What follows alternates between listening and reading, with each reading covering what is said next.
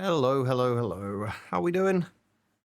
I hope you are all well. There is a lot of people here already. Holy shit.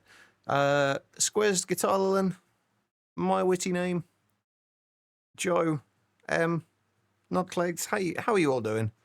How was everyone's weekend? I do apologise for the lack of stream on Saturday. I know I said I was going to try and do another one on Saturday after the kind of failed attempt on Friday. I just did not feel up to it. I did not feel up to it at all. So we're back today with, what are we playing? Monifactory. I forgot the name of it for a second then. With Monifactory. Getting back to what we were doing last Thursday. Which was sorting all of this out. This is basically going to be our circuit crafting.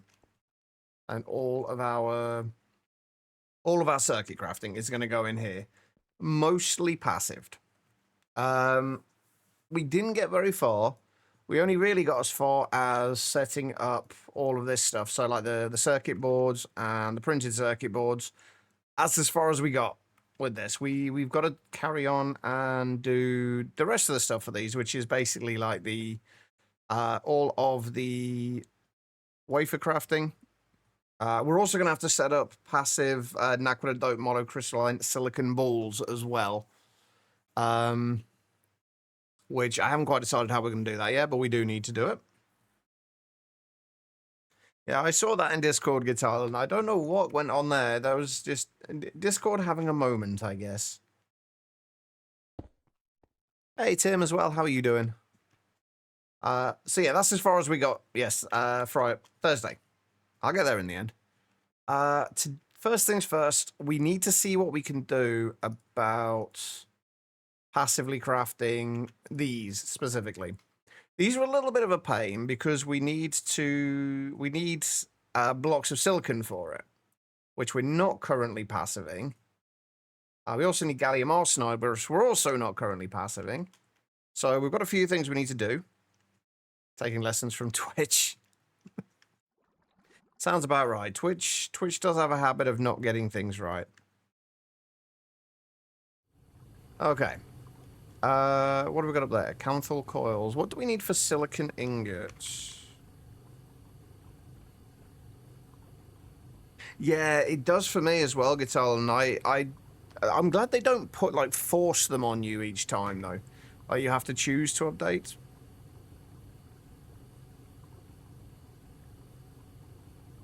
Oh, poor Gears. Do I want to do silicon dioxide and carbon for this instead, and then deal with the carbon monoxide, or do we just go with... I think we just go with silicon from the, from these. Since we can do that with the canthal coil, since we only need canthal coils for it, which we have plenty of. Yeah, let's do that.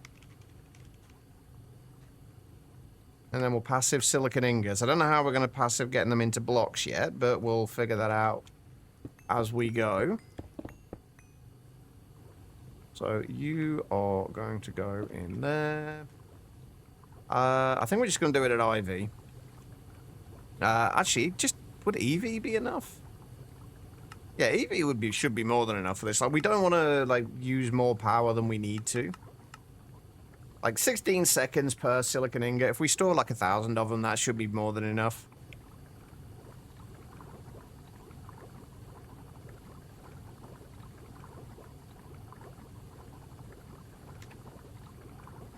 Alright, we need... Let's say we're doing EV. Energy hatches, right? Which thankfully we already have one. And that goes there. We need heat-proof casings. We need a muffler hatch. We need... Oh, we haven't got any maintenance hatches. Let's get a few of those crafting.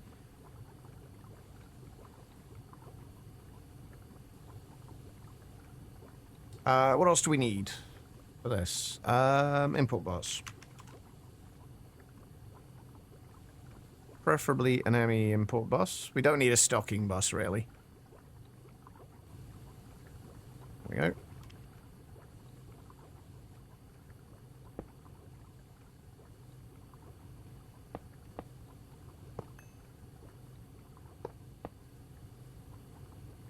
Right, muffler hatch.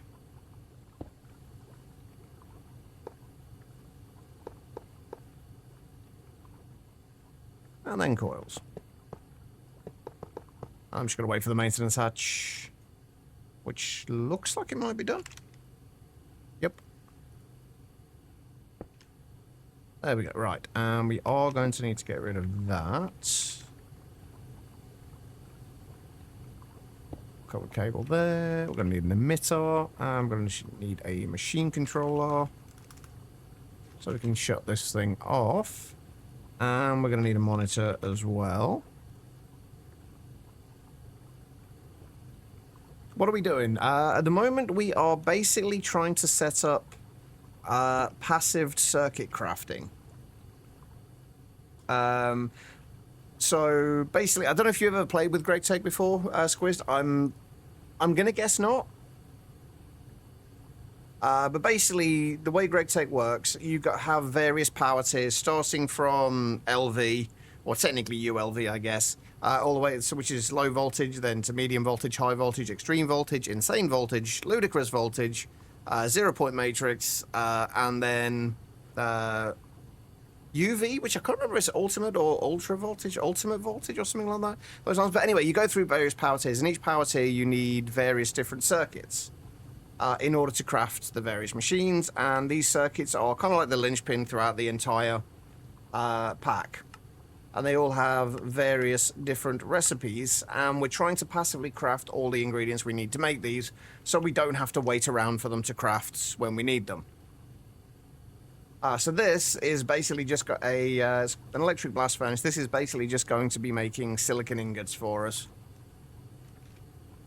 And that's what all of these are basically producing, one single resource for us. So these are producing tungsten, that's tungsten steel, tungsten carbide, neodymium. That is N-steel, lumium, signalum. That's canthal. Kind of. It's more. These are more for being able to craft things a little quicker rather than having to wait for ages. Because some of the crafting times for various things can get quite long. So, for example, if you look at that's the bad example, isn't it? The crystal matrix ones. These take 10 seconds to craft every 2 of those, and various other ones take considerably longer depending on what it is you're crafting. So being able to set these up to passively craft so they're ready for when you need them is incredibly useful. Right, that needs to go there, and that needs to emit signal when we are below that level. And we need just a 4K drive, should do for this. I'm pretty sure we haven't got one for silicon ingots already.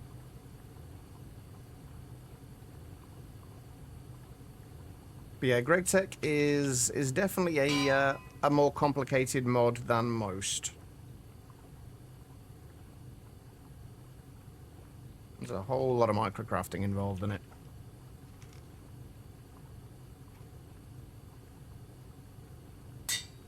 Alright. You in there.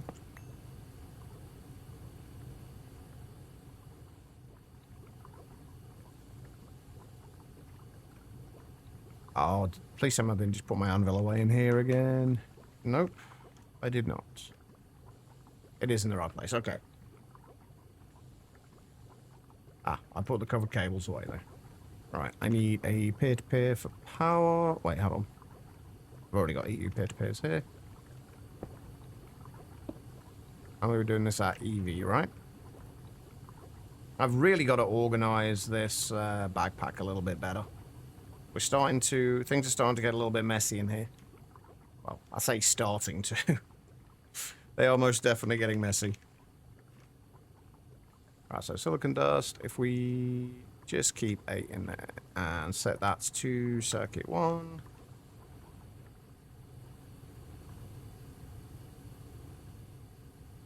I've played with Greg Tech and just mods in general for, I don't know, 7, 8 years now. So I've had a reasonable amount of time to kind of get used to it.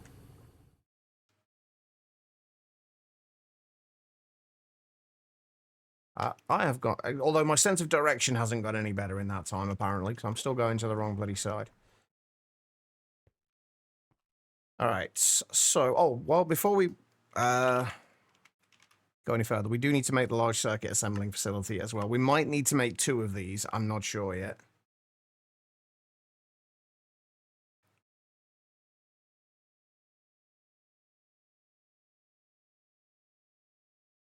Which version? This is in 120.1, I think. Yeah, 120.1, but the kind of Greg Tech as a mod has been around considerably longer than that. I don't even know when Greg Tech was first, what version Greg Tech was first released in, and it's kind of remained somewhat consistent throughout that time.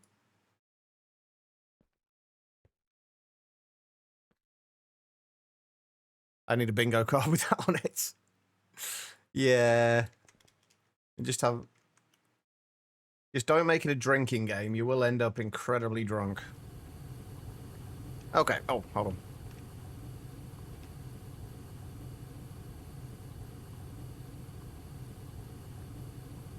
Need the facade on there as well. It's not only Greg Tech in this, but it is mostly focused around Greg Tech. That generally tends to be the way with Greg Tech packs that have Greg Tech in them, because it's such a huge mod, and it does so much. It's kind of generally, if it's included in a pack, 9 times out of 10, it is like the main pack, and the whole pack is built around Greg Tech. So there are some some kind of offshoots that, like, All the Mods 9 had it in there. And it was just kind of like a side mod in that, which it doesn't really work when it's not the main mod. At least it doesn't work as well. Right, what are we doing? Silicon balls. Naquadah.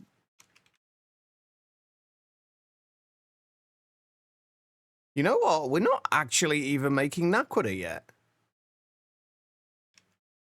How am I not making Naquadah? Like, how are we not passiving it? I guess we're moving on to here. We are going to run out of space for EDFs, aren't we? Although we will be at the rotary hearth furnace soon, which will be able to do most of this stuff as request crafting.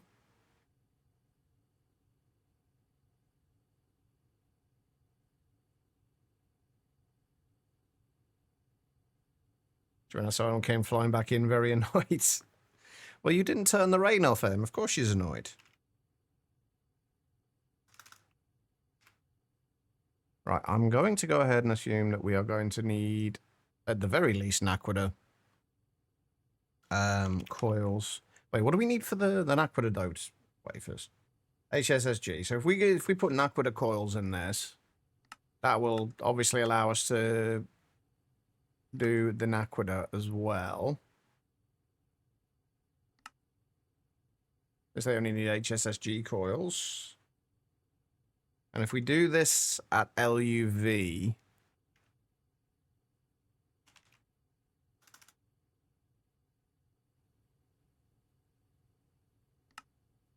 no, do not craft 1,000 of those.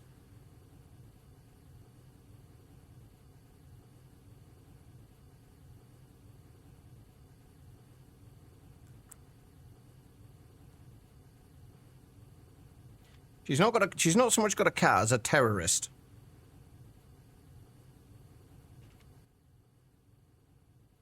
And a murderous one at that.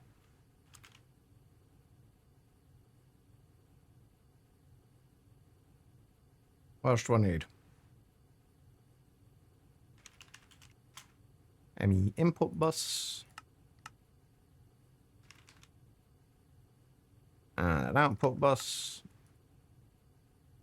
Hey, Asnan. How you doing?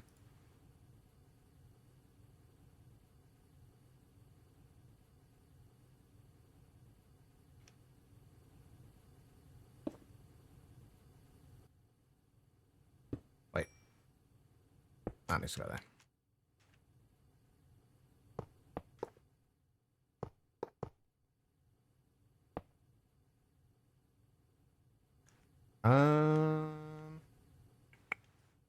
Yeah, that needs to be the output bus. That needs to be the energy hatch. Please tell me I have got Naquita coils. I do. Beautiful.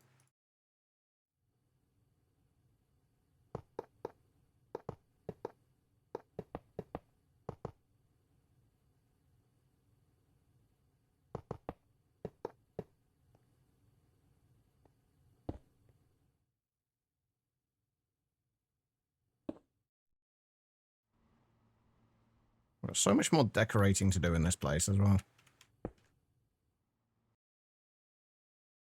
Oh, right. There we go. That's better.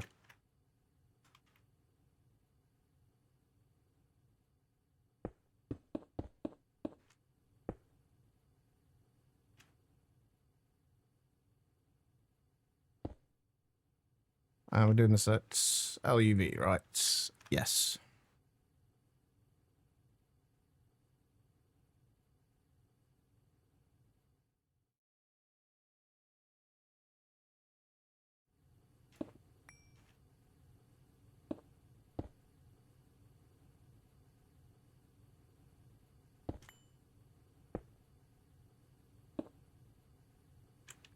Right, we need an emitter, a machine controller again.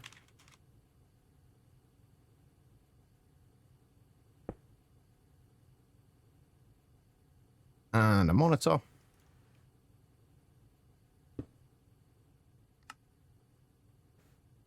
And if we just say, again, 1024 Naquita ingots.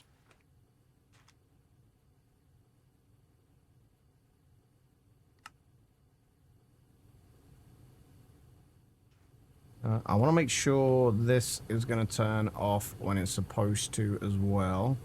We haven't actually checked that yet. Yep. Should be fine.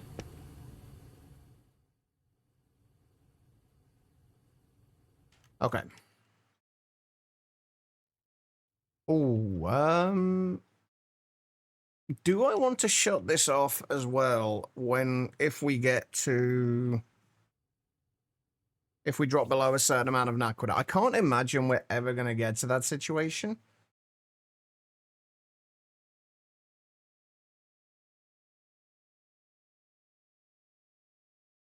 No, we'll leave it. We should be fine. I can't imagine we're ever going to get to that situation. We have got Naquita passively coming in anyway, so it shouldn't be an issue.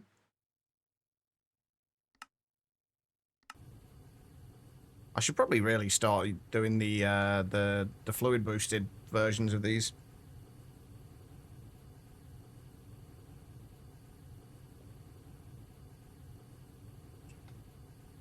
Hey, Quiet. How are you doing?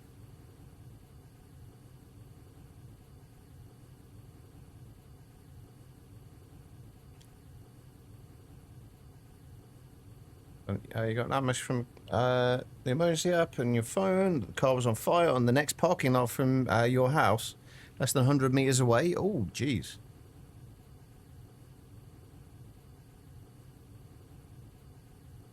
I mean, I'm glad it wasn't your car.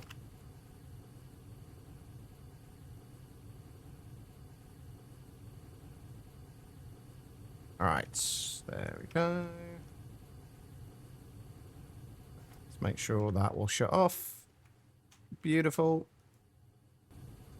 Okay, there is the Naquita and the silicon.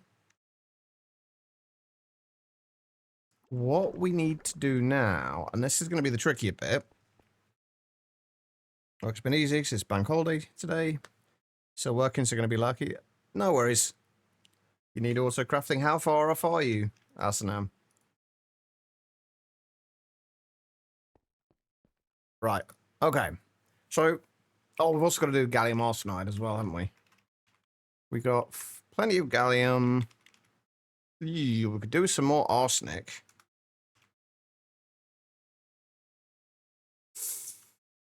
Ooh, I could really do with some more arsenic. Holy shit. Okay. Yeah, let's go and fix that first. It seems like we've got a lot of things to fix before we can do this. Is our best bet still like cobaltite or cobaltite centrifuging, or what other options have we even got? Centrifuging railgar or cobaltite? Not many. Not many options at all.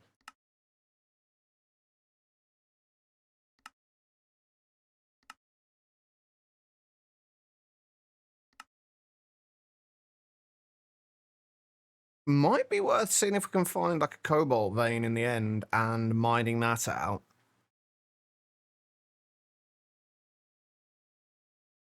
Just so we can get a little bit more arsenic. I can't imagine we're not gonna need a huge amount of arsenic, but I would like to have a little bit more than we have. So basically, we need cobaltite. Or at least cobaltite dust.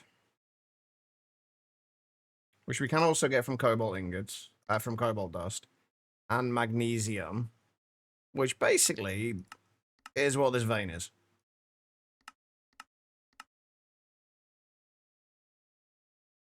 Yeah, magnesite. Yeah, let's go to the end. Found my channel on YouTube. It's not the most up-to-date of channels. I do need to I need to get better at actually uploading the VODs to it. Across all the things, the setup, here at the moment on the setup, the drives correctly with all things, the subnetworks with the storage buses. So a little bit to go, but not too far. Aha. They're only little crappy veins, though, unfortunately. I don't actually know where my miner is. What are you? Bauxite? Oh, there's little crappy veins, but there's quite a few of them. Unfortunately, we can't quite get to all of them with one miner. I also don't know where my miner is. I think it's on Mars. Yeah. Yeah. I was doing... What was I mining from Mars? Oh, more monazite. That was it. That was before we got the passive microminer setup. All right. Let's go back. Hold on.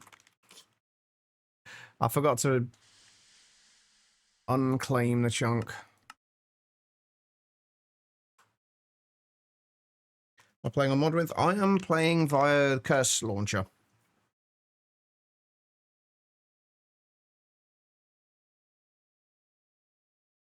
Oh, wait. So 10 point there, didn't I? Do I have to deal with anything else with magnesite? Magnesium dust. Do I have storage cell for magnesium? Yes, perfect. Okay, good. So if we do that, just to get this off the floor slightly.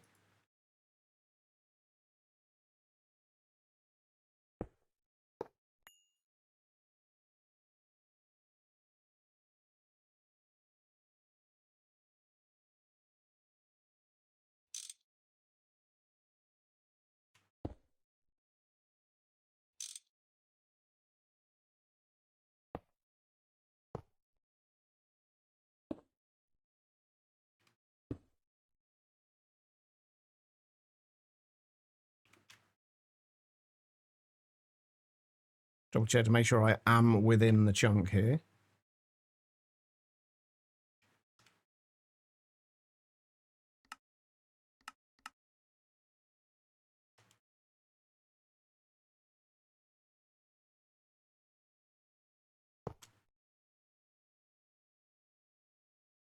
Oh, no.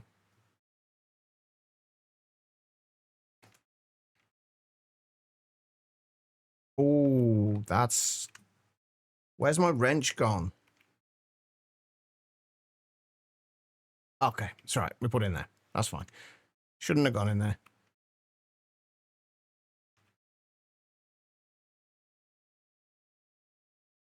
Oh, that's... Oh, that's connected to the wrong thing now, isn't it? 658 101 2969.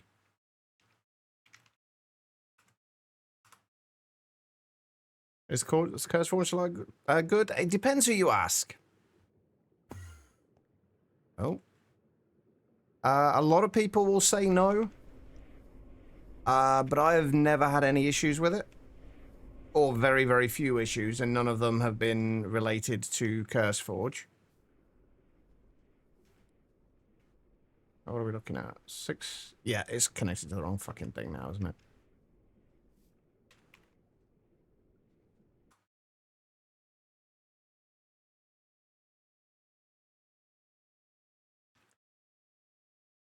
There we go. That's better. That's better.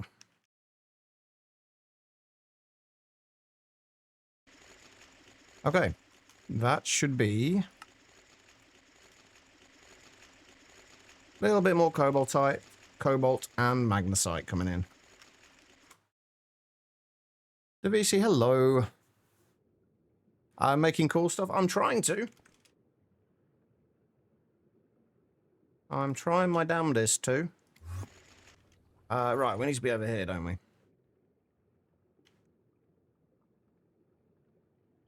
And I think we're on a new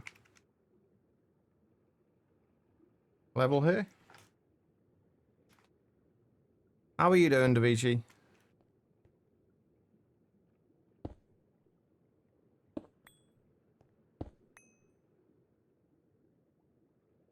They will try as a safety. Oh yeah, it's absolutely safe to use. It's probably one of the most well-known launchers.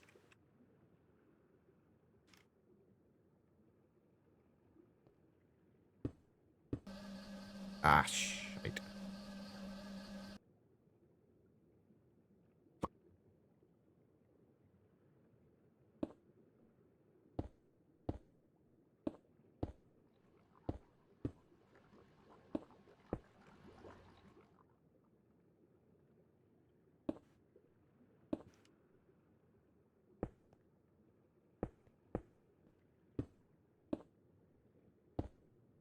Alright, and we need... what do we need? Interface. Why do I never have any interfaces? Where did... Oh, wait, hold on. Never mind. It's down there. Never mind. I spoke too soon. Right, interface. It's appear. Emitter.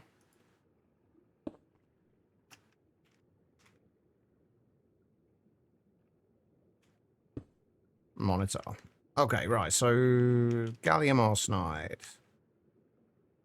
We're going to need a storage cell for it, because we definitely haven't got one, right? Gallium, vanadium, gallium. No, we haven't got one yet. Okay.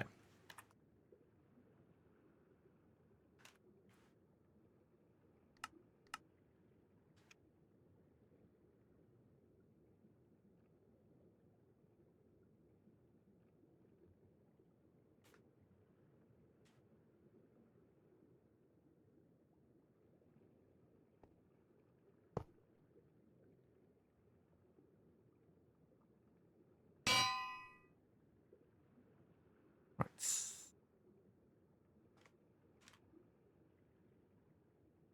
Gallium arsenide. I don't think we need arsenic for anything else, so I don't think we need to worry about kind of like shutting this off if we start like running out of arsenic.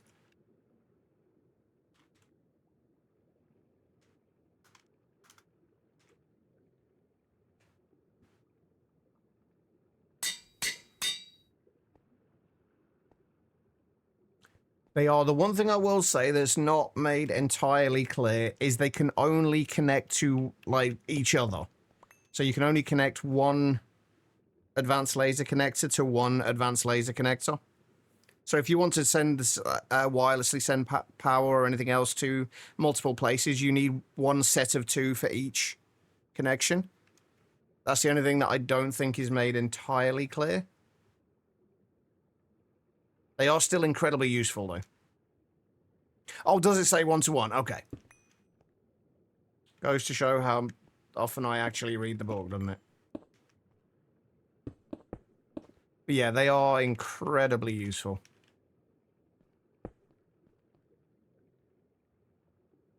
Right, I need a robot arm and a filter. Starting to run out of filters. Let's make a few more of those.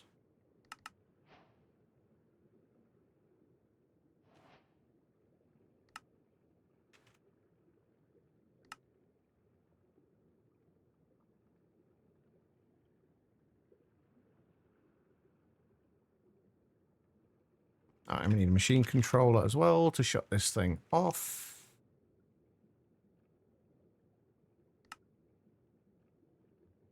And we don't want to keep too much gallium arsenide, just like 256 of it should be enough.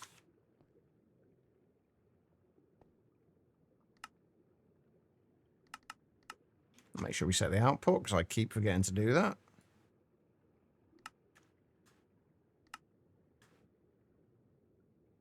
Perfect. And then I'm just going to give this thing power, and that will be...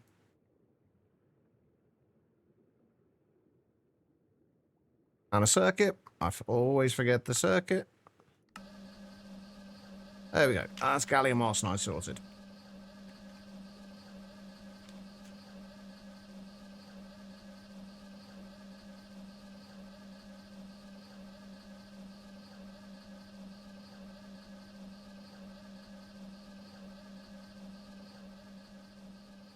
What are the green pipes? Those are applied energistics covered cables. They basically connect everything within my storage system. So if we've got... Hang on, where's the... Where's the network visualization tool again? Why can I never find this thing? See, this is why I need to organize this. That's the network tool. There it is. Yeah. That's all of the... That's where all of the well, mostly green cables go.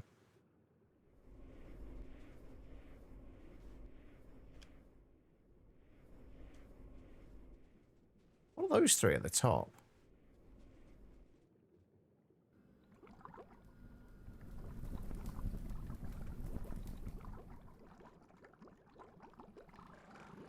Are those the wireless? Why would they be going to... Hold on, now I'm actually confused.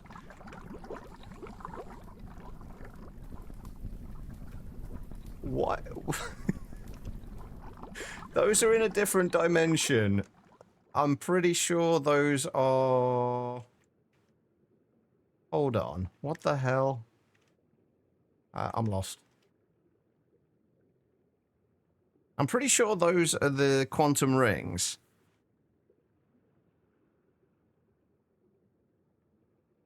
Yeah, so those are all just pointing to one random point. They're all going to a different dimension, but they're all pointing to one random point. And I don't know why it's that point. Anyway, right, yeah. There we go. That is now gallium arsenide.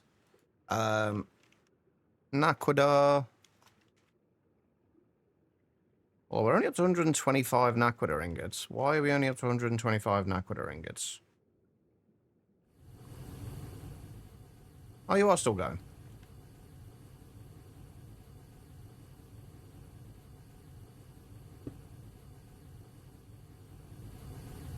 Yeah, that's the Naquadah, and we should have silicon as well.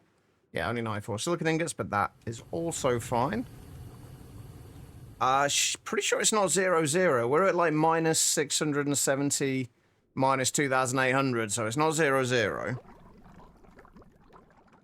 Oh, the mod the network visualization tool is from. That is from AE2 Network Analyzer.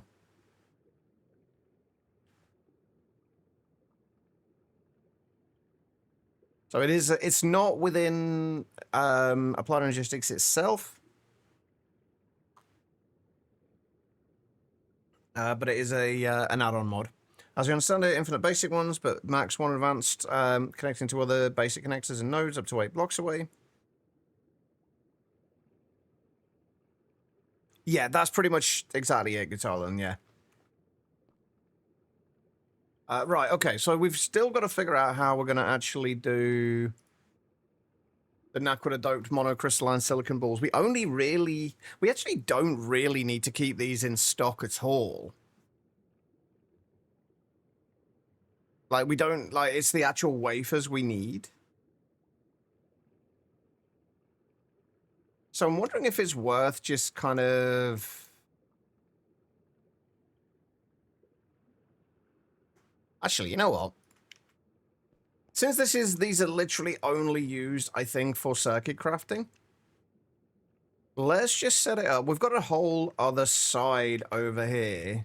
Oh, not there. There's a wall there. Whole other side over here for us to use. Like, up to kind of here. We've got all this space to use, so we may as well just put a, we may as well just put a EBF in here specifically for these. Then we'll output the silicon ingots, but we'll have to output the silicon ingots into a... how are we going to do the blocks?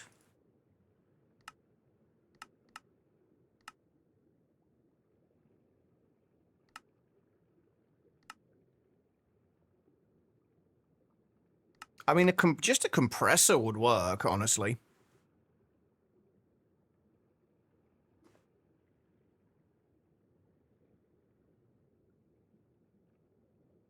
Disney song from Princess and the Frog. I don't think I've seen Princess and the Frog.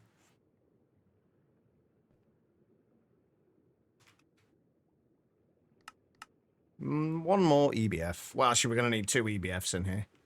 Oh, actually, that might work out quite nicely. How far back from this line have we gone? We've done 1 block of space and then the machines. So from that line, will be 1 block of space and then the machine. So EBF will go there.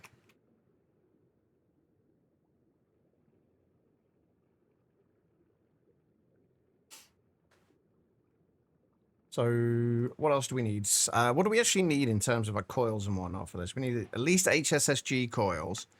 We may as well do these at IV with...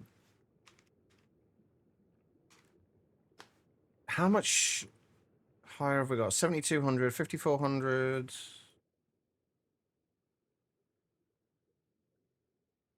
Okay, so it will be worth using the Naquita coils, just because with the Naquita coils, although that being said, we need to think about what we're going to be using for the coils for the crystal processors. Which are...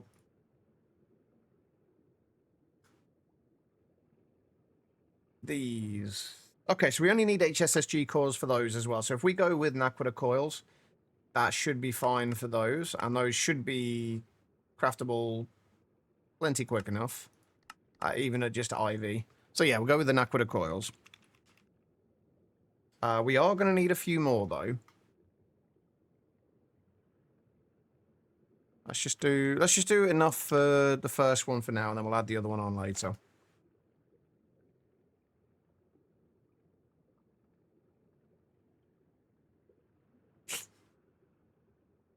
Yeah, it's probably... that sounds like a good idea, Alsanan. Oh, holding hot ingots does tend to hurt. Speaking of which, I need to go and check on my... let's go and do that now before I forget.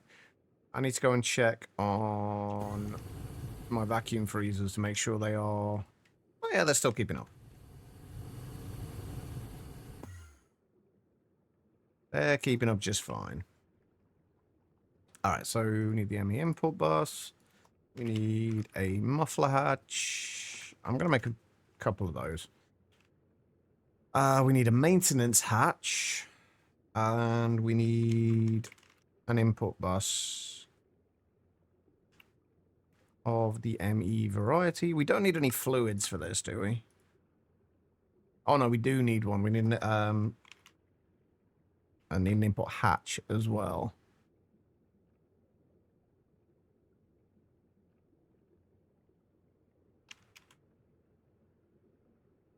It's going to be so nice to have all of this circuit stuff, like, set up, because hopefully this should be us pretty much sorted for, like, circuits for at least a decent amount of time. Because most of what we're setting up now should be usable for a lot of the subsequent circuits. Not all of it. We are going to need to find somewhere to put some assembly lines for some of the later ones, but we'll cross that bridge when we come to it. That's a later charge problem. I think we just go with Ivy for this. Like, 375 seconds is fine. Like, one Naquita-doped wafer will get us 64... Or one Naquita-doped silicon ball will get us 64 wafers, so... There's no point in using more power than we need to. It's just literally just wasting it.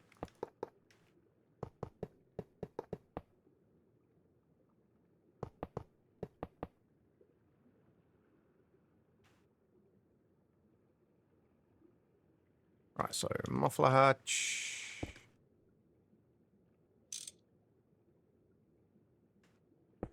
Maintenance hatch. And then input bus. Oh, actually, we might want to do a stocking bus for this instead. Or stocking hatch, rather. Right, for the crystal ones.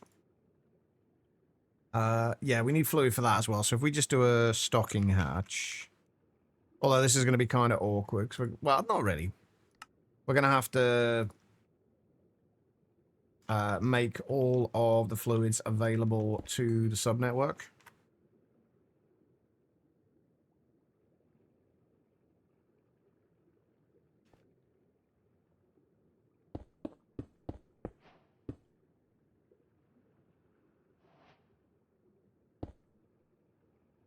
Actually, let's bring this up there instead.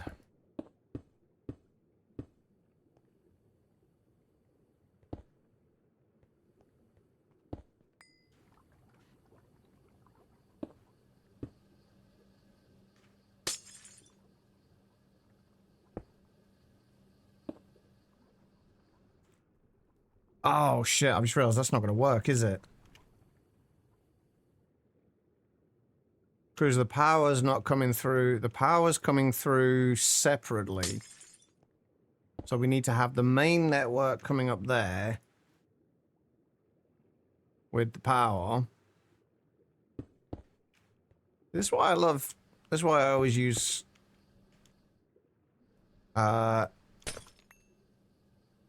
covered cables and colored covered cables at that. Where do we want to bring this down? I think we want to bring this down probably from... We got to come over from, say, here.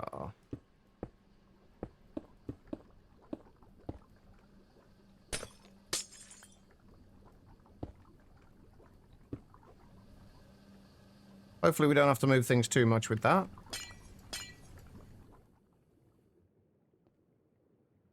Looks like it should be fine.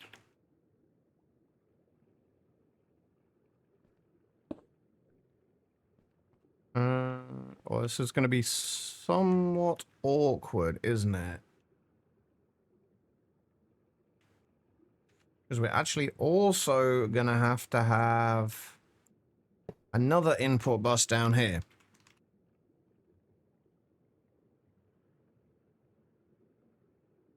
Can I make ULV input buses? Yes.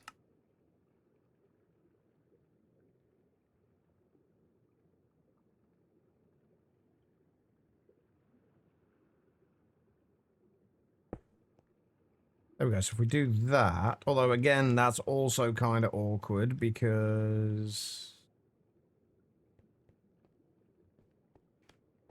basically we want the extra input bus here because we've got a few things to put in here. The naquator ingots and the gallium arsenide we can just put straight in from the system, but the blocks of silicon, we don't have those craftable because we're not using anything like storage drawers. We need to basically craft these in place. So how are we going to do that?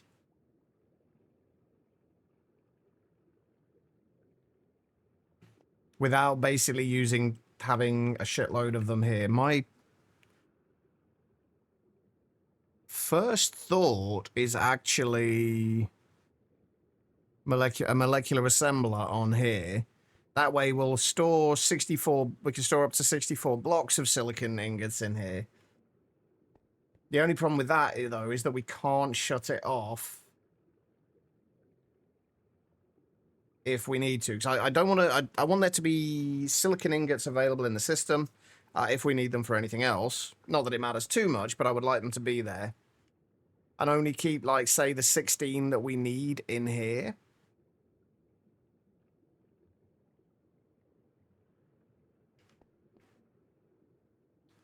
So I'm kind of thinking we use a compressor, just like an EV compressor, and then we make it so that it's only ever got we'll only ever put 9 silicon ingots in there, then it'll pass them into there with a robot arm set to keep exactly 16 in there. And then we only want it to turn off when there's 16 in there. And that's the difficult bit, like getting it to shut off at that point. Although we should be able to do it with the advanced item detectors.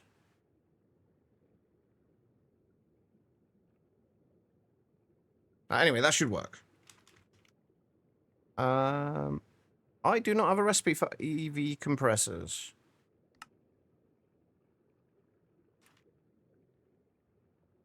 I guess we fix that.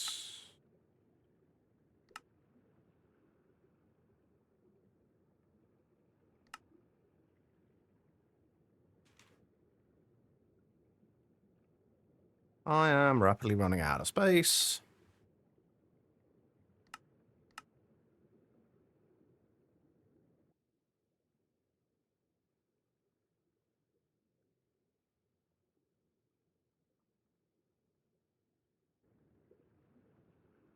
Okay, so we put that there. We do... Actually, we face it this way, though.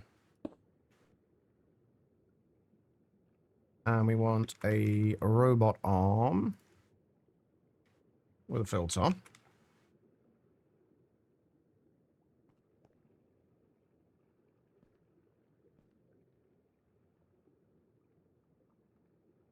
And put the robot arm on there. Filter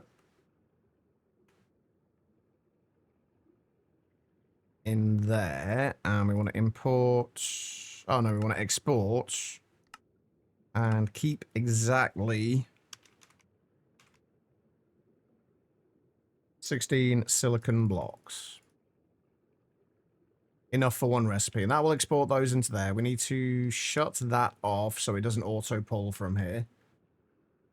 And then if we put... This is the bit where it gets a little bit janky.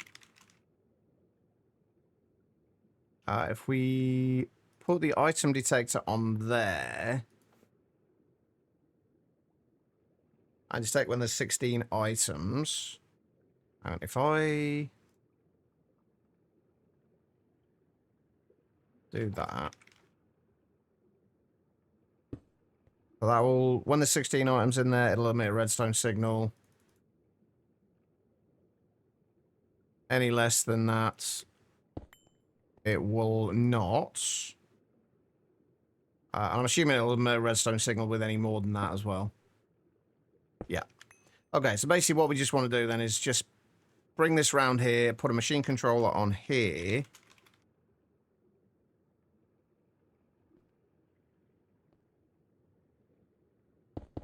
We could just use vanilla redstone.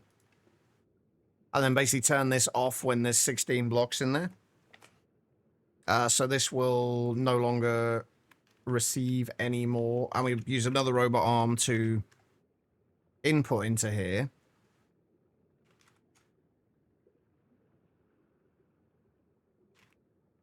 By the way, most of this doesn't really matter. Like if we have more silicon going in here than we need, it doesn't really matter. I like there's something I like about the figuring out ways to limit things in the way I want to. And to not overdo things and not have too much of anything in a thing. That's actually not going to work, is it? Yeah, not overuse items when they're not needed.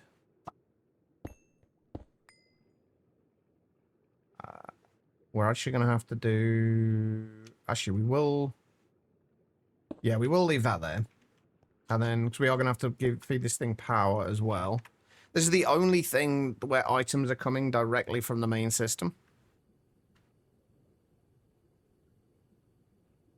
We're going to need that there, and then that's already got power on it. So we need one of you.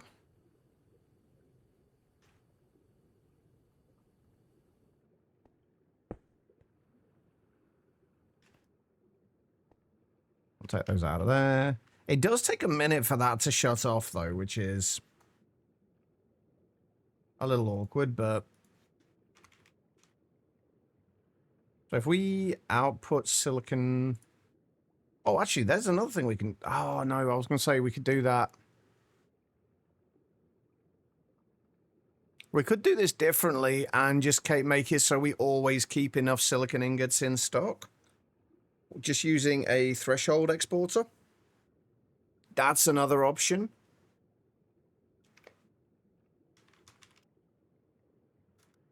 Oh, I don't think we need silicon ingots for much. I think this is actually probably going to be a better option.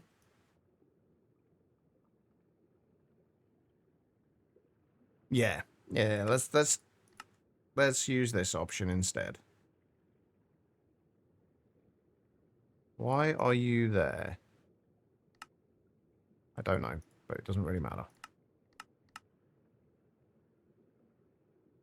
Yeah, we use a threshold export bus on here instead. Then if we just say you can export if there is at least, say, 128, which I don't think there is at the moment, but that's fine. Oh, no, there is. It's just going to export, sorry, but thankfully it doesn't really matter too much. So we are going to have to wait a minute or two for that to actually fill up. But the rest should be fine, I think. Right, okay, so... We need to make... actually, we need to... make a couple of capacity cards, first of all.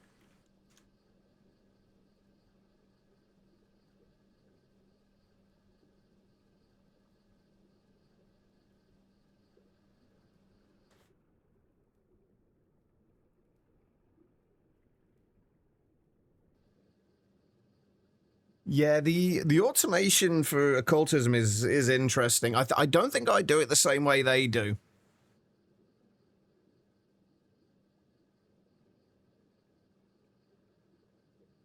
When I do my automation.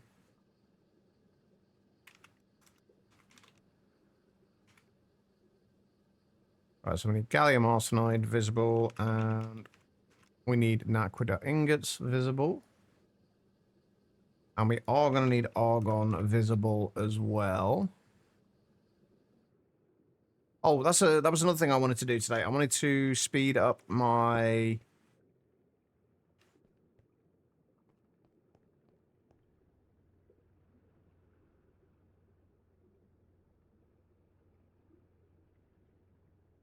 The thing is, that name will change. If you're automating it like that, that name will change next time you load into the world, or if you're on a server, next time you reload the server. I think that name will change. So it'll work every time until you restart the world, basically. And then that name will change, and it will screw up all the automation. I did the same thing. I could be wrong. That might have changed now, but that's what happened last time I did it. I just ended up setting mine up so the automation didn't care what the name of the on the book was, because the book was created as part of the automation. But yeah, you might run into issues when you reload the world.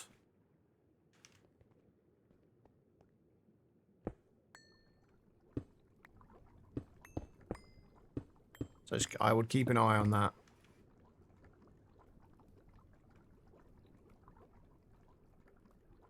Right, we need to make sure we can shut this thing off when we have enough.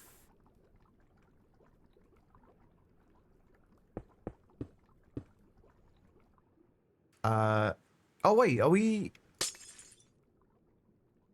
Yeah, we will passive these. I was gonna say we could set this up so it request crafts it, but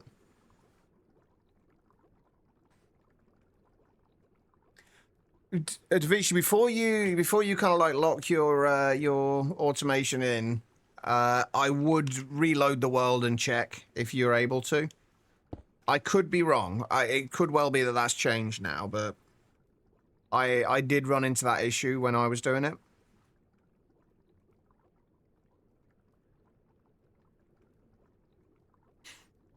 Also, though, I wasn't using the Akashic Tome when I did it, so maybe that does change it.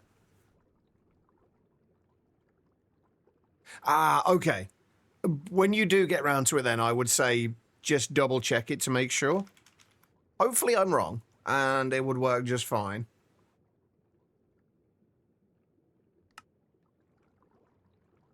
Right, so this is an aqueduct, monocrystalline silicon balls. We want to, at the most, keep like 8 of these in stock, I guess.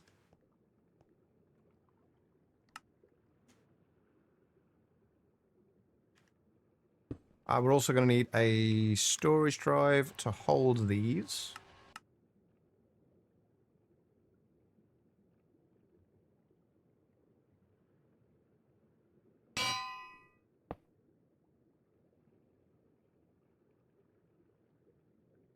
Oh, as well as a storage drive to hold the wafers as well.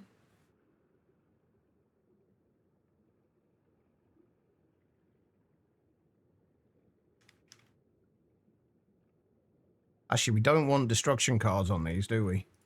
We haven't been putting the destruction cards on these ones.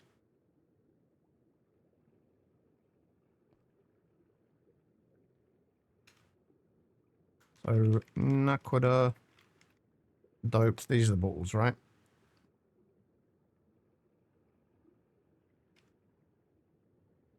So, Naquada doped, monocrystalline, silicon ball. I have a feeling that's spelled wrong. Yeah. Not enough L's in monocrystalline. There we go. And there we have Naquada doped wafer.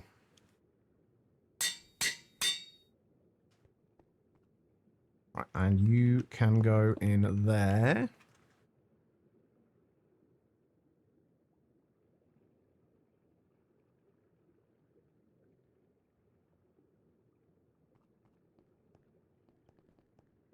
Okay, so you've only got 6 blocks of silicon in there in a minute. Let's just speed this along a little bit and just order another 256 of those.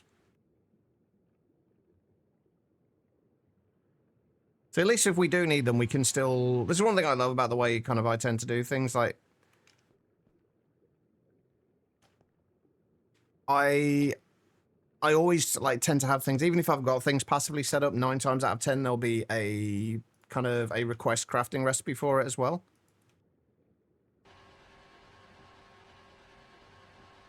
I do wish we could lock these to only a certain amount of ingots in there, though.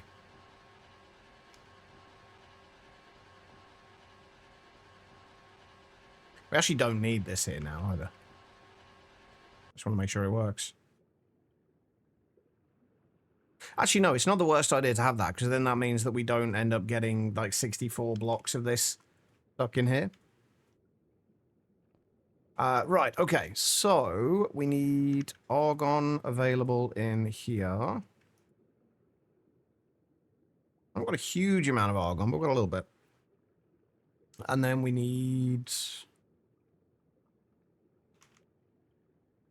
naquita ingots.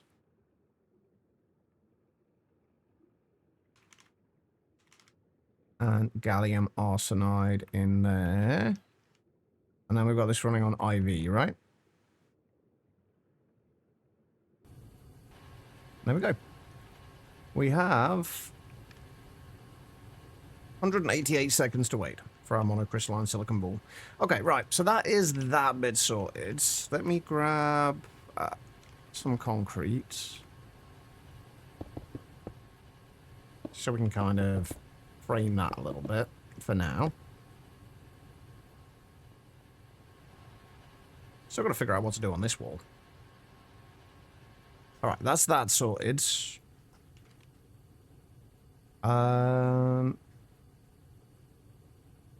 Let's make that available in there.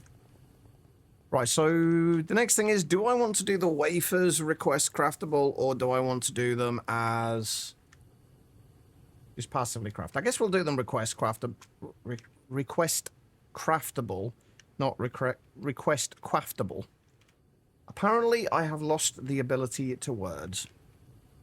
I do apologize. Right, okay. So that's the. We've got to do well. We've got to set up the other requester, or another requester, should I say? We're going to need at least a couple more of these. Because we are going to have the requesters just by what they're going to be requesting, basically. So anything that goes through the laser engraver will go through here.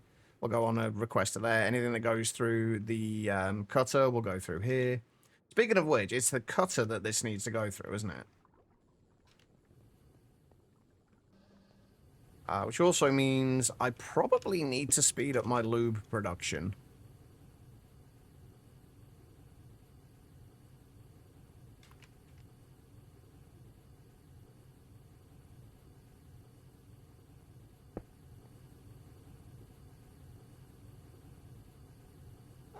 Although maybe not. I think we'll be fine. Well, we'll have to keep an eye on it, but I think we'll be okay.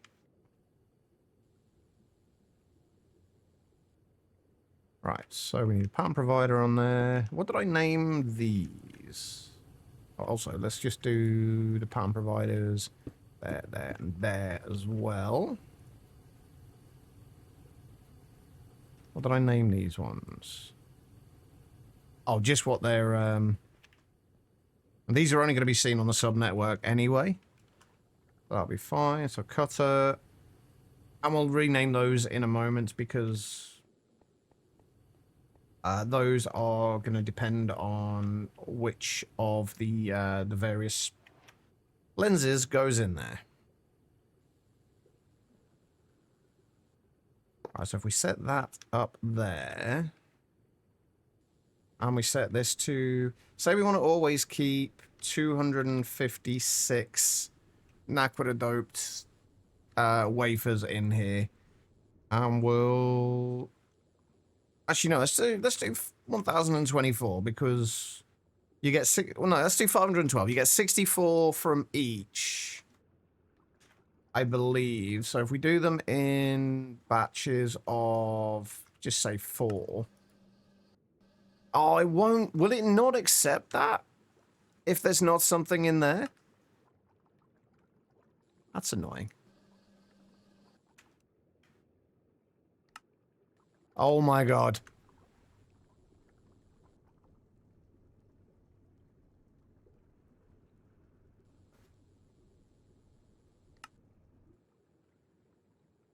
Right, it's going to be missing ingredients until this has got 4 of these, basically.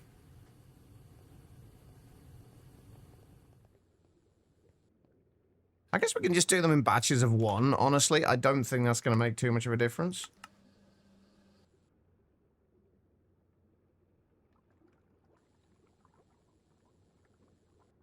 But why are you missing ingredient? Oh, right. I know why you're missing ingredients. Well, no, you're not missing ingredients. You're missing a fucking pattern. That's not ingredients. I don't know why I bothered doing that. It doesn't really matter.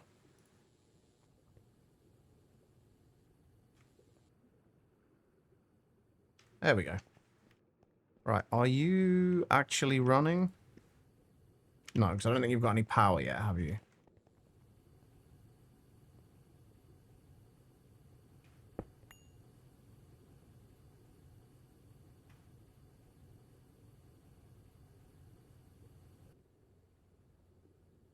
Now you do.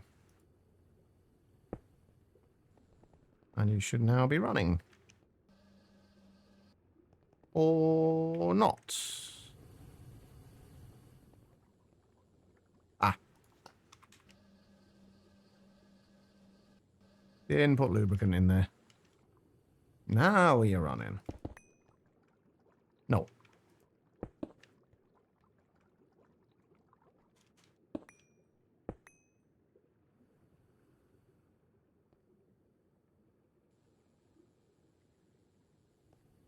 You've got power.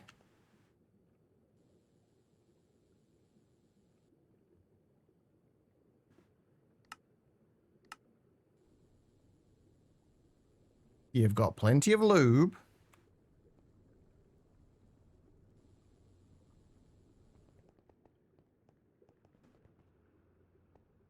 What are you missing? You're on the right mode.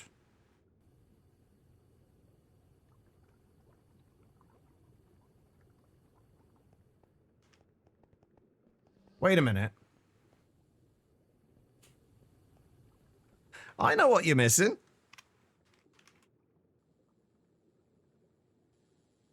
The thing that somehow I always manage to miss. Exactly that, Asanan, yeah.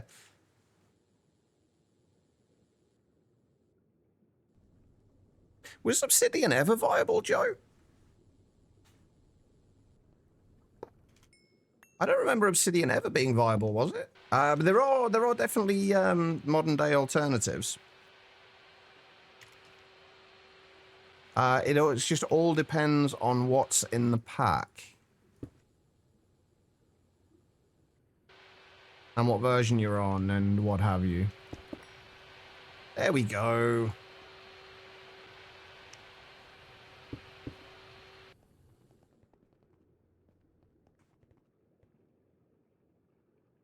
There we go, 128 wafers in there.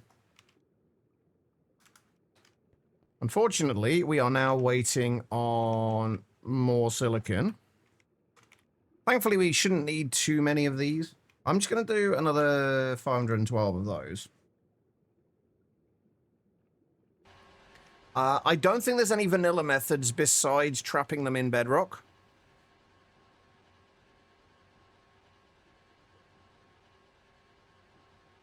You can do that usually people tend to do that on the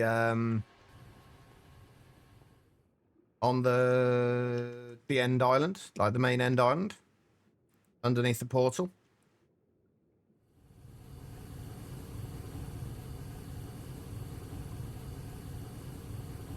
I think I'm going to increase the amount we store of this. Also, I need to go and check on that cobalt type. I'm going to set that to 2048, I think. Should still be viable, yeah. Just a case of finding a piece of bedrock that works. You can always find it in the end.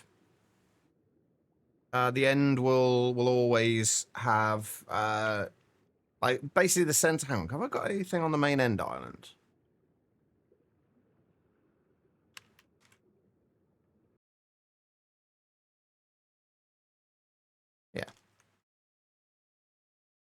Basically, if you go underneath this thing, like into the center and build the wither in here so its head gets trapped in the bedrock, that would work.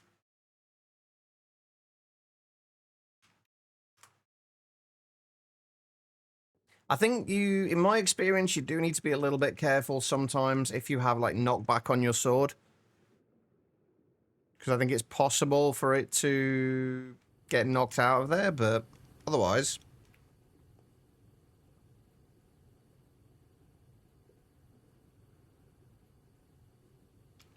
That's one of the things I really dislike about learning new mods, Davichi, is, like, you can't, like, because you don't know what's coming up, unless you've properly looked into it, you don't know what's coming up, so you don't know how much space you need to have. So you can't really,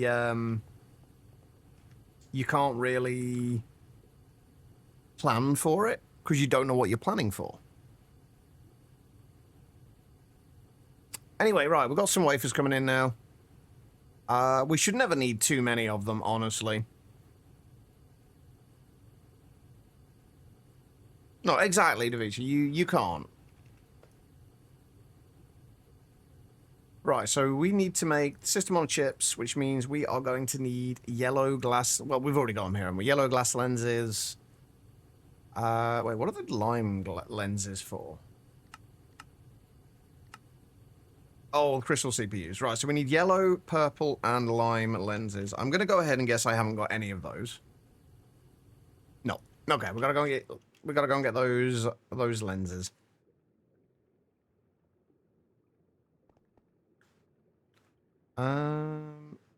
So yellow. There's not really an easy way to do that, is there? Can I make glass panes? Yes. Okay. What the shit? What the fuck?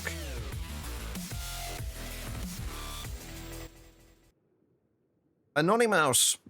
Gifting 5 subs to the community there. Thank you so much. That was a little bit out of the blue, but thank you so much. Whoever you are. Going to Ray-Ban M, Jaguar, Spockers, Projectile, and Jade Luna. Thank you so much. Hey, it actually shows me my sub goal as well, up to 52 out of 60. Nice, but thank you so much. Can we get some love and hearts in the chat? Whoever you may be, and you are the first person on here. What did we do for anonymous gifters before? I can't even remember. That wasn't you, was it, Em? What's the closest to a mouse for the anonymous mouse?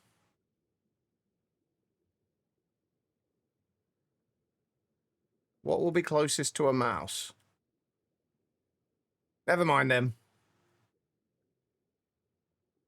A bunny? A bunny? Yeah, a bunny would work. Let's go with...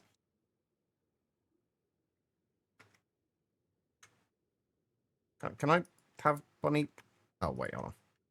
Can I have bunny, please? It's so tiny. I mean, if you really stop and look at the bunnies, they are really weird looking, aren't they? If you really stop and look at them. Anyway. Anonymouse. Gifted 5 subs to the community. Thank you so much, Anonymouse, whoever you are. I appreciate it. Yeah, that's supposed to be a bunny. It's the weirdest fucking bunny ever.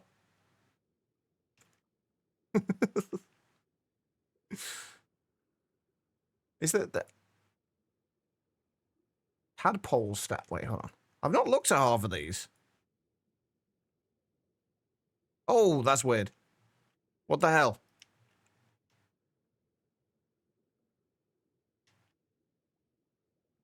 I don't think that's supposed to happen.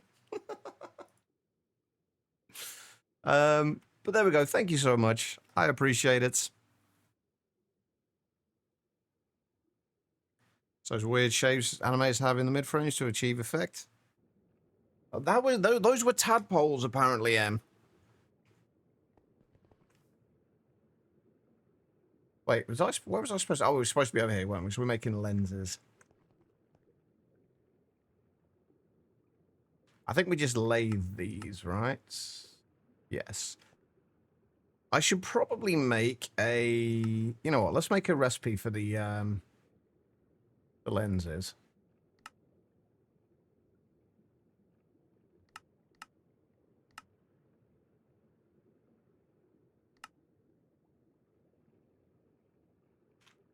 Right. Lathe.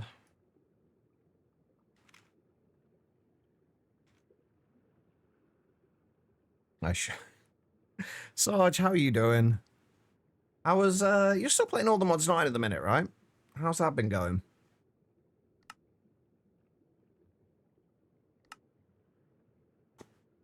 There we go. Right, we've got 3 lenses. Now we just need yellow dye. We're going to need 6 salt. We're going to need 2 for each of the dyes. We're also going to need some sulfuric acid as well.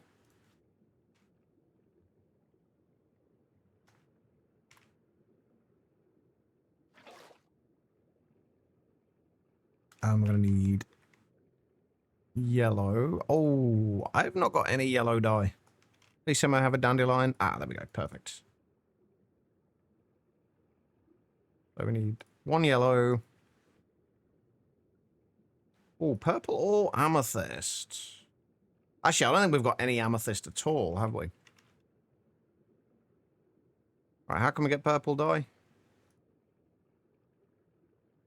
Blue and red dye. That we can do. Okay.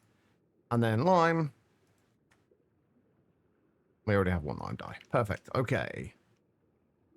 And these are in a chemical reactor. Oh, we've already got a little bit in there.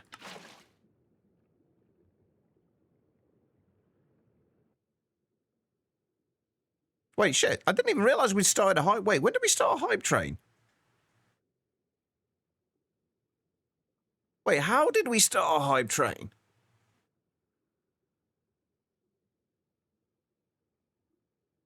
Have they changed the requirements for a hype train?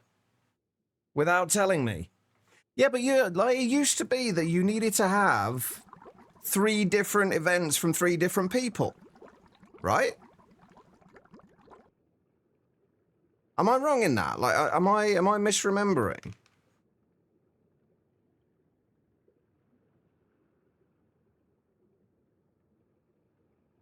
Because I thought because we've only that was the only thing that's been there today is the that one lot of 5 gifted subs. Oh, I guess that would kind of make sense. I don't know why it would do that, but that kind of makes sense. Either way, we have a scam train ongoing. That is on my list of things to do stuff with, by the way, is the hype trains. I just have stuff I need to figure out first.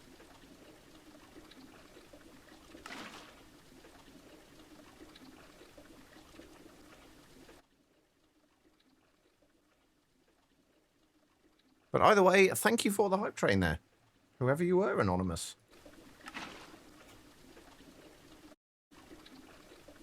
Alright, so... got our yellow lens, we have our purple lens. Quiet! What's up, Quiet? What's wrong? Our work being assholes again. If we do yellow... wait, where's my quartz knife?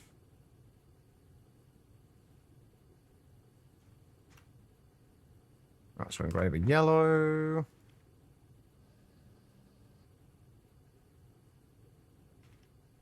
Engraver purple.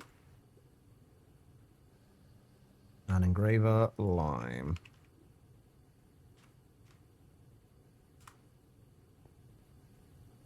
You're back? Ah, welcome back. How was work?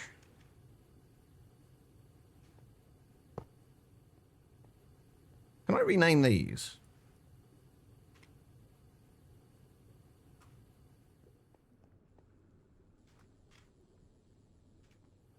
And does it rename them in here? Oh, it does. Nice. Okay, cool.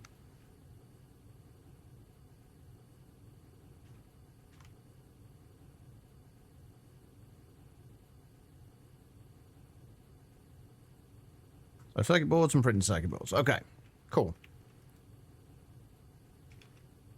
We're up to 384 Naquita doped wafers.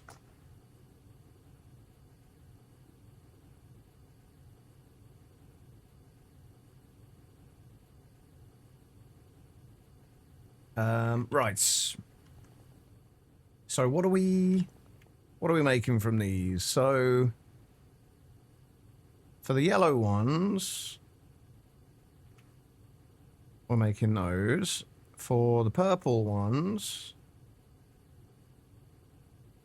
we're making those. I'm assuming... Yeah, anyway, right. Let's do... So we need all those. We'll worry about the lime one afterwards. For right now, we're going to need... what? 4 1K drives for now? How am I feeling? I'm feeling. I'm doing all right. Which is not necessarily a good thing. Believe it or not. Right, okay, so we need the SOC wafers.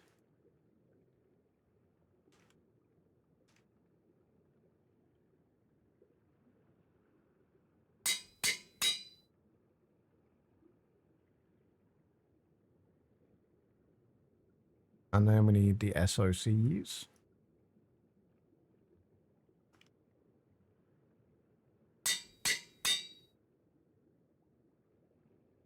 And then we need the ASOC wafers.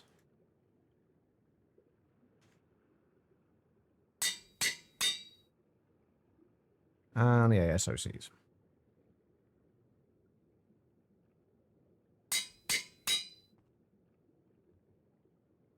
Wait, what did I start?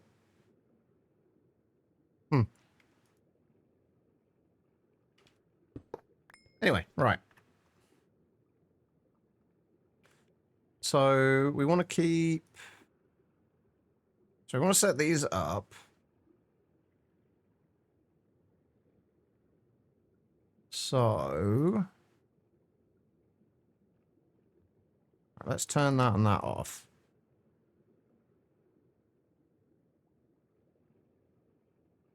And we don't need to keep many of these in stock, I don't think. We just keep like 16 of each.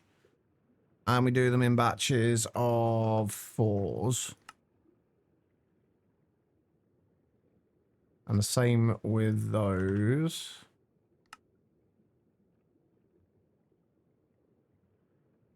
And then we turn those on. I'm a little gutted that my crafting monitors aren't monitoring. Also, that might be because they're not actually crafting anything yet.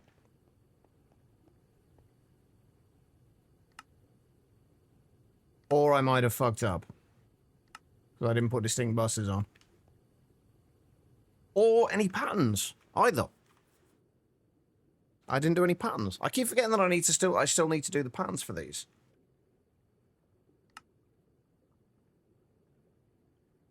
At the minute we're doing Naquita doped wafers.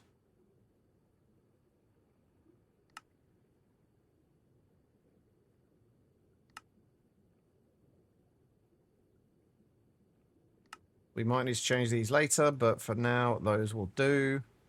So, bottom was the yellow, and the top was, and that one was those. I don't think we needed the advanced ones on those at all. Right, you're still not working. Did I forget to put the output bus on again? Is that what I did? I bloody well did, didn't I?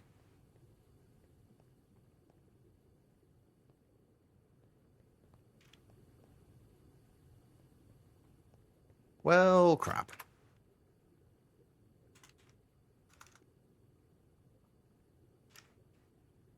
Alright, so... once we've got this...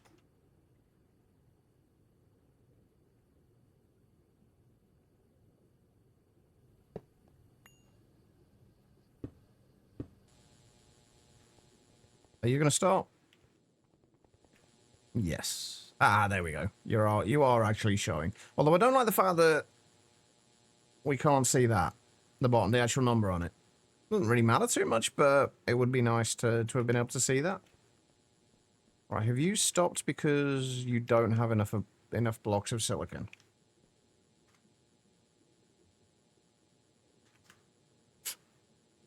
More silicon needed.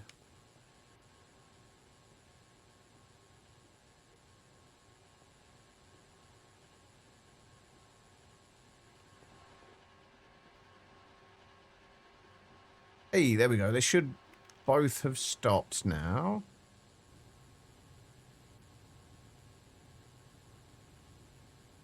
Why are you... wait, how many did I stock? Oh, so I did 16 of each. Okay. Right, so that'll go through all of those, and that will keep those stocked up for us. We're not going to need to keep many of those actually in stock anyway. The ones that we're going to need to keep in stock are mostly these. So if we shut that and that off, and we want to keep... how many should we keep of each in stock? 256?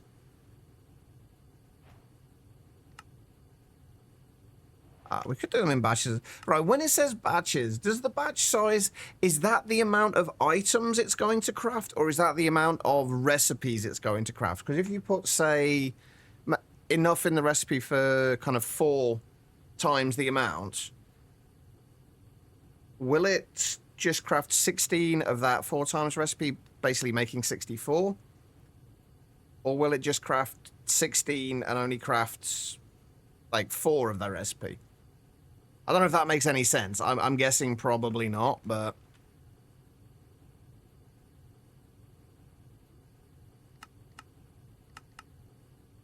right, so hopefully... no, of course that didn't work. Why would it? Oh, of course it doesn't work, because we haven't got the... once again, we haven't got the recipes. I keep forgetting that this is on a sub-network, so we're not going to get the recipes. Or we're not going to have the recipes, rather.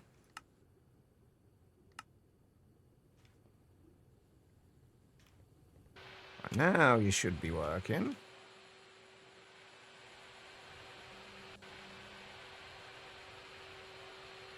Right, you're only doing 3 in parallel, but you are doing the ASOCs, and those are... you should be able to do more than 3 at a time.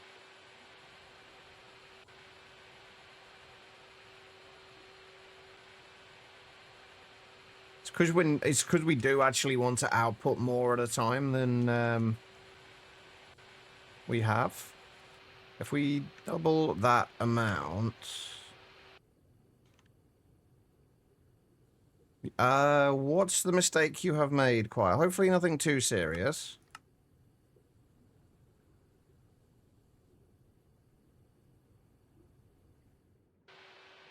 Oh, yeah, I saw that in Discord. That's only a mistake if you can't do anything about it.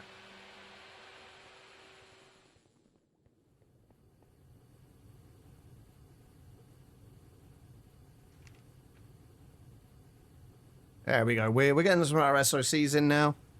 Perfect. Right, so that is all of the basic bits. Now we've just got to get the actual circuit assembler in here. We've also still got to do the crystal bits, but we'll cross that bridge when we get to it.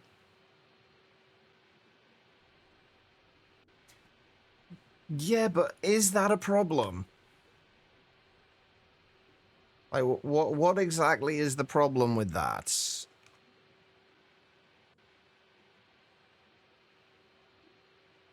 Well, there you go then. I wouldn't worry about it. All right, what else do we need? 10 assembly line gratings and 6 tungsten steel pipe casings.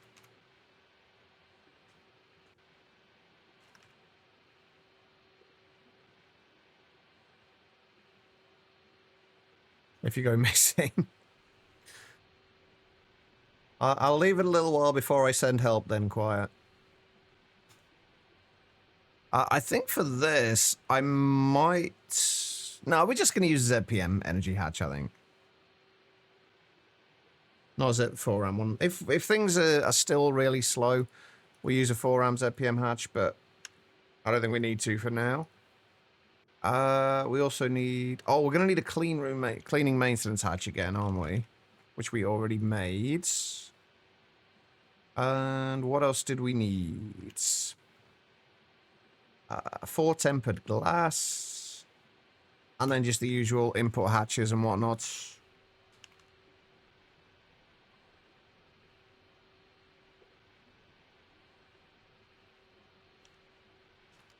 Ooh, and neodymium count is going up. Oh, wait, why have we got 161 buckets of europium? What did I set that to store? I thought it was 128. Did I change that? I think I might have changed that. That's uranium, isn't it? That's not doing a great deal at the moment. Oh yeah, I said it's 256 europium. Okay, that's fine.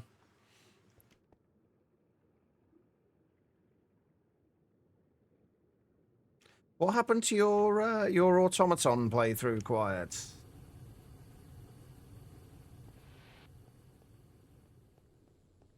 Are we finished with crafting for stuff for this? We have.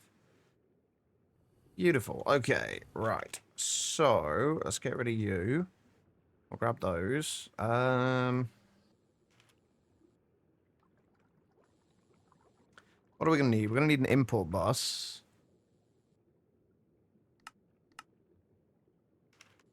And an output bus of the ME variety. We're also going to need an input.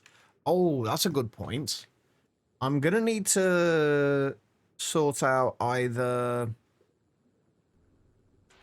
a larger amount of liquid tin or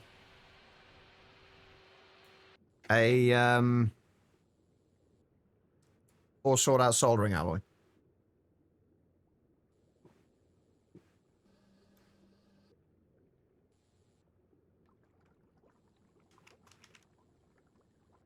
What even is the recipe for soldering alloy? Antimony, lead, and tin. We've only got 6,000 antimony. And tin is basically free.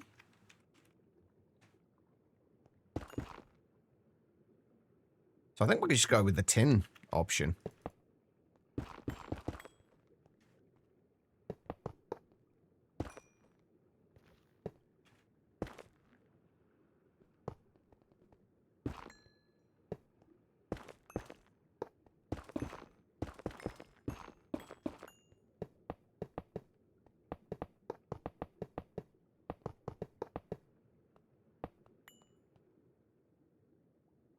Wait, I've got that wrong, haven't I? Yeah, that's only 2 blocks. 3, 4, 5. 1, 2, 3, 4, 5, 6, 7. Yeah, so that should be like that.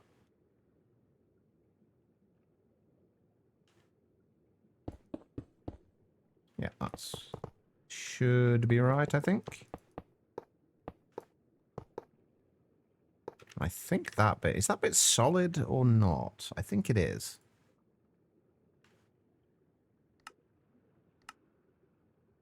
Not quite.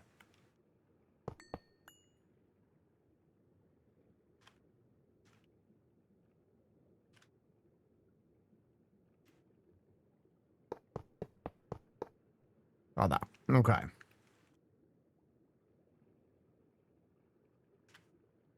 And then the top needs to be... It's just the gratings directly on top of there.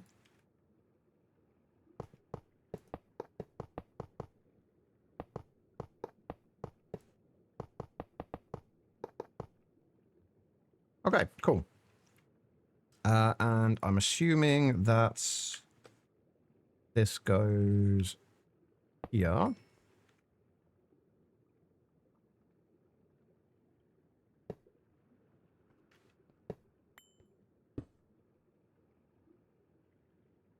And then maintenance hatch. Parallel hatch.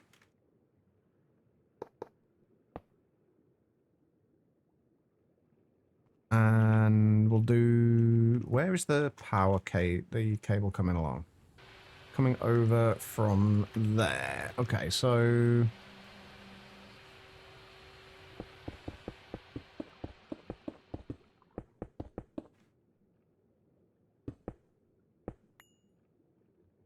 I think that should work.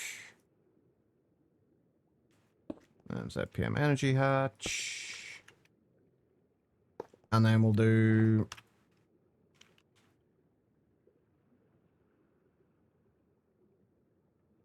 input bus there. Do I want to do the output? These are all the circuits themselves will get output directly to the ME, our main ME system.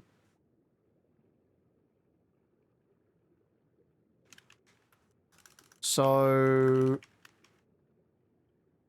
we just want to put the main output directly connected to the ME system.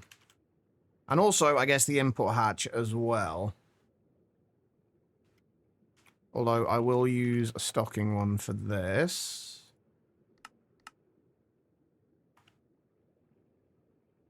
I'm also going to increase the amount of liquid tin we have in our system.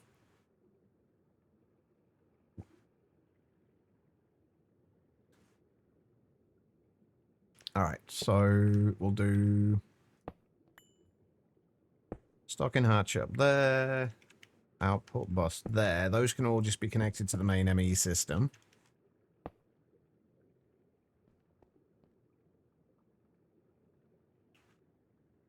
Just need peer-to-peer. And that is on ZPM. I can't bring myself to say ZPM.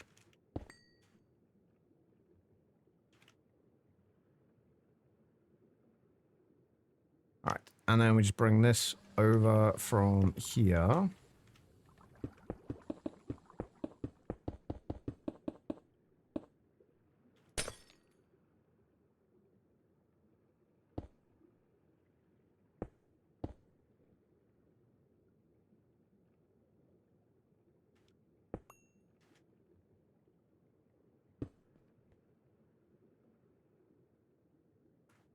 All right, we need a pattern provider.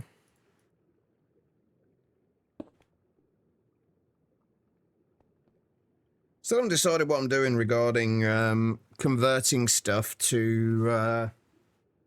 Oh, actually, do I just want to...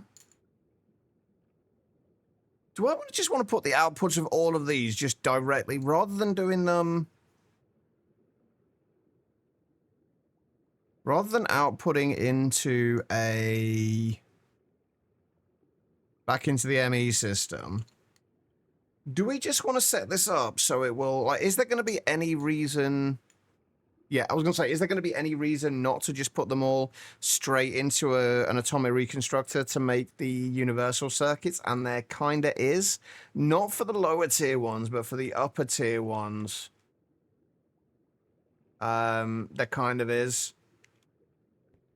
Because for the upper tier ones, we still need the previous... to start with, we still need the previous tier circuit in order to make the next tier one. So we may as well just keep them all as the actual circuits, and then when we need them, we'll craft them into the universal variants. All right. So is it liquid tin or molten tin? I think it's liquid tin, right? Yeah, okay. Let's go and see how much of that we actually have. Should be somewhere down here. I don't know where exactly, however.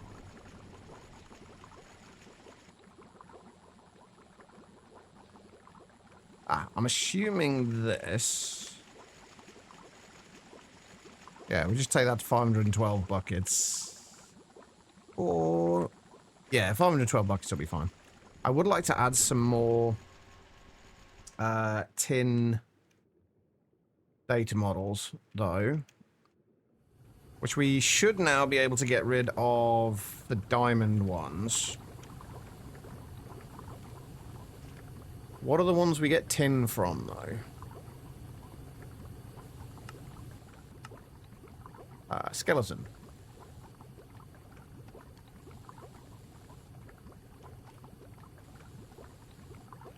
So if we add a couple more of those...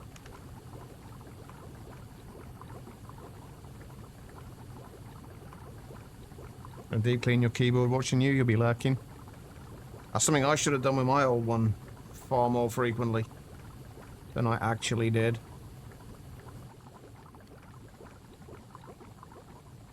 Still haven't got around to buying a new one, though. Still using the crappy wireless Logitech one. So if we put that in there and take that out and put that in there.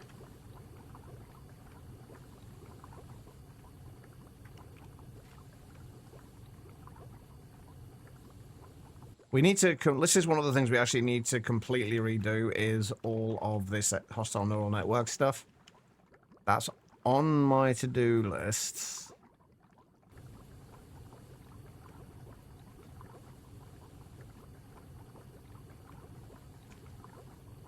We'll just say 300,000.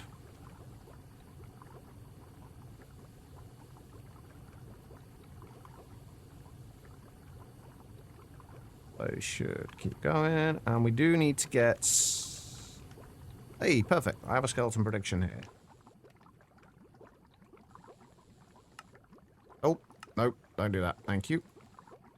Right, so that any skeleton one should go into there and get turned into tin.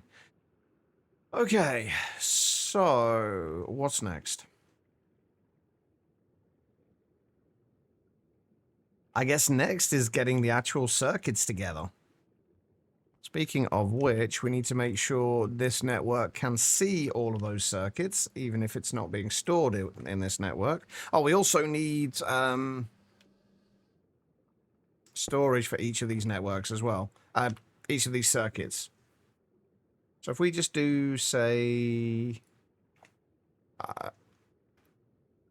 5 of the 4Ks.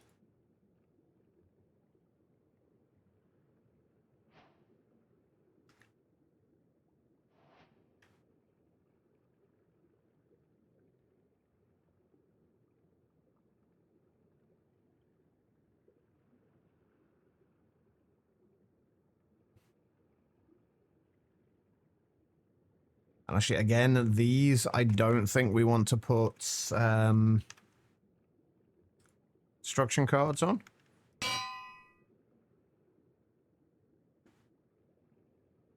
It's an easy way to grow yourself, Quiet. Just raise your chair.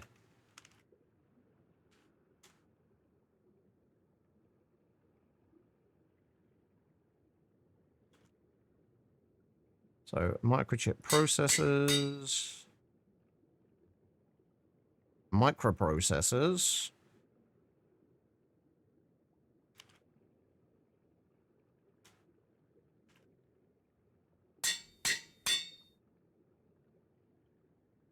Nanoprocessors.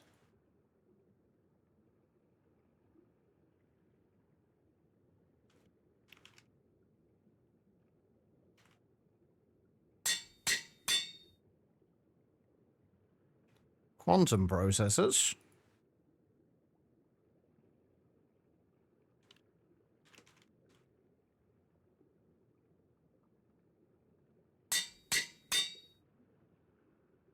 And then crystal processors, which we haven't actually started making yet, but hopefully that is the next thing on our list of things to do.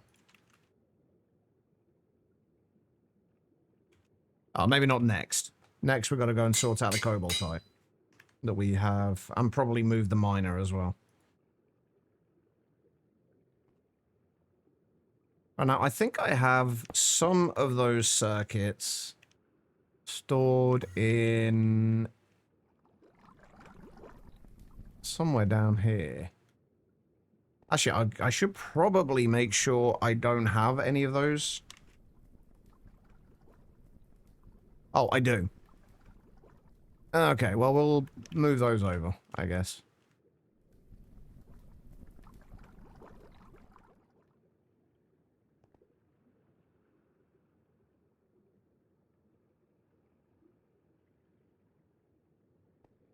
It's probably the same with some of those other ones as well.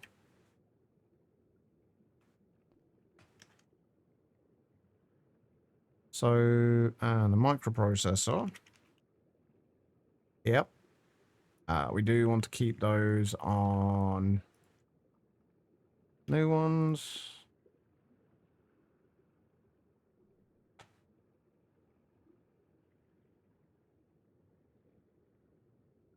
And then nano processors. Oh, okay, so apparently I had storage cells for all of them.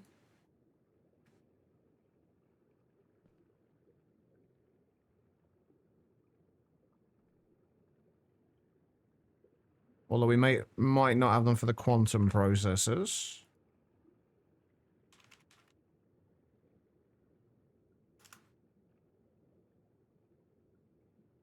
No. Right, that's the point where they stop.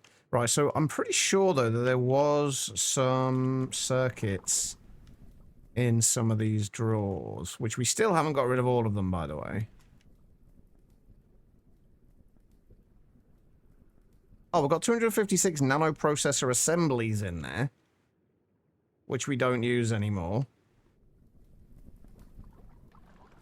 So, I guess what we want to do with those is just turn them into the...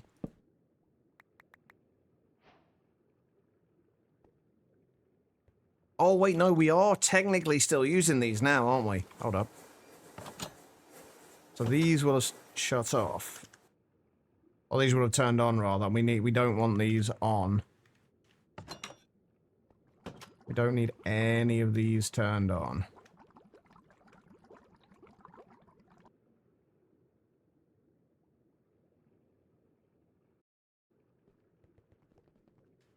Those are the old ones.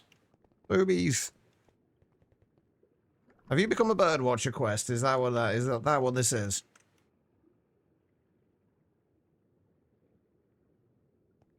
Right, let's put these through here. That way we've got a bunch of universal EV circuits as well. They will get stored in our main drive, but just felt like saying it. Fair enough. How you doing, Quest?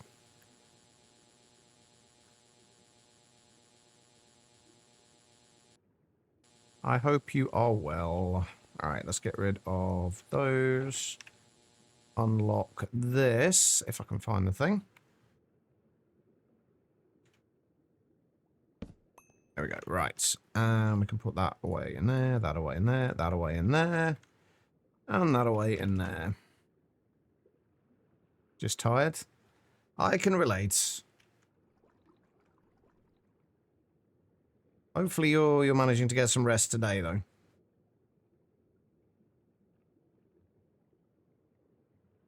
Okay, so let's get some recipes in here. I'm actually remembered this time.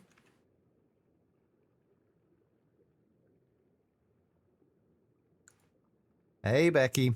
How's it going? Alright, so we need those.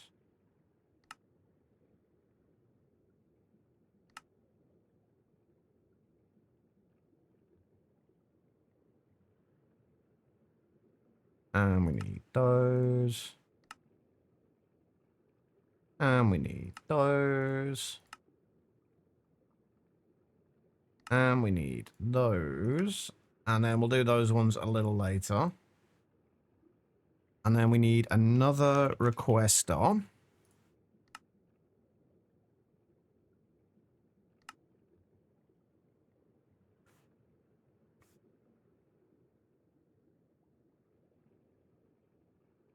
And then we can use this to request the actual circuits.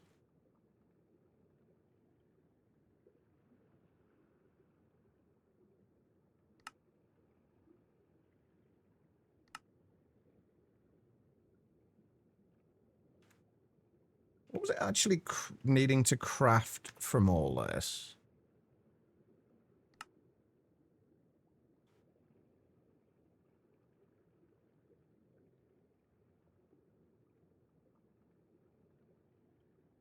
We're still going to be crafting some of the other circuits outside of here, by the way. So there's still going to be some stuff that's... Because at the minute, this only takes as far as IV, and we're going to have to go do the other circuits with temporary recipes. There we go.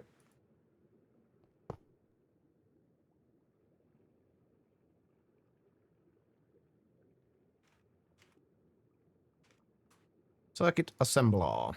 Alright, so let's turn off those. We're obviously going to need multiple of these for what we're doing. We don't want to store many of any of these.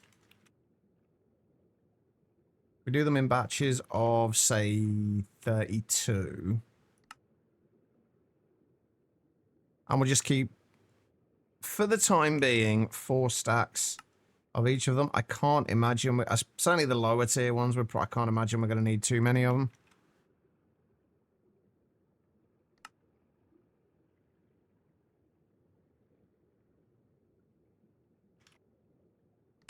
It'll be mostly like EV and IV ones from now on.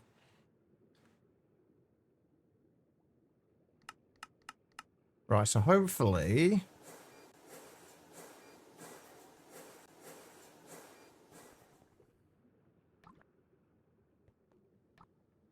Oh shit, hold on.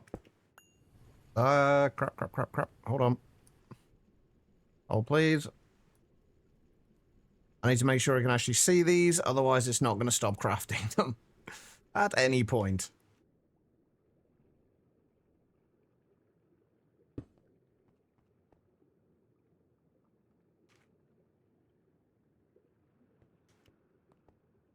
Oh, wait on, we don't need to go over there to look at the requester, do we?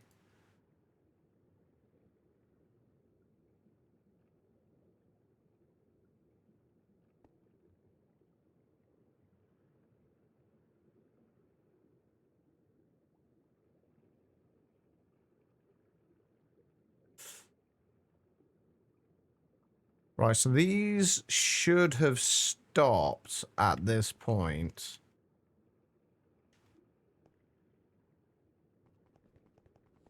Or most of them should. Why have those stopped? Why have the quantum processors not? Why are they not going? Crafting. Only you don't appear to be crafting, do you?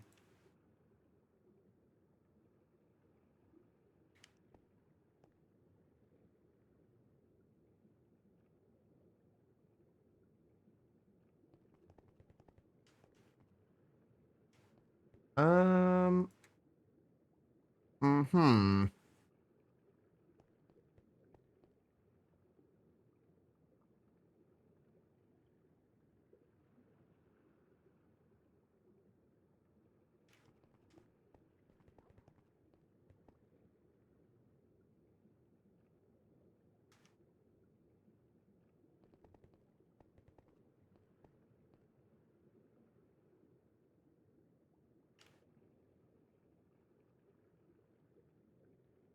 I am a little confused.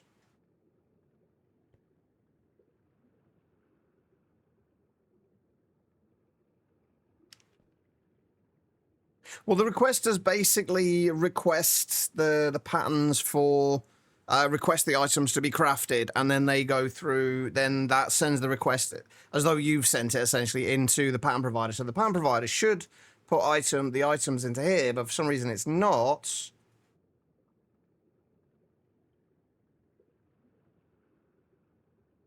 And I'm not sure why.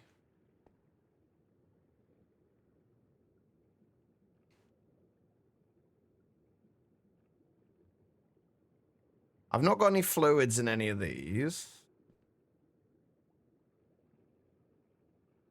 Hey, buddy.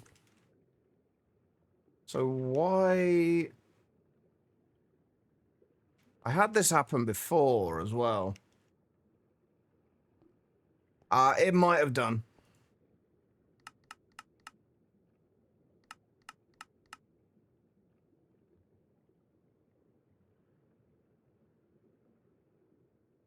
I don't know why you're doing what you're doing. Let's just cancel all of these. Why are you doing what you're doing? Now you're doing something. Okay.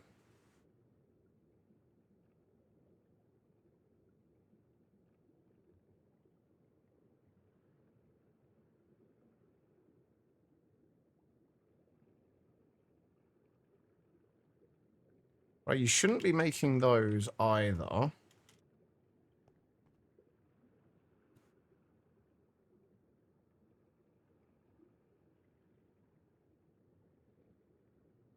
I genuinely don't know what it's doing.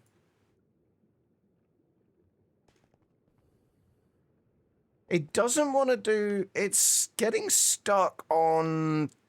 It's getting stuck somewhere. And I'm not entirely sure why. Well, the finished products are going into the main network, but the main network has... but this network can see those finished products. So the subnetwork can see how many there are in the system.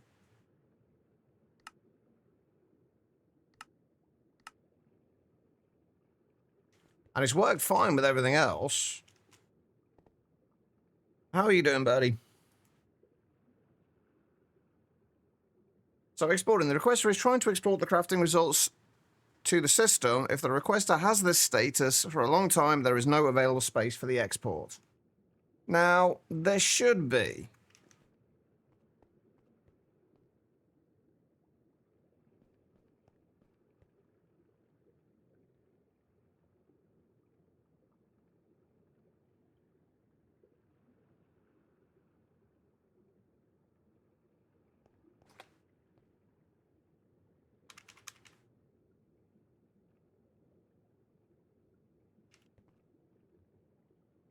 I am confused.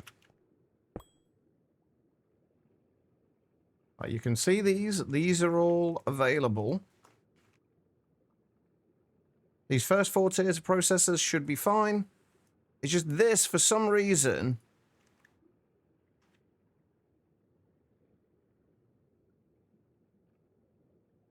will not craft.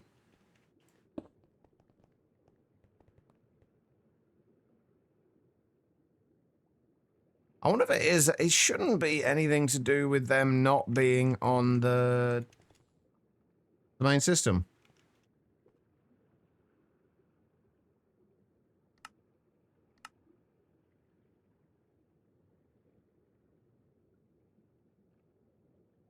That is what's confusing me.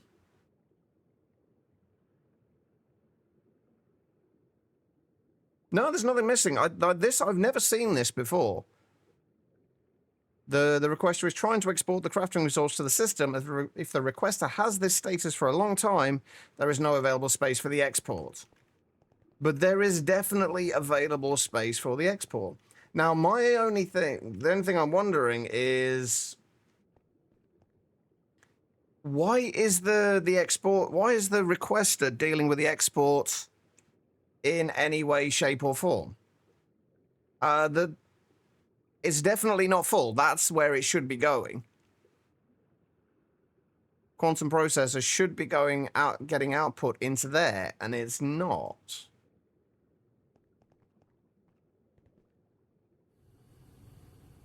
Even if it was trying to put it into the main ME system.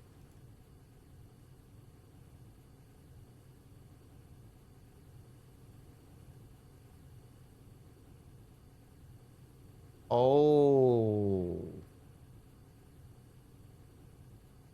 Hold on. This is actually why I had this here. Because I wanted to use a separate storage bus for...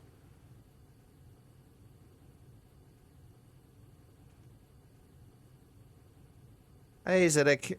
I hope you and Alfie are doing as well as you can be, and I appreciate the lurk.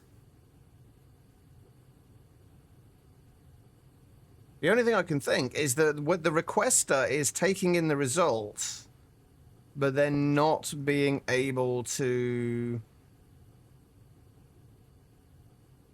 send them anywhere. So if we put these on here and make those bi-directional, you yellow bastard! good as can be. That's all you can ask, really. I've lost me hole. There it is.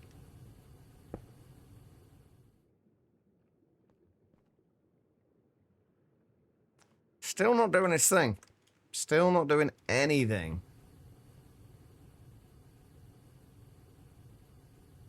Oh, wait.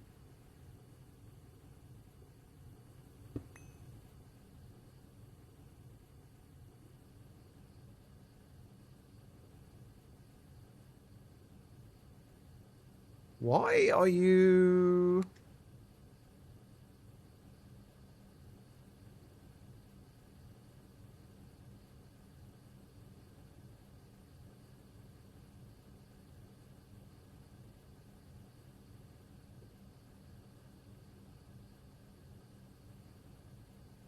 Right, now you can't see the processes at all. See, now I'm confused.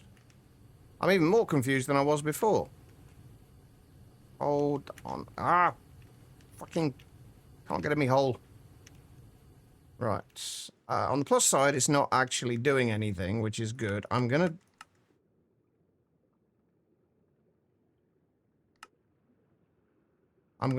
turn off all of those just so it doesn't randomly start crafting anything. I'm a little unsure why we're not able to see these now. Oh, right. That makes sense.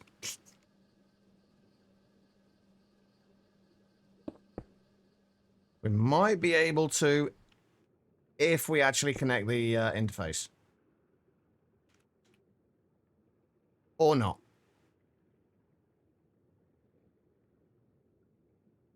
Mm-hmm.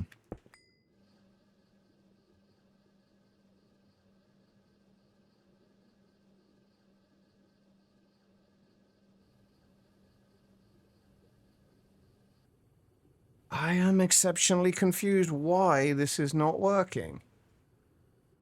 Storage bus is online. It should be able to see all of those.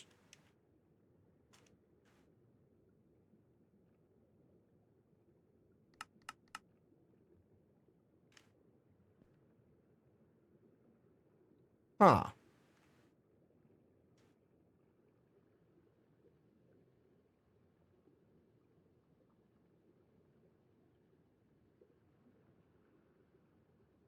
Because we only want to be able to basically, we want to have these separated so we can insert these if needed. And that's what I was hoping. I don't understand why I can't see what's on here. What have I missed with this? Like, this is set up exactly the same as this, the same way I've done it all the time. And now, for some reason, we can't see these.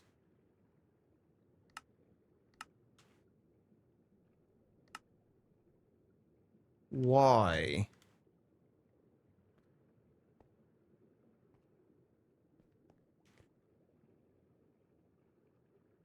I don't think it'll make a difference. Like, we wouldn't be able to... The point is, we need to be able to see how many of these we have in our system.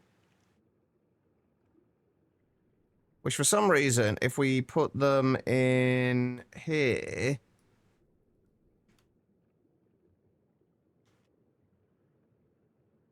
works.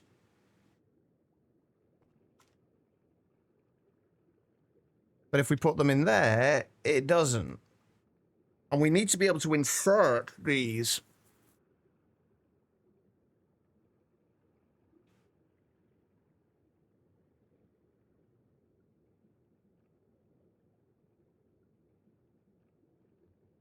So I don't understand why having it bidirectional will make these not visible.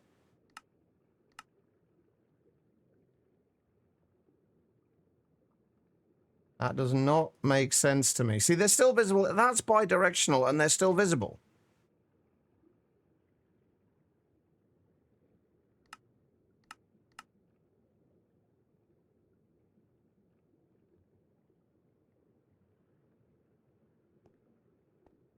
Like, I'm so utterly confused here.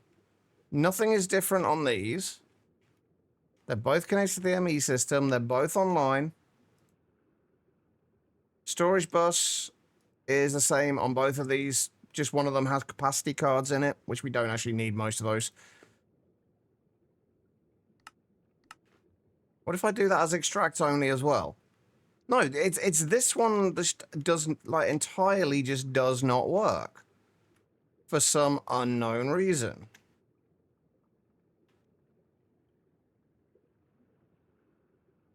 And I'm not... Well, it's an unknown reason, so of course I'm not sure why it's not doing it.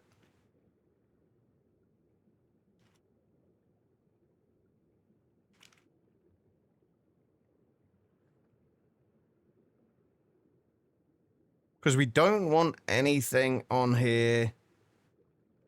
I guess having this bi-directional doesn't matter too much. Because none of this stuff...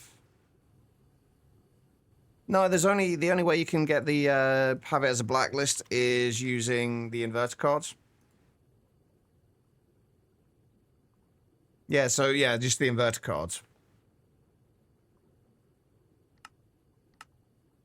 I'm just very confused. Why it's doing what it's doing.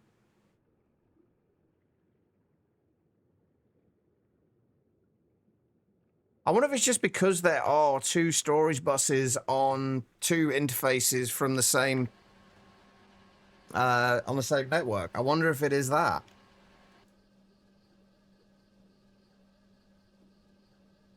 Honestly, I think just having this in bi-directional mode should be fine.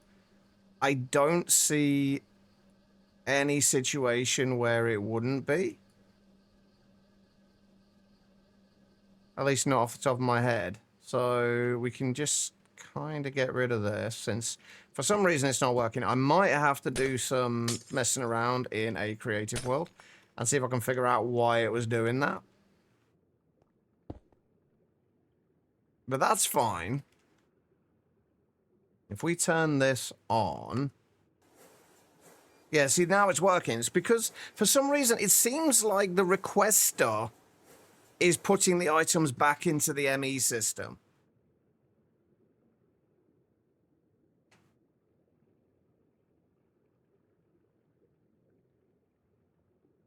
Not... So they're going...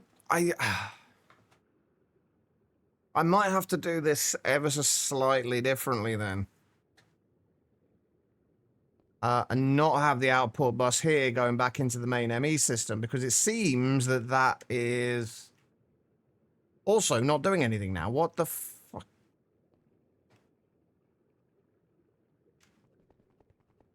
I don't get it.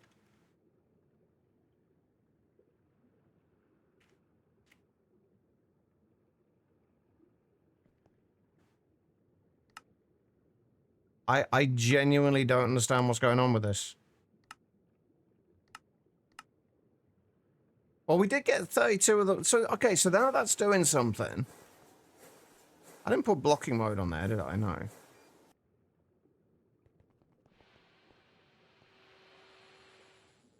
What the actual shit?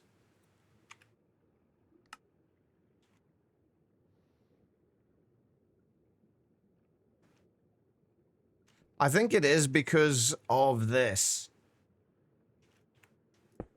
I think that is the problem.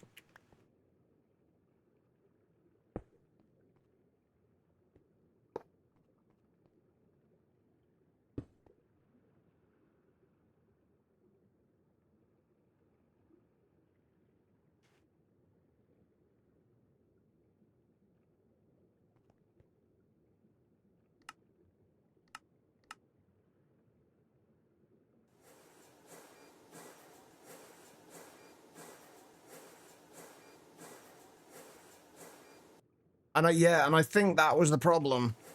That's them.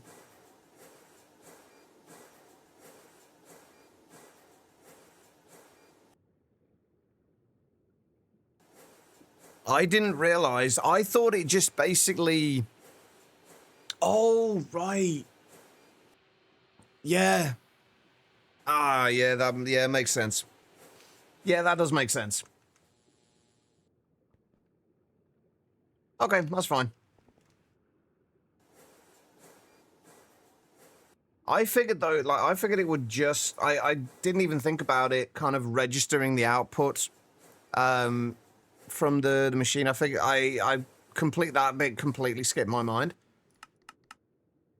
I just figured of it, thought of it as checking the amount in the system and then crafting or not crafting, ignoring the output. But I forgot about that. This would not complete the craft if it didn't have somewhere for the output to go. But now that will just be getting sent, given because we've got these on bidirectional now. That will just be getting sent straight out into the main ME system anyway, so that's fine.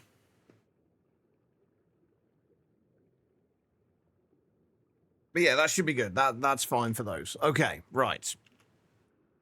Now that's that bit sorted out. Now, the fun bit, we've got to start figuring out the crystal CPUs. Now these, I'm going to go back over. Actually, before we do that, we've still got to do the cobaltites and sort that out.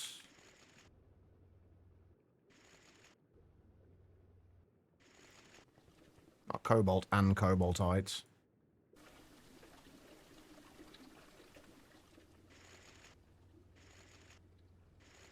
Because we need more arsenic.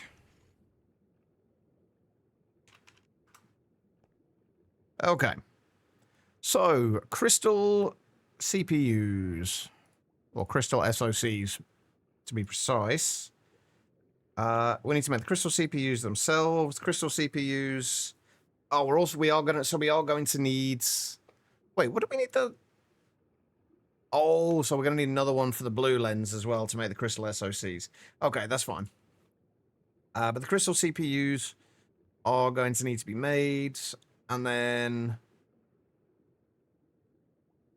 engraved crystal chips. This is the bit that's going to take a little while and trying to figure out how exactly we're going to do it, because we're going to need a shitload of emerald plates for this. Can we can, oh, that's actually, it's going to be fine, isn't it? We can just do, for emeralds, we can just get emeralds from the Enderman data models. So that should be fine. Getting that actually was the bit that I was a little concerned about. Actually, you need like the olive iron plates. Right. The other bit is the raw crystal chips.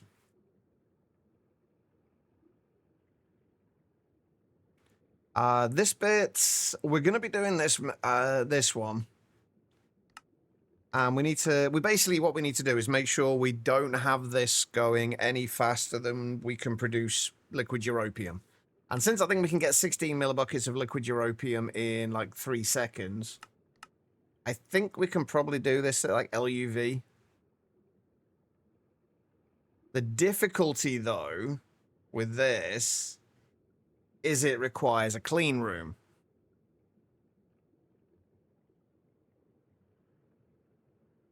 So realistically, we're going to have to use the multi-block autoclave for this.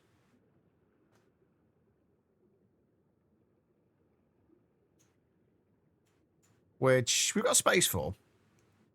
But it is going to take up a lot of space.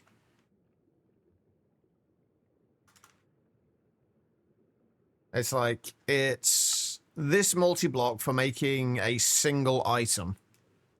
So what's that? 3x5 multi-block for making a single item.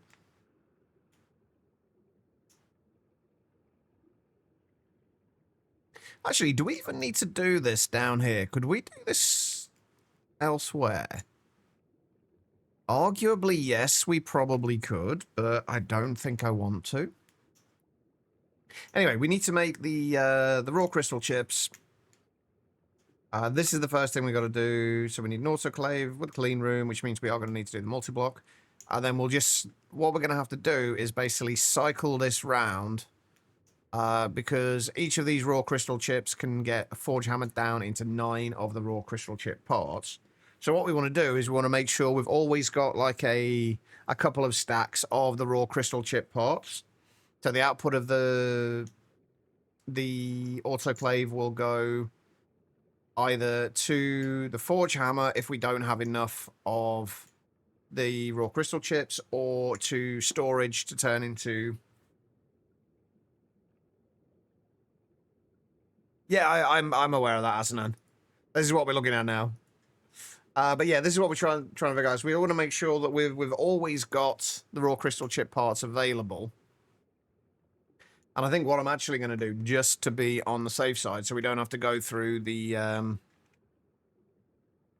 hassle of doing any of that again if something does screw up, I'm going to keep one of those aside so we can just break that down again and not have to go through the other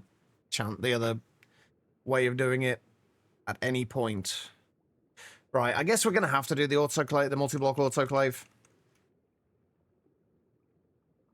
The good thing about that as well, I guess, is it's easy to expand if needed. Food, quiet. We're also going to need another electric blast furnace in here as well. Nope. Okay. I don't know. A mess?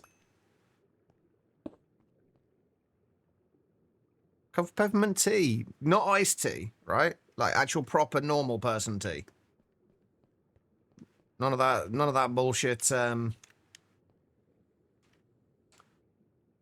bullshit kind of iced nonsense. Hey, I don't know, Quiet. You could be making a mess somewhere.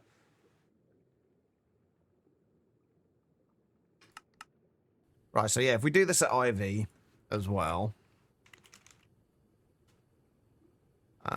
Right, we need an IV energy hatch. Heat-proof casings. We need another 10 aqueduct coils.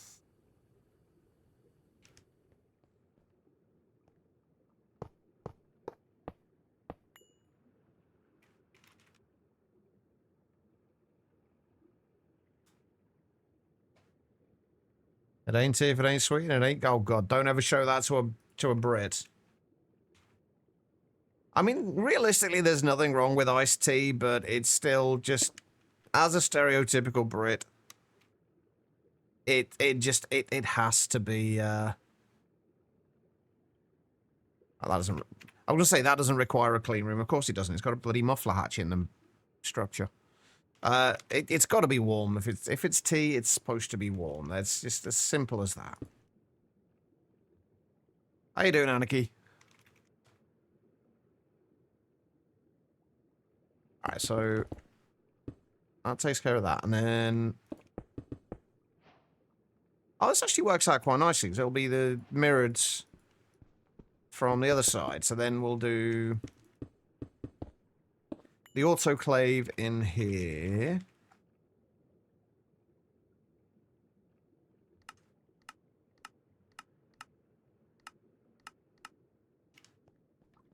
Uh-huh.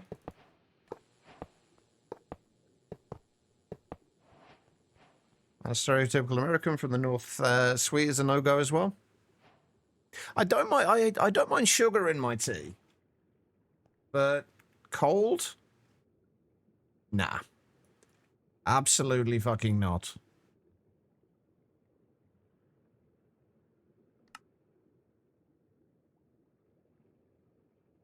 Are you still going? What are you waiting on? Basically nothing. There we go. Right. There's our large crystallization chamber. We are going to need 34 watertight casings.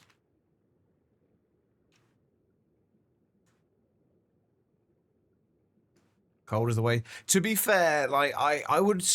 Cold drinks are definitely better when it's warmer. I will 100% admit that. But not tea. Copper started doing Nescafe iced coffee, espresso concentrated, so you may buy that and make iced coffee again. I mean, I don't drink coffee at all, so I have no thoughts one way or the other on iced coffee.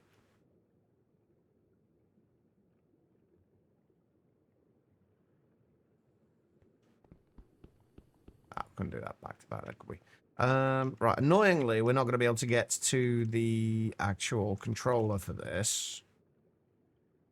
It's going to be off to the side. Well, we'll be able to get to it, just a little mildly annoyingly. Have chocolate truffle coffee and burnt... Okay, that actually sounds pretty nice. Like, I quite like flavored coffees. Like, I'm not one of these people who just enjoys coffee at the best of times, but like kind of flavored. There was a company called kind of Beanie's Coffee, I think it was, that did like all sorts of different flavored coffees, which I really liked. Any actual kind of real coffee enjoyers would probably cringe at the idea of them, but personally, I really like them.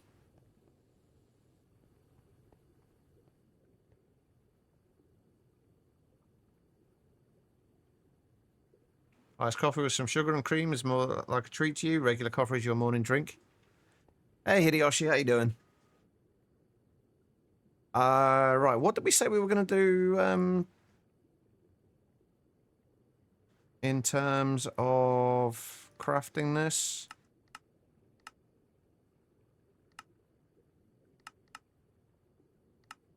LUV, weren't we?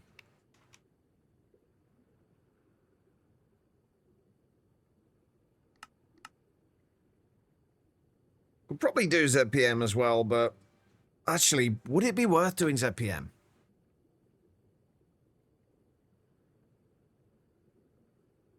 Now you want fancy coffee.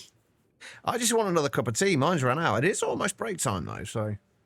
We are also almost out of milk, and I haven't got... Aside from the local shops, I haven't got any way of getting to the shops at the minute. Which is fucking annoying. Right, we're going to need output hatch, or more accurately, we're going to need a stocking hatch.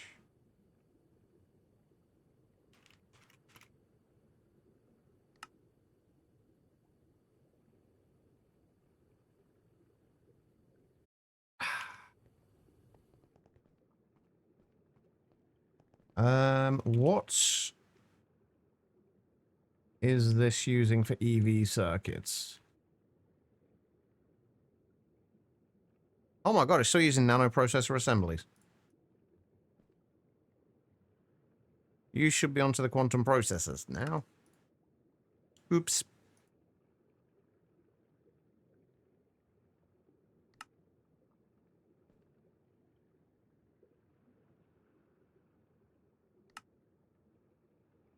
Okay, something is directly using that then.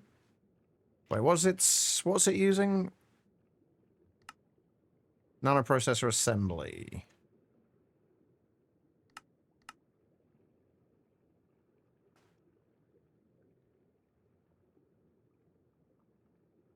Oh, it's because it's using... Ah, right. Hold on. I knew something like this was going to come up.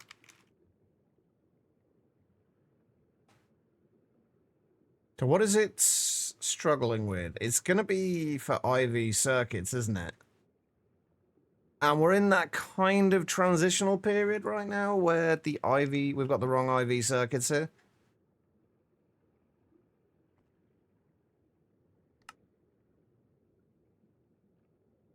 Quantum processor assemblies. Okay. That's fine. Hold on. So... What the fuck is going on here? Hold on.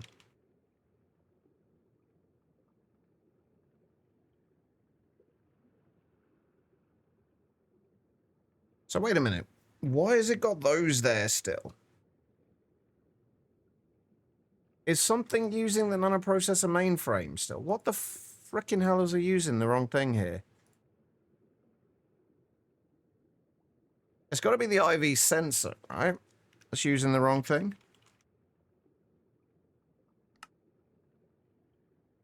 Okay, so is the IV sensor not using...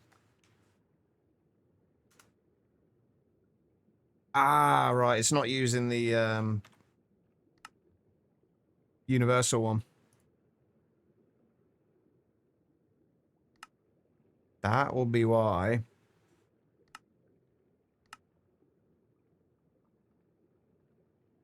Now I've got to find the slot where that went.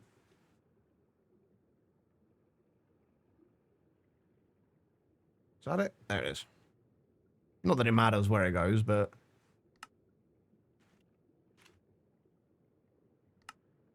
There we go. That's better.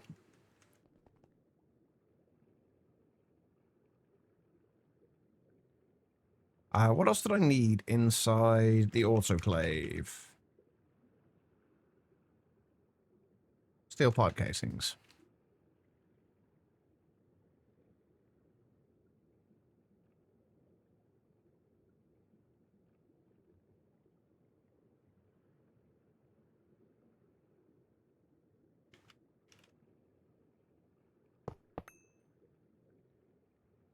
Which I will assume will go in there.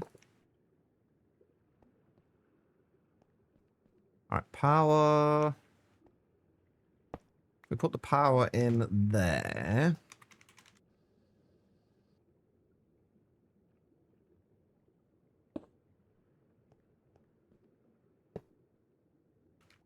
And then we'll do...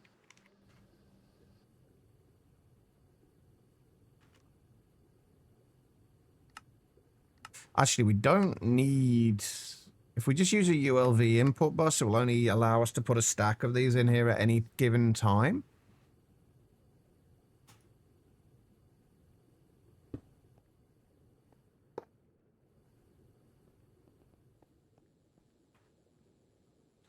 I don't think we're going to need to do more than a few things in parallel here. We don't want to do more than a few things in parallel here.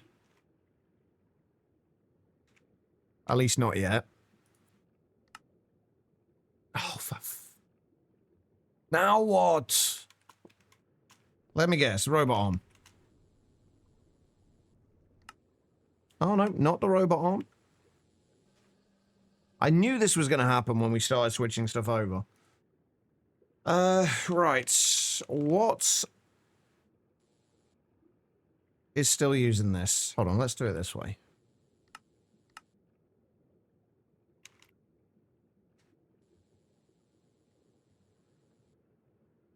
Oh, there's a few things that are still using specific circuits.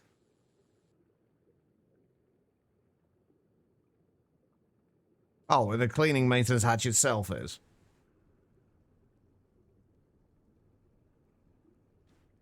Jesus, why is there so many things here that are using the wrong frickin' thing? Yeah.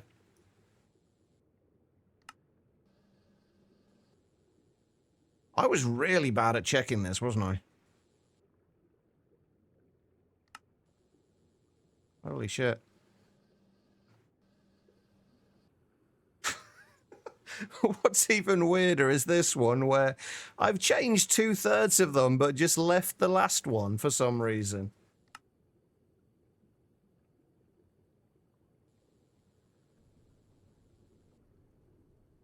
Oh god, where did I put that? Go back. There we go. Alright. There's going to be more of these. I might have to go through these off stream and then just find all the ones that are using the wrong circuits.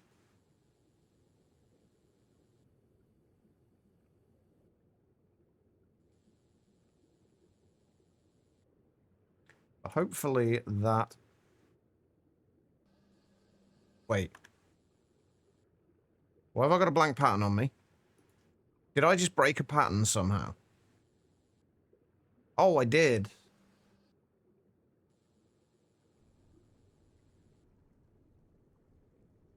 What was that supposed to be crafting? And why has putting in a universal circuit in broken it?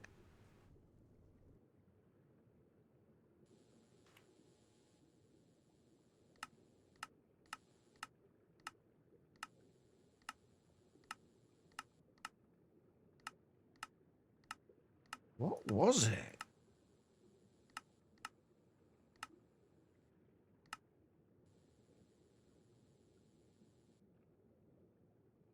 Oh, it's the extreme combustion engine. It uses the LUV circuit, not the IV one.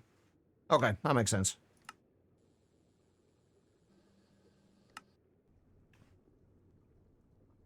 Always, Joe.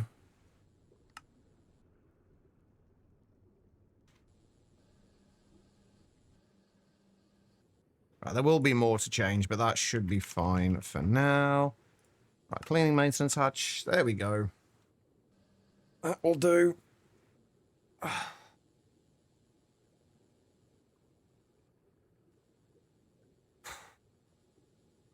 we go. All right.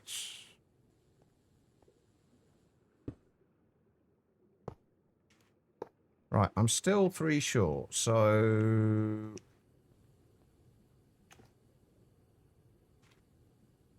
Ah. I'm still 1 short.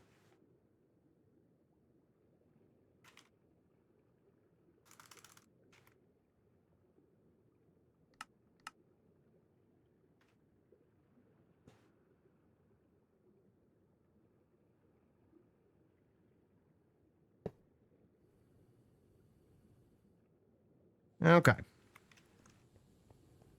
Right, so the next thing is, how do we set this up? Oh, wait, we haven't got an actual output bus yet, have we? That's... Why do I always forget the output bus? Right, we're going to do these as just a regular output bus.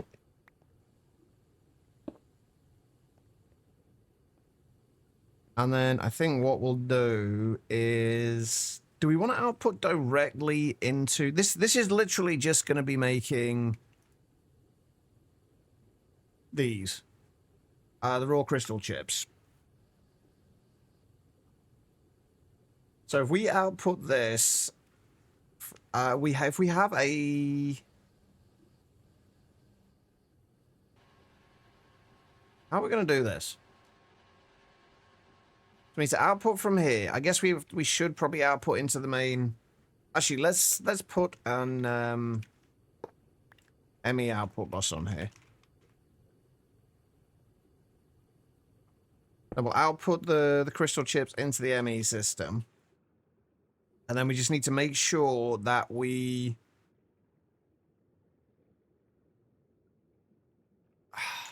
How do we do this? What is going to be the best and least messy way to do it?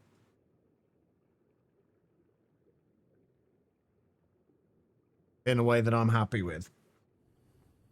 Because basically what we need to do, the output from this, we need to output some of it to an EBF and some of it to here. So basically we want to make sure that we output to a forge hammer until we have enough of these raw crystal chip parts, and then anything past that we output to the EBF. Hey JJ, sorry I completely missed you coming in, JJ. I do apologize.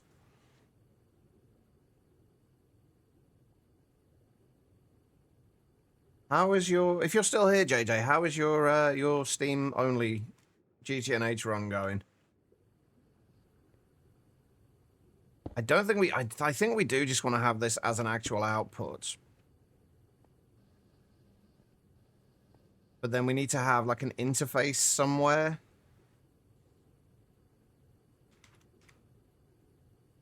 No, we don't need a PAM provider on there, do we?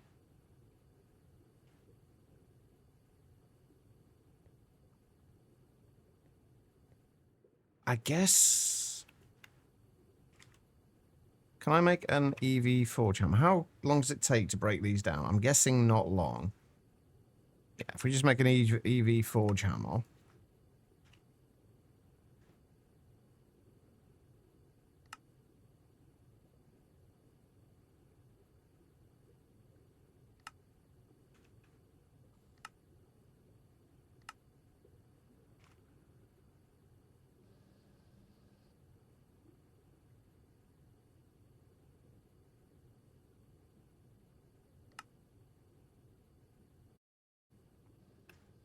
Been a while since we've needed a block of iron.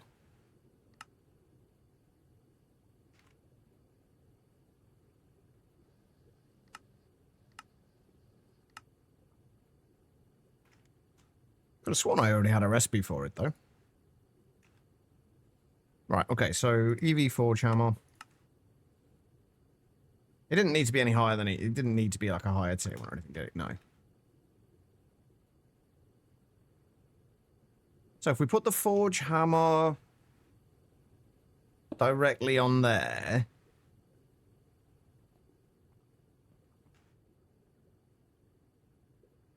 And then we basically try and... Then we'll use a laser node on there, and then we'll output to there if there is... Because we... The one thing I dislike about this is that I can't get to this. I think I'd have to move these over here.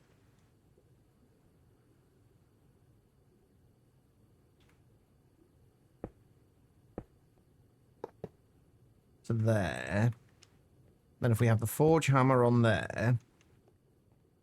Then if we use a laser node from there saying output to there if there is less than, say, 8 of these in here. And then it will keep Forge Hammering it, and then it will keep 2 stacks of the crystal chips available. Anything past that will send into a storage bus. This is going to be made incredibly awkward, isn't it?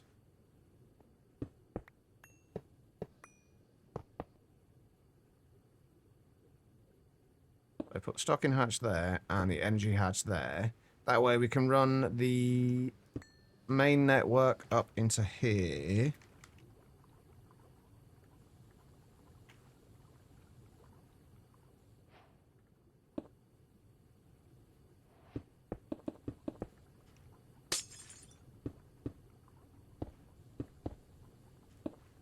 So if we run the main network up there so we can send power and feed it the europium.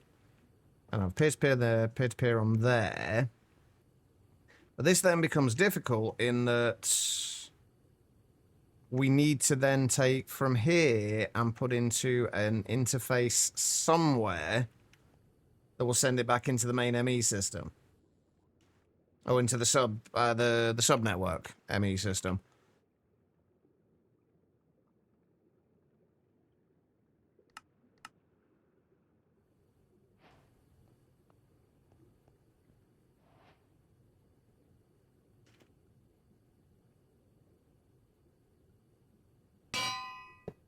So we're going to need to store raw crystal chips.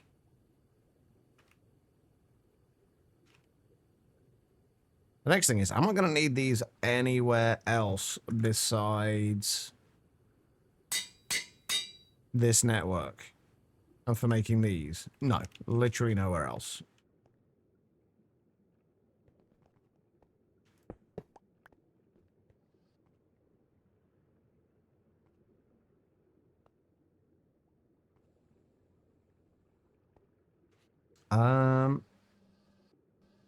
I don't know that I want to use a stocking hatch here either.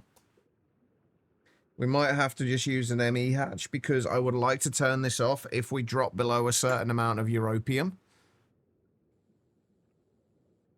Which we shouldn't do, but I would like to make sure we don't. And for some reason, stocking hatches won't actually turn off and won't stop. I will just continue to stock, even if they are given a redstone signal and turned off. So if we do that, and that, then we just need a laser node there. The difficulty now, though, like I say, is...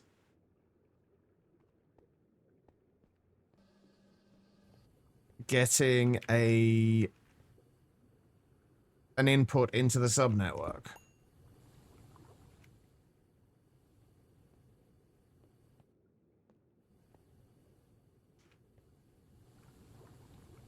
The only thing I can think is if we use an interface.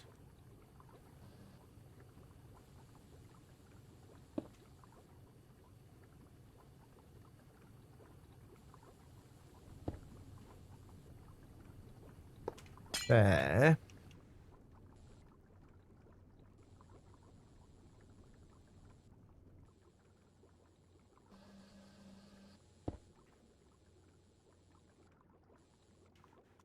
Because we do still have to keep lasers straight.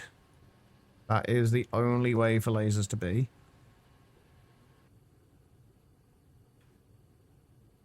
Okay.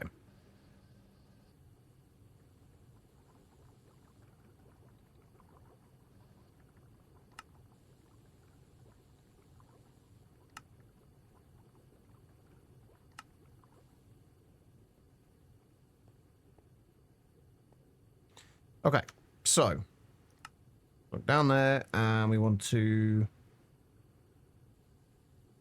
insert stocking.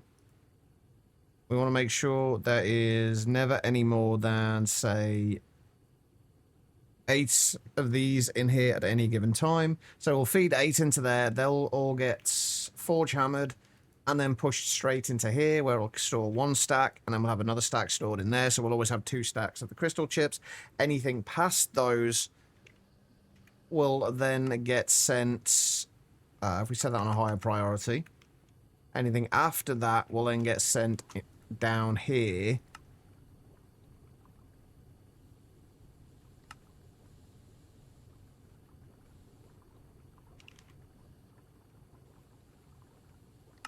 And stored in the ME system. Now, I think we do probably want to shut this off when we have enough of them, though. So we don't need this running constantly.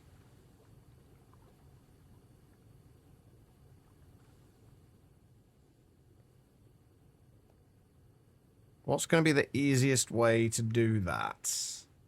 We could shut off the... We could shut this off, but...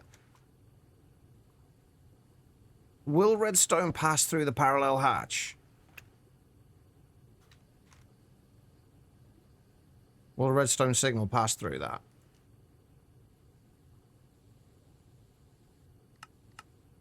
If it does... Yes, it does. Okay, so we can just use an emitter on there then.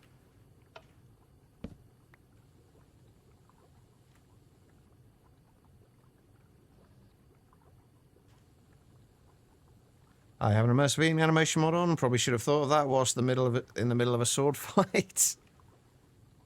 Wait, does it? So does it actually affect the like the gameplay then, like the actual speed of eating or anything like that, or is it just a different animation?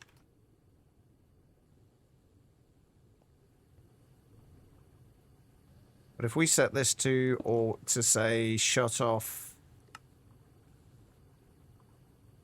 or run if there is below, say, we'll just say 256 of these for now. We might want to change that later.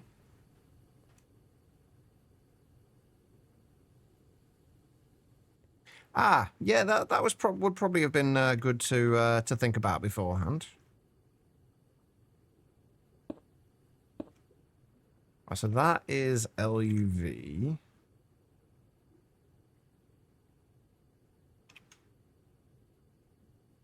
That is EV. I do really need to go on a break, but I kind of want to make sure we get this sorted first. Right, so if we just then take 8 of these, let's put 4 of them in there for now.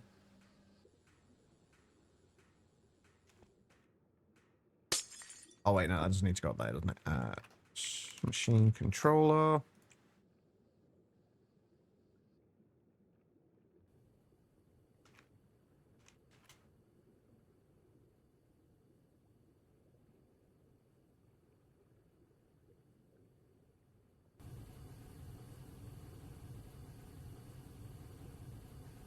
So let's keep 256 millibuckets in there.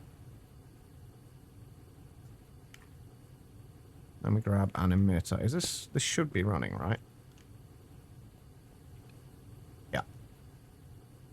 Alright, set an emitter on there. To emit when levels are above... Say we don't want to drop below 128 buckets of europium.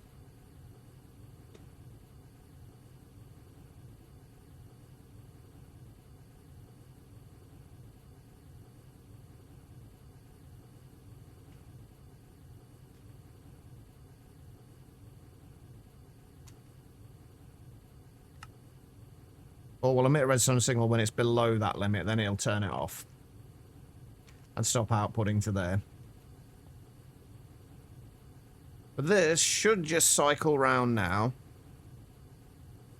And then once we get a stack in there, this won't be able to process anymore. We'll have 8 backed up in here, and then any further ones will go into the ME system. I would like to wait and see if that actually happens, but...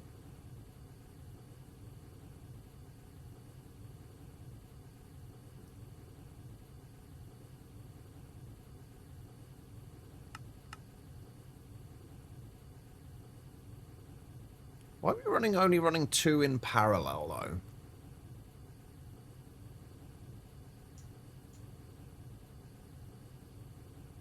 I feel like that should be 4. Why are we only getting 2?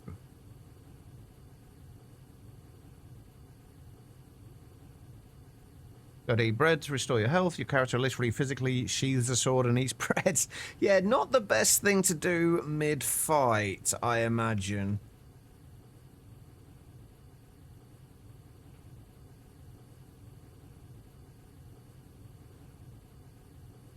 Maybe this would have been better as ZPM.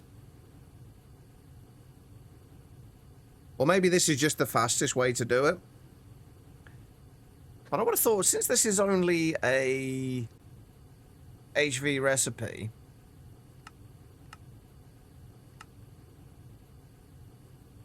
it's running 2 at IV speeds. Ah, now it's doing 4. Okay.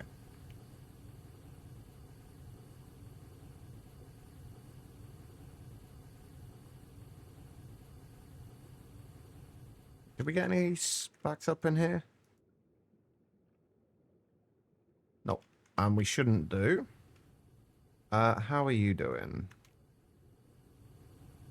How are we doing for wafers in here as well? We're doing fine. All the processes are fine. I want to take that out of there and see... Yeah, if we take some out of there, that starts processing more. Perfect.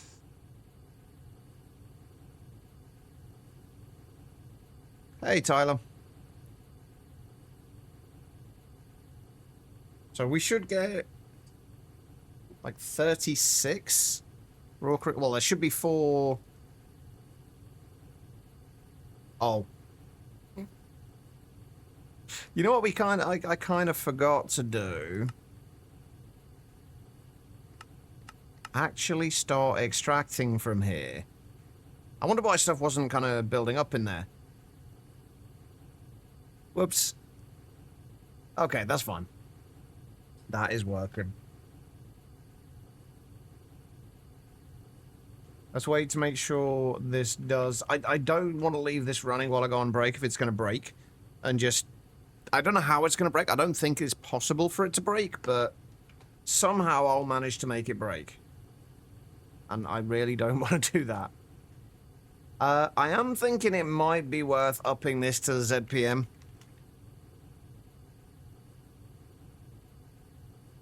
Not a 16 amp ZPM energy hatch, though. Don't think we quite need that much.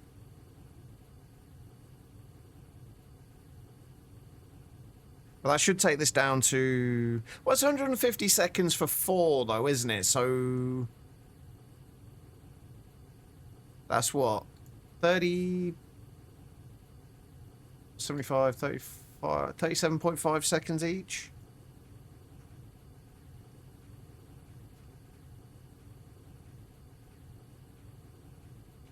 Yeah, so this should back up.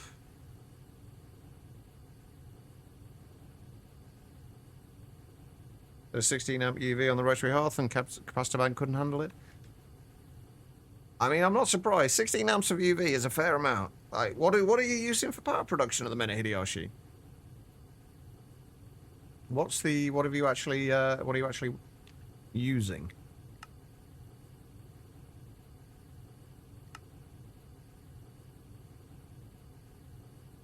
We're so close to crystal processors. Oh, I need to go and set up.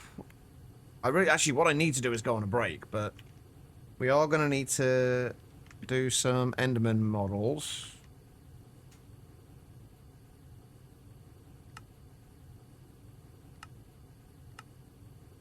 What is it trying to use silicon wafers for?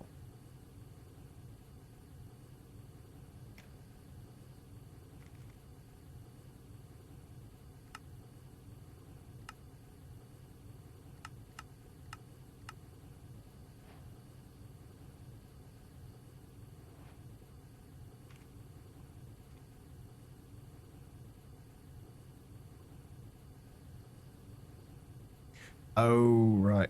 Another one that I haven't got the universal circuits on.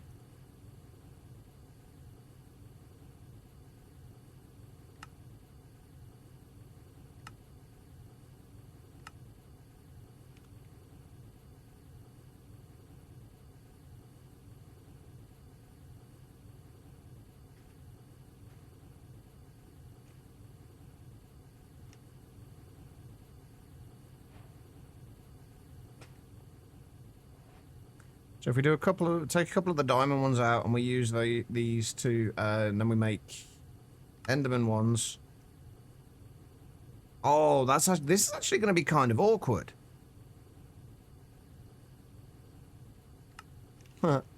Because all of my... all of the hostile neural network stuff, every single column of them is as an Enderman data model on it at the moment. It's easily fixed, but... I'm just going to have to move that over to, say, here.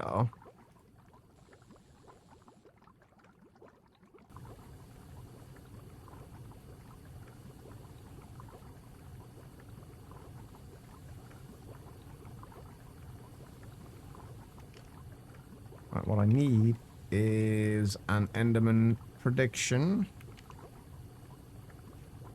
which I do not have any of currently.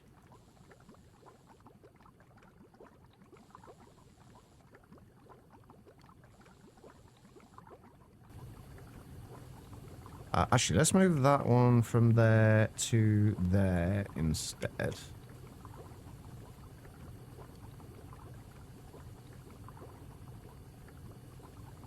And then get rid of that.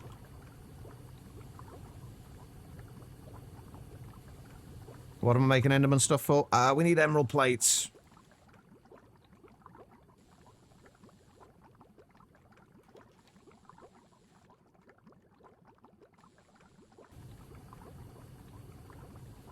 We should honestly already have a decent amount of emeralds as it is.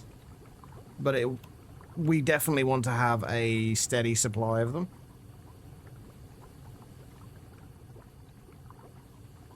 I just need an Enderman prediction.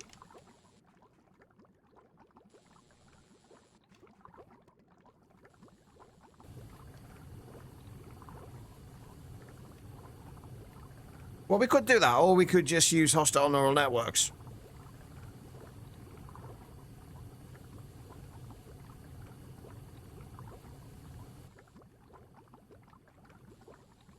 The micromine... Oh, fuck, I missed it.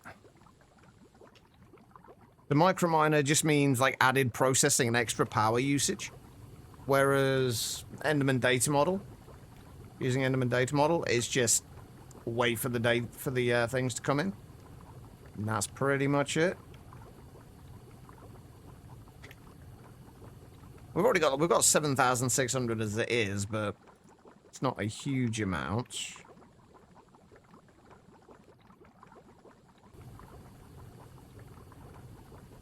Right, do I have... What do I have in the way of storage for emeralds?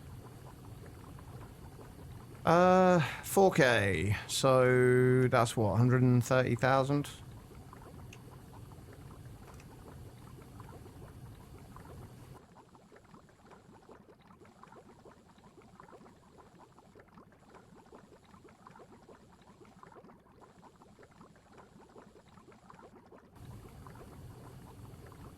Right, it's going to take a while before these actually... Actually, you know what? Let's take one of the self-aware ones and use that for getting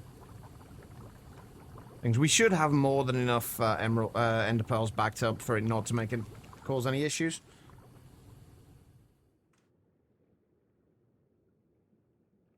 Problem wasn't the power production, but the dynamo... Ah, okay.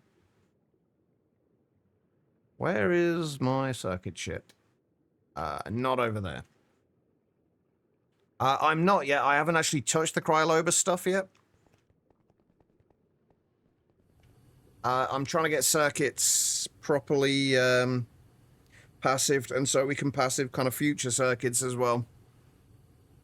That's the current plan, or the current goal. Okay, right, so after the next... Not the next lot, but the next lot after this, they should start backing up and going into the storage. Why would we need Cryolobus at the moment anyway? Well, we are going to need to do it very soon, but we don't need it yet.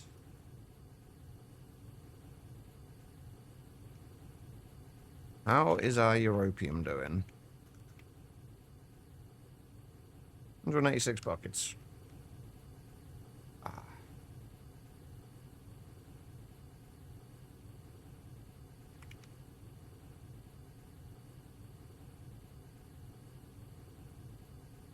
Damn it. I was hoping I'd get those other 4 in there before that went in. But no. Right, okay, so in about 2 minutes, we should start getting crystal... Why can I never remember the name? Raw crystal chips stored in here. We did set up storage for them, right? Yeah. We'll get the raw crystal chips going into there, and then from there, those ones need to get sent out to the EBF, and we're going to need to make emerald plates, which means we're going to have to do a recipe in the cutter for the emerald plates, and also sort out how we're going to do the emerald blocks as well.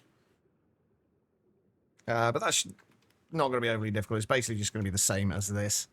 I'm going to request... Why have I got 98 silicon ingots in there when this is not supposed to extract when there's less than 128? You know, let's just do 1,024 of those. I'll be fine. But yeah, once we've got the crystal processors sorted, we should be able to use those in order to make the LUV and then the ZPM circuits. And then from there, I think we can make our first UV circuits. I thought. Yeah, we can. We just need them. This is where we start needing the assembly line, though. And that's one thing we definitely cannot fit in here. Or can we?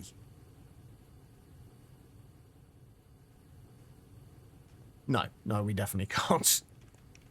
Right, that's going to be the difficult bit. I've got to figure out how we're going to do the assembly lines. And my only thought at the moment is we're going to have to put them on the fucking roof. Once we start getting assembly lines for the passive circuits.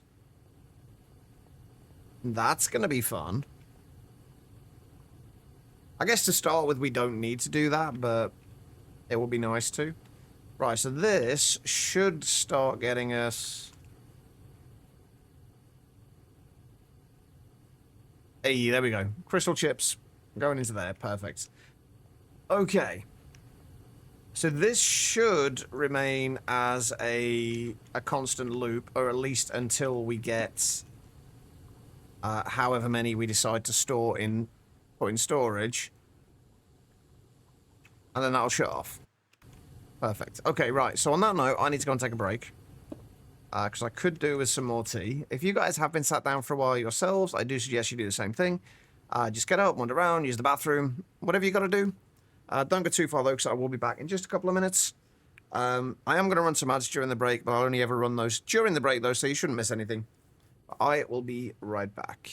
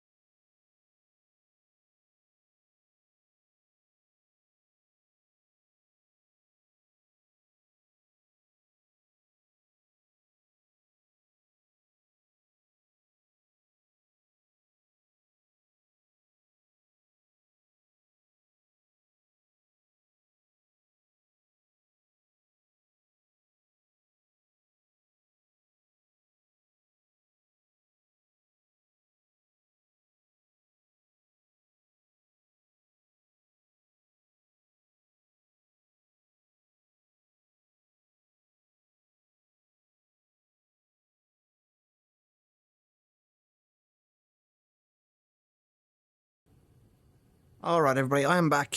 Thank you all for sticking around during that break. I do greatly appreciate it. Sorry it took a little bit longer than anticipated.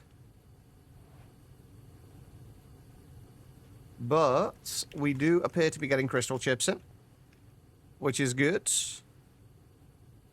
Right, we've got 12. We've got an entire 12 stored up at the moment, which is not a lot. But I think I am gonna upgrade this to a ZPM hatch.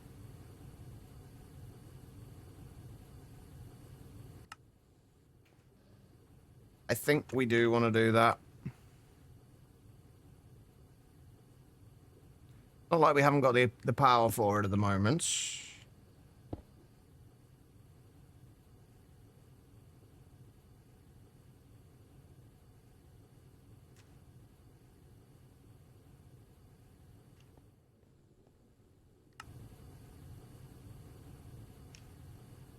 Booley, how you doing, man? It's been a little while. It's good to see you. How are things?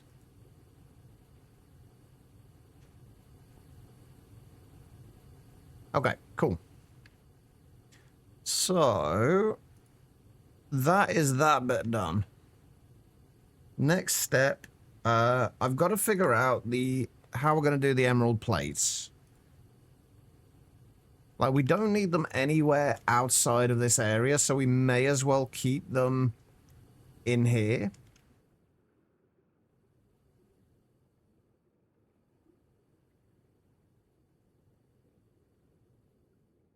Nope, not even a tiny bit of magic in this, Booley. It is entirely tech-based. Like, how kind of in depth are you looking? What kind of thing are you specifically looking for in terms of both tech and magic? Real magic is figuring out how Greg Tech works. Nah, Greg Tech's easy. I know what you mean. I guess we could just do... Actually, I think what I might do...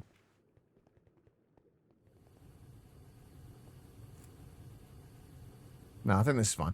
Right, I think what we want to do is... probably set up... We need a compressor. We need to make emerald blocks. Probably just throw Ars Novo in and should be satisfied. Fair. Yeah, the new MC Eternal 2 is out. If you're looking for something specifically with Greg Tech in it, there is... it's a pretty difficult pack as far as I'm aware. But there's a pack called Cosmic Frontiers, which looks very, very good. I've not had a proper chance to check it out yet. But it does look very good. And it is very difficult, though. Other than that, there's obviously the All the Mods series, but they're very generic. How are you doing, Reese? You've been told MC Eternal 2 is a bit claustrophobic with structures. I've not checked it out, though. I think I downloaded it, loaded into the world, and there was something about it, and I can't remember what, that just put me off it entirely, and I just closed it down and removed the pack. Oh, wait, that won't go now. Did a bit more GTNH, up to 2 Coke ovens. GG. No, it wasn't dragons. I didn't even get that far. I think I looked through the quest book. There was something I looked through the quest book. I don't even think I moved away from spawn. I looked through the quest book and there was something that put me off it. Yeah, I've been playing a bunch more GTNH as well, Reese. I've been working on mostly I've been working on crops and bees and trying to get mostly getting pissed off with bees. Yeah, actually that's a good point. FTB Skies 2 has been pretty enjoyable so far. Although I did struggle a little bit with it yesterday because of I just couldn't figure out what the fuck I wanted to do. Not yesterday, a couple of days ago. I'm enjoying the bees. The reason the bees are pissing me off is the fact that the bees really do not want to give me the fucking... it took me ages to get a purebred noble princess and a purebred noble drone. and now it just will not give me the diligent princess or drone. I like, no matter how many times I'm crossbreeding, the normal and cultivated bees just does not want to give me them. Which takes long to get to. Nanosuit or AE system? I've never even looked at the nanosuit, honestly. I know AE is gated around EV, though. But I haven't got a clue on the recipe for the nanosuit. Neither her nor I have ever played a Skyblock pack. Despite you making a Skyblock hybrid type pack. I mean, is that because you haven't wanted to, Booley? Or just because there's been none that have taken your fancy? I just need something to make emerald fucking blocks. That's it. All I need. I guess we just make another compressor.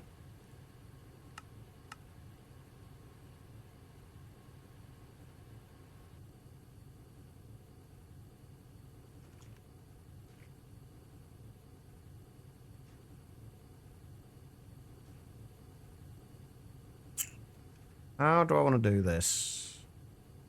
Actually, you know what? Let's just put it directly above the EBF. This is the EBF that's going to be used for making the actual crystal chips. Let's just put this up here.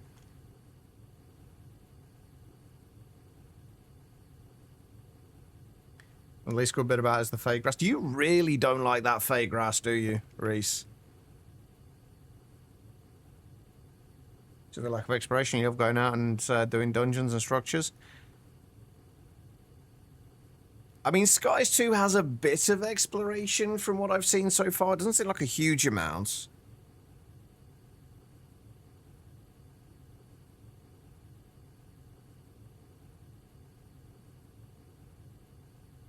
You despise... Oh, are we talking about Ocean Block 2? You despise Ocean Block...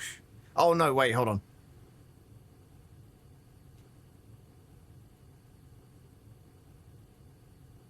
But yeah, Booley is, he knows his way around, ocean-based packs.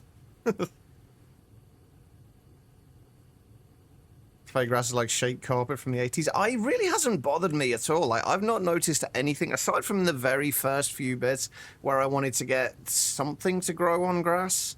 Can't remember what it was. It hasn't bothered me yet. Admittedly, we're only on day, like, I guess kind of 2.5-ish. But... yeah, it's not really bothered me massively so far. Maybe that annoyance will come as time goes on. Ah, that's oh fuck. That's fucking annoying.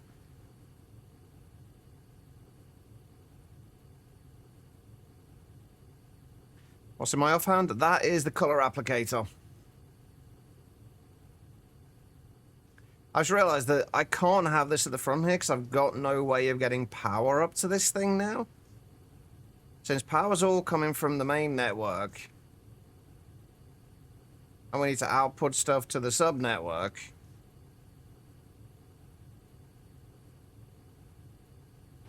Oh, I guess no, it's not going to be that bad, is it? Hold on. Might not be too bad. Because we do still need to get power coming up here to go into there as well. So if we bought this up here... oh, but I can't do that either, can I? Because we still need the input bus here.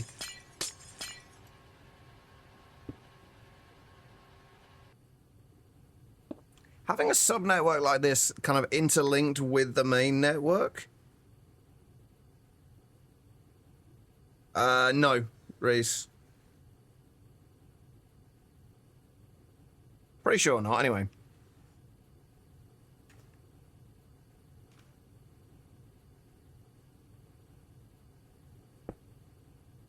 Oh, one way to tell.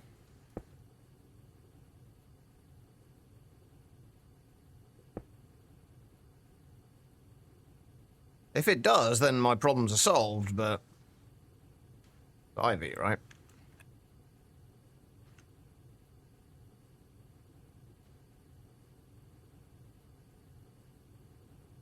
Yeah, unlinked.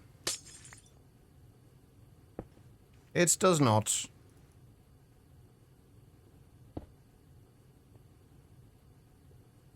we get power into there. Then we need the input bus on here.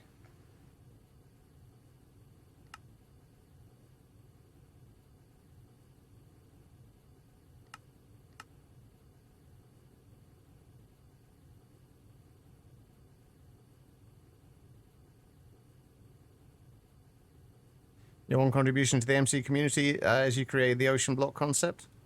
That's a good point, actually. You did, didn't you?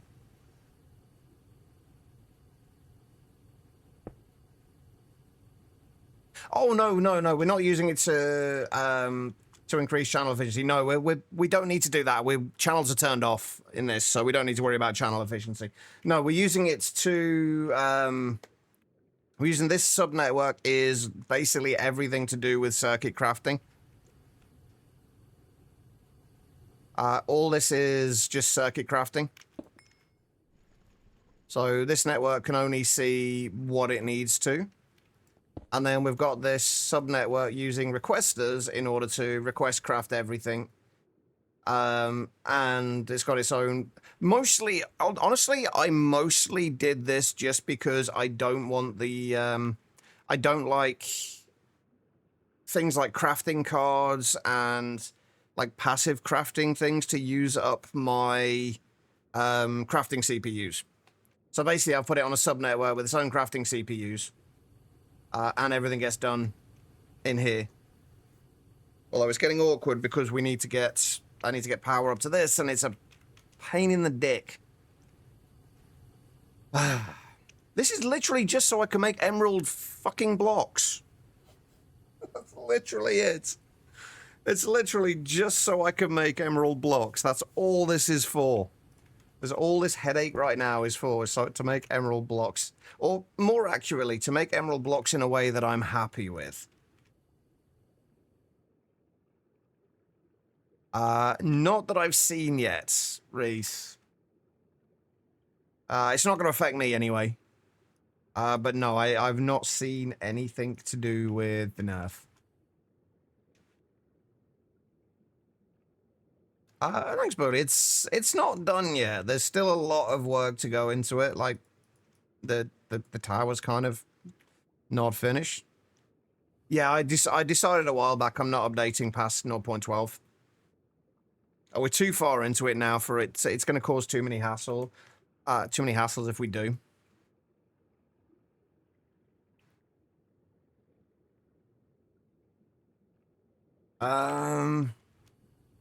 What is my biggest headache with all the circuit crafting?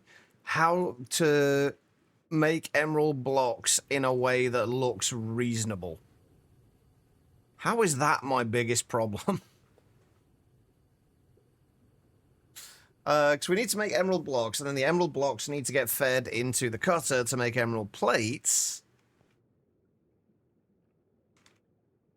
Speaking of which, we're going to need a couple of 1K drives. Well, that's the thing, though. I'd like it to be I'd like it to be visible, which is why I wanted to put it on top of here.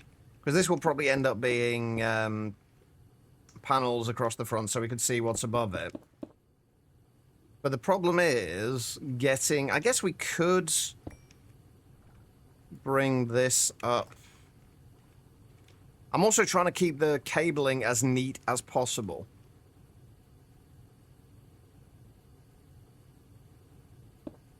Because I do very much subscribe to the whole tidy house, tidy mind kind of thing. And if my cabling is a complete and utter train wreck, it stresses me out. But we could do that.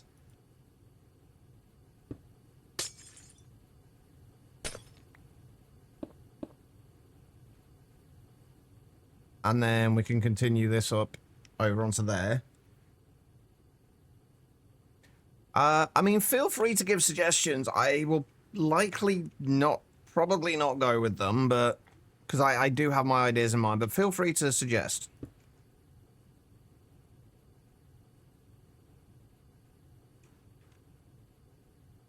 It may be that you end up giving me an idea for something that I hadn't thought of.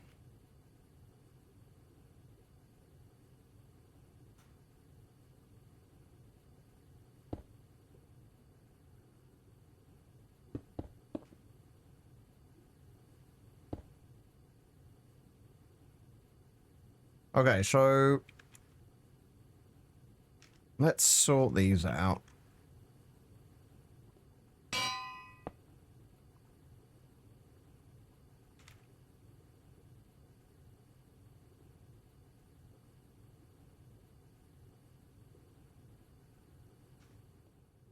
If only there was a nice, easy way to make the emerald plates just from emeralds themselves and we didn't have to compact the fucking things down into blocks first.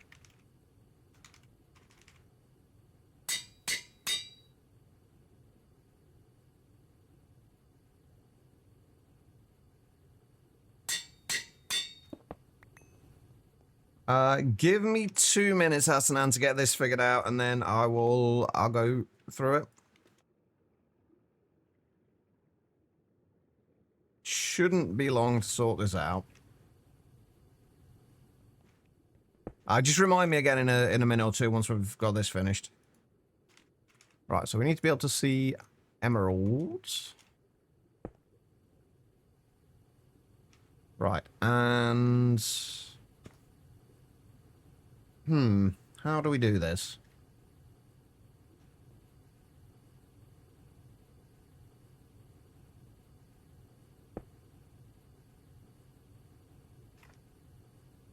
Grab an emitter. And interface.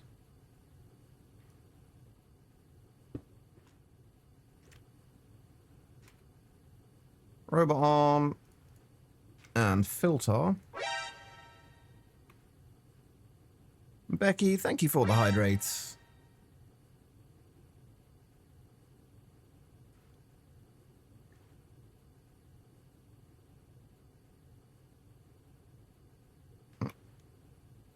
Alright, so... if we keep exactly 9 emeralds at any given time.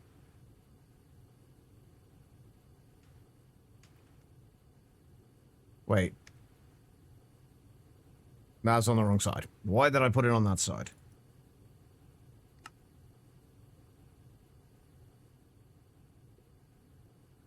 Needs to be on that side. Right, so I'll import those. Then it needs to push out on that side. Oh, hang on, we've already done the, we've already linked that. And then we need to shut this off when we have... let's just keep...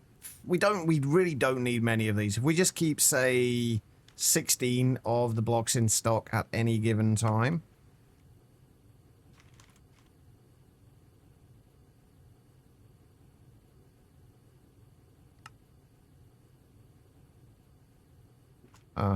Alright, and then we just need to give you emeralds.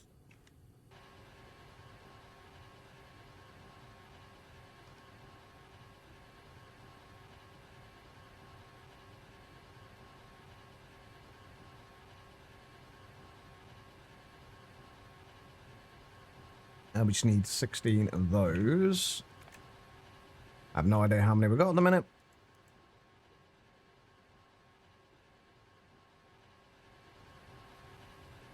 Probably should have set that to a lower amount first just to test this. And thank you for the posture check as well, Becky.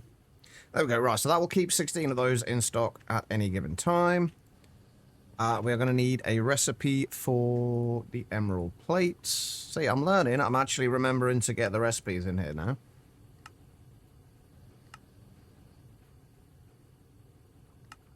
I'll turn that off. No, that doesn't go there. And then we want to keep how many of these in stock? Again, not many. If we just keep 128 in stock and do them in 32s again.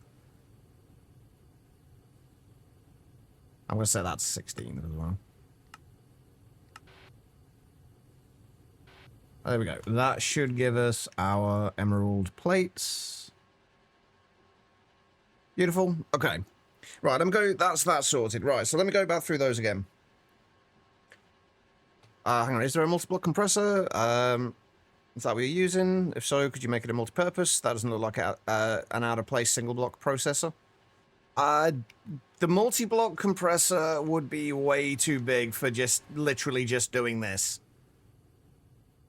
So probably not the best idea, but that will work, and we can like work the design into the actual kind of design of the wall here as well, which should be kind of very much doable. Right, can I start tracking? Have you made the settings for the partition storage on the storage buses? I will show you when I go to the right floor. Basically, I've got it set up. So I've got it separated to fluid and item storage. And then I've just got the various storage cells in there to say like these are all the item ones or all the fluid ones. You do need a fuzzy card in there as well, though. Otherwise, it will try and look for this specific thing. And if it's renamed or anything like that, it won't actually store in there. So the fuzzy card is very much needed. Is that good enough? Is that good, Asanan? Has that shown you what you need? We shouldn't need any future-proofing for that, Reese. The only future-proofing we might need is just upgrading that one multi-block, or that one single-block machine to a higher tier. That's the only thing we might need to do. Hopefully, anyway. But hopefully that shows you what you needed, and for the fluid ones, it's basically just the same, just all the various fluid cells with a fuzzy card.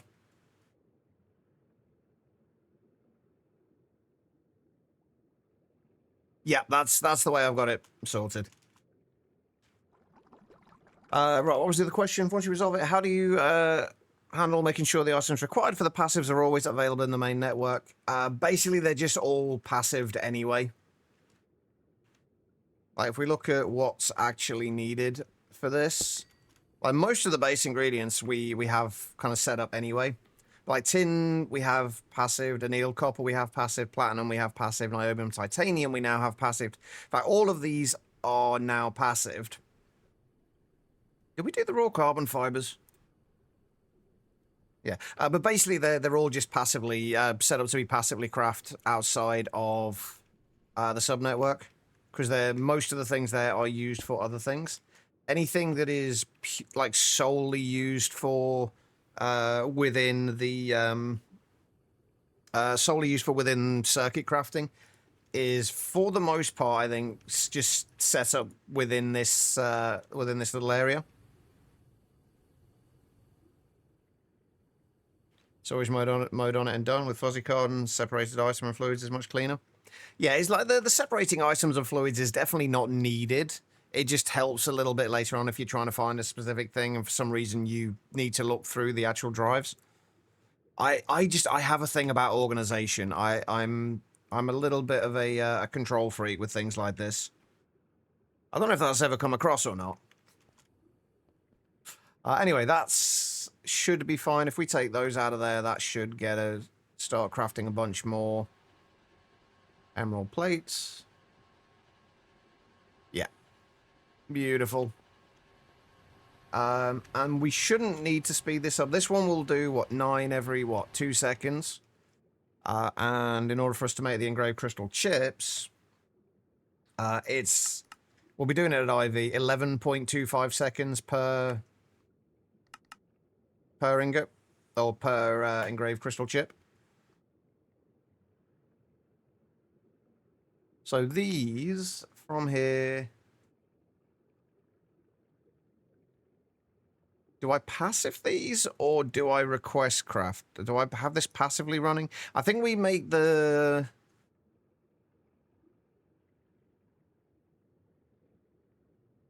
I don't know. I think we have it passively running. at least for these, and then we stop it at a certain point when we have enough of them. All right, so we need to store those, and we need to store probably the crystal CPUs as well. We've already gone there. Do I need the crystal CPUs for anything else? Yes, the wetware processor. So we do need to store the crystal CPUs as well, not just turn them all into SOCs. Okay. In fact, I think the SOCs will just have request craftable, and we'll just store... not request craftable. We'll figure it out. It should be relatively easy to do.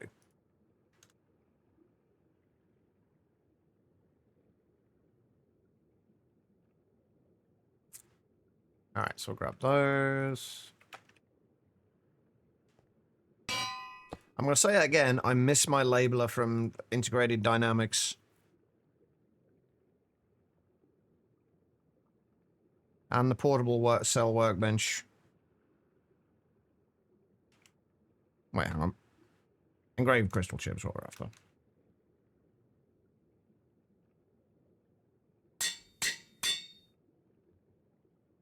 And then crystal CPUs.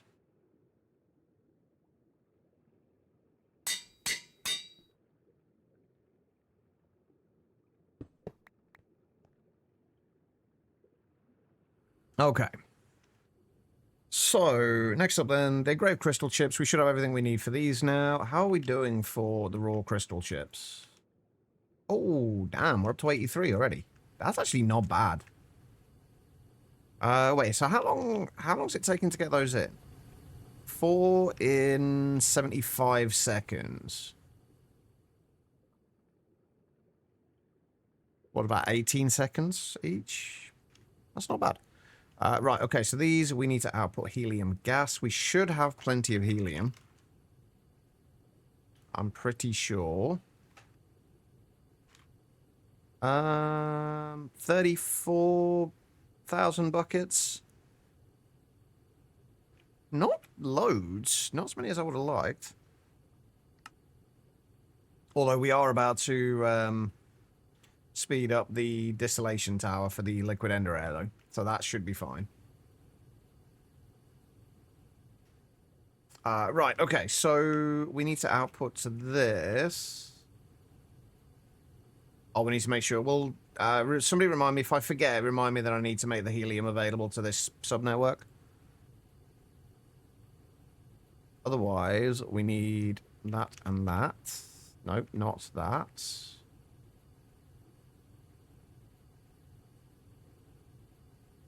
Emerald plates.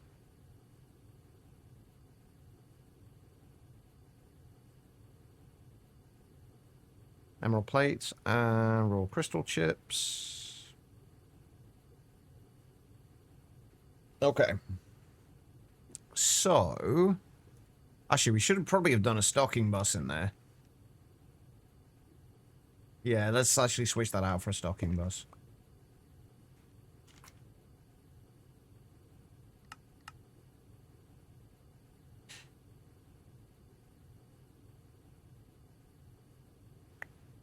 And then, once we've got this done...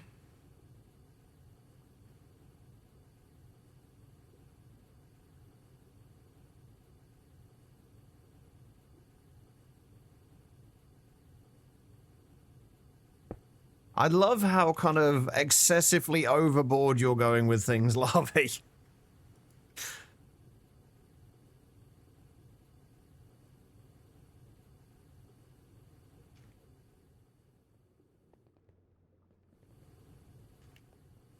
Alright.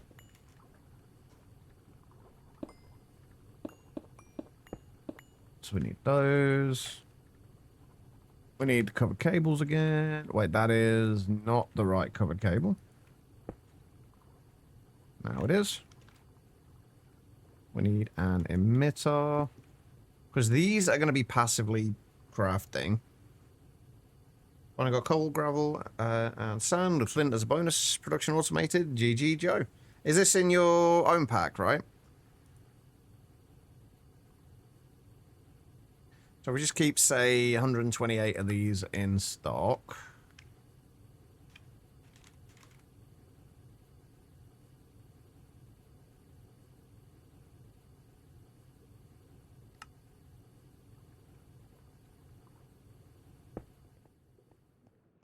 Right, and then we just need to get helium available in here. And that should turn on.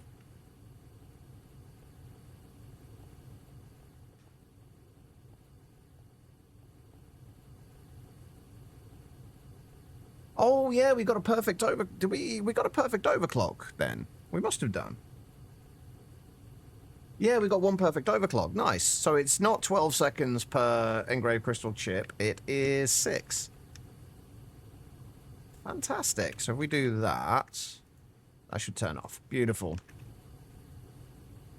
The imperfect overclocks will give you a 2 times speed boost for 4 times the power usage, whereas a perfect overclock will give you 4 times a 4 times speed boost for 4 times the power usage. So you're not like using up any more power. This is why it always confuses me why so many people just insist on upgrading everything to the maximum power tier they can. Because it just wastes so much power.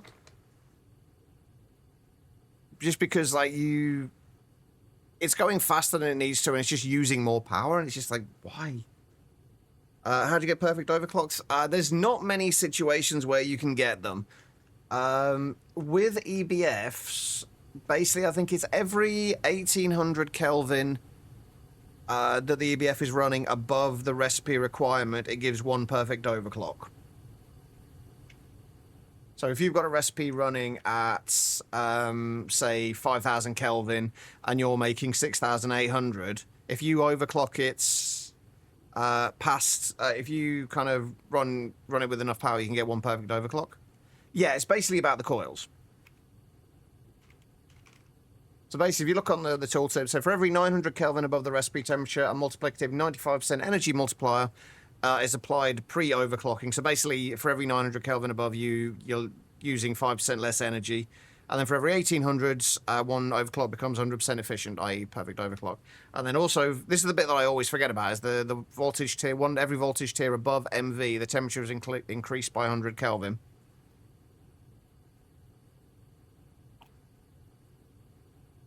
Yeah, that's why using the best coils you can is generally a good idea, especially on request crafting ones.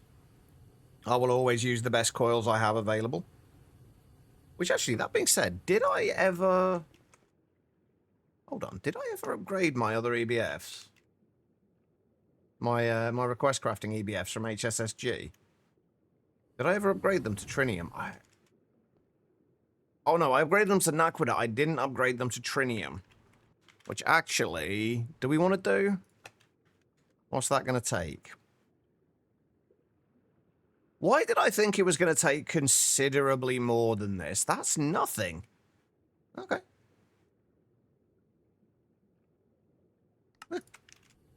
That reminded me. Thank you for reminding me of that, Aslan. I had completely forgotten about it. Anyway, right. That should be the engraved crystal chips there. Right. I think for the crystal CPUs, we will make these... we will do a recipe for these and have them on the requester.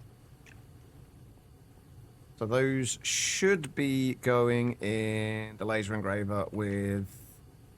in there, right? Yeah, okay.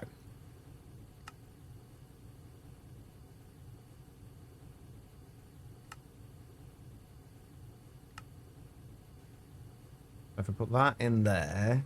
did I do the storage for that? I did, right? Yeah. So we want to make these... Let's turn that off for a second. We want to keep... I don't know, 128 of these in stock as well. And do them in stack sizes of 16. That should start crafting those. There it is. Wow, that is fucking hard to see. What the hell?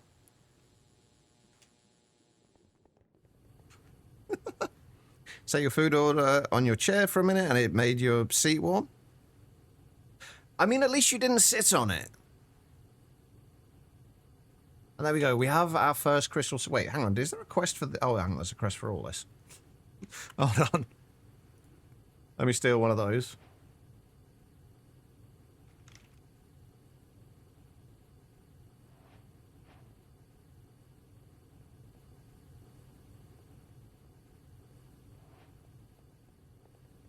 To be fair, I think the only thing that would start eating it would be Ruby. Although, by the sounds of it, that would be very possible. But I think I'm going to stick that to 128 for now. Sorry, to 64 for now.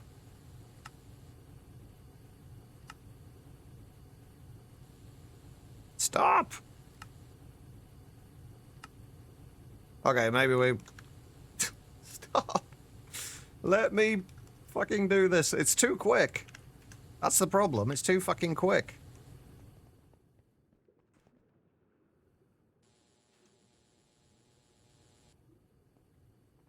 Alright, there we go.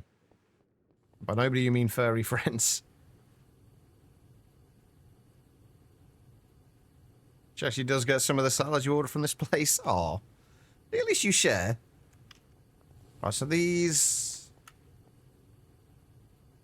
We're probably going to have more of these. But where are these going? Is that gonna...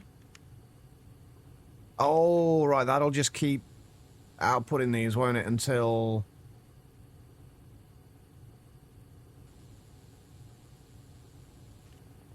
Hold on, let me cancel that.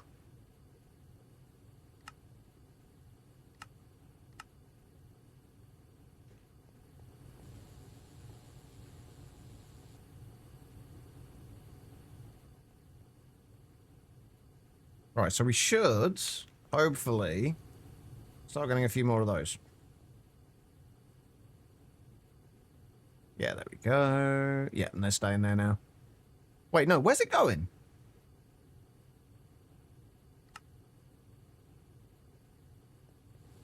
Oh shit, it never fucking... It never took the, I hate these things sometimes. I really do. Right. Are you going to store that? Yeah, okay. So you should stop crafting after this one. Okay, I think we're good for now. All right.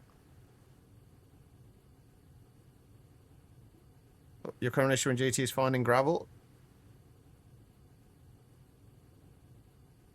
Yeah, you should be able to find plenty of it. Like Anarchy said, just look for water. Or just dig around underground. Or the best bet, my best way of finding gravel, don't look for it. Just go out, mine, and hope you don't find gravel, and then you'll find shitloads of it everywhere, and it will piss you right the hell off. Anyway. Crystal SOCs.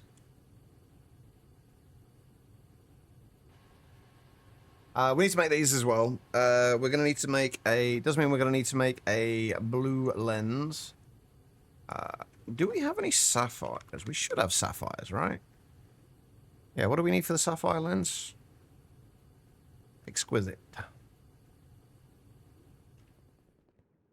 Wait, that goes in the lathe, right? Hold on. Yeah.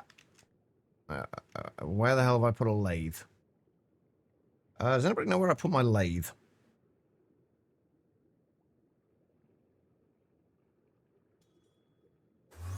Down here. Was that the lathe? That is the lathe.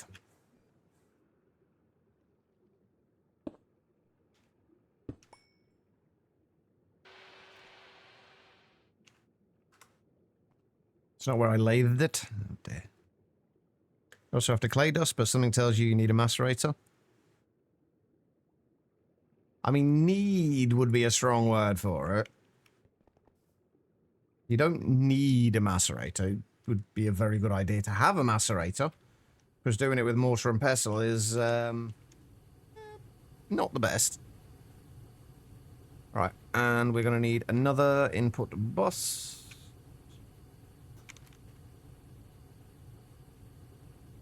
An LV one will do.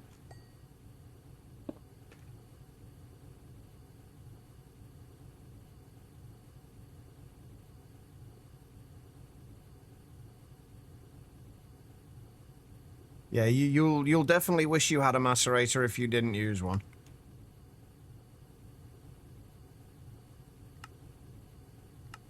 What am I doing? Use cross chats. Okay. Pattern provider. Oh shit.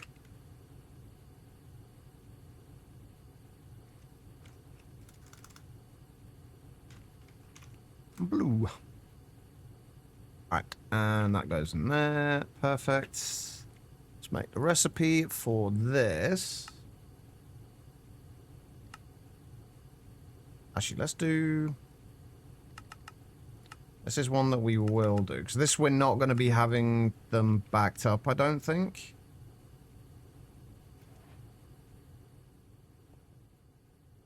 Hey, there's our trinium coils. How are we doing for europium now? We're still doing alright? Yeah, we're doing fine.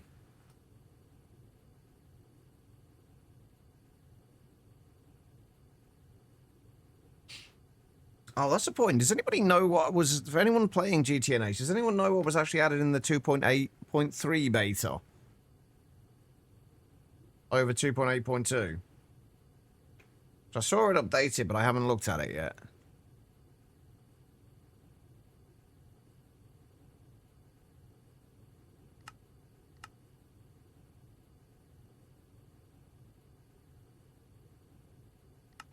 Right, that should be everything. We're not going to store quite as many of these for the time being. You want to go in there. We're going to need another one of these soon, aren't we? So if we keep, say, just 64 of these in stock for the time being...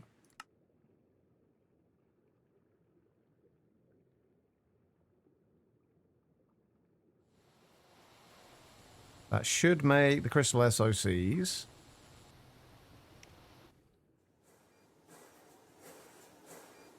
And then those. I did make storage for these, right?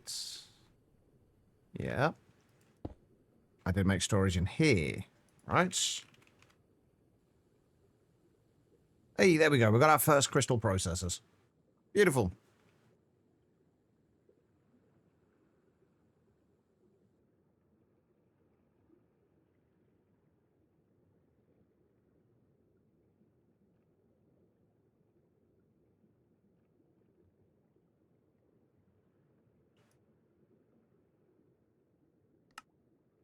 Grab that. Grab that. Oh, hold on. I'll grab one of those.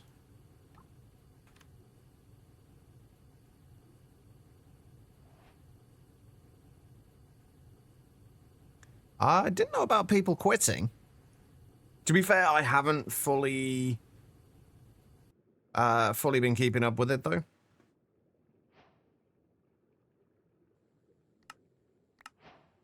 There we go. And... Oh, if I can make one of those... Oh, that's not going to have anywhere to go, is it?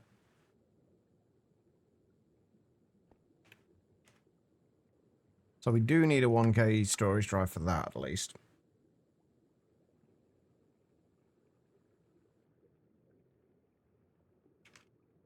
Oh, wait, don't need the destruction card, do I? Not for this.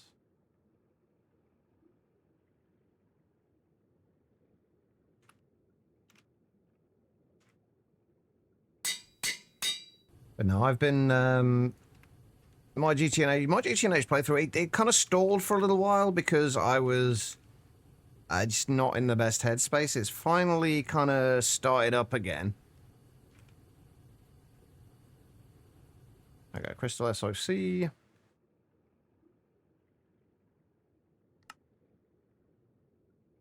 Oh, I didn't actually need the crystal SOC stored at all. Well done, Chach. I'll start another 16 of those crafting. But there we go. We have stuff and things. You see just play it, then you get competitive. That would be me as well. But I've decided with this playthrough, I'm going to essentially treat this as a kind of a forever world. I'm not going to rush it. I'm going to do things at my own pace. If I just feel like pottering around doing basically nothing, looking at crops and waiting for them to crossbreed, I'll do that. So I'm not going to worry too much about like trying to progress quickly, because it doesn't matter. Like I'm going to be here for a long time playing it, so it's not going to matter if I progress quickly or I don't. I'm just going to enjoy my time doing it.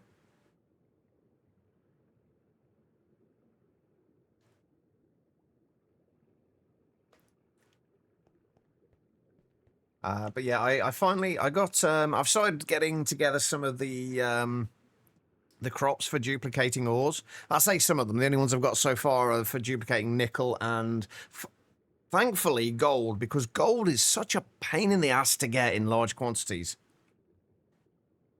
Gold is a real pain in the ass to get in large quantities. Hey, I got another trophy. You know what? Let's go and grab all the other trophies and let's put them somewhere else. Well, there isn't a gold vein. The only gold veins you'll find are finding gold as, well, at least in the overworld, you are finding gold as part of a vanadium magnetite vein. It's all right. We've got ULV. Wow. Well done, Chach. We got LV, RPHV. We got MV, HV, IV, EV. There we go. We're getting there.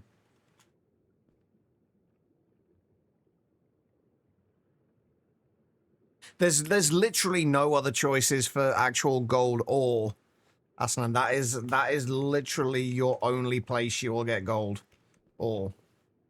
You can get little bits of gold dust from processing other bits and pieces, I think. You can also get it from centrifuging glowstone dust, which is one of the methods I'm planning on using. There's also, and it might be worth doing this, getting this started early for anyone who is playing it and hasn't done it yet. The oreberry, the gold oreberry bushes. Those are not too bad.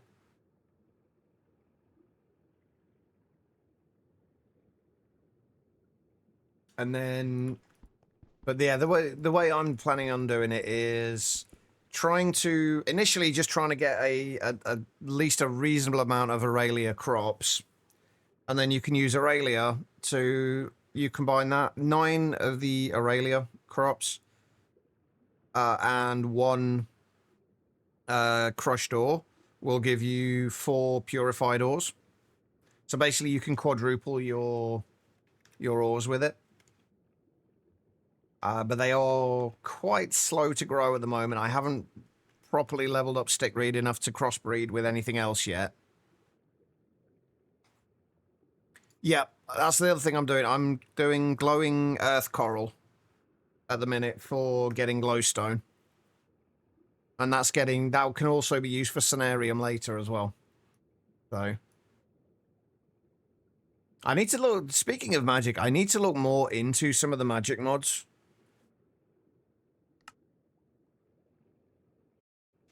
I also need to switch something over before I forget. I really should move this at some point. This is like it's an absolute mess.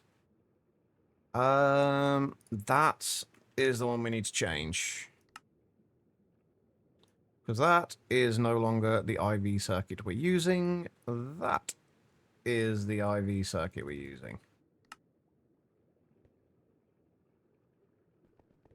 And as a result, we will probably also need to redo the LUV and ZPM circuits that we are currently using as well. So let's get that fixed now. I don't think we're going to... I think we're only going to set things up to passively craft when we've got to the final tier of them. Otherwise, we'll just kind of request craft them.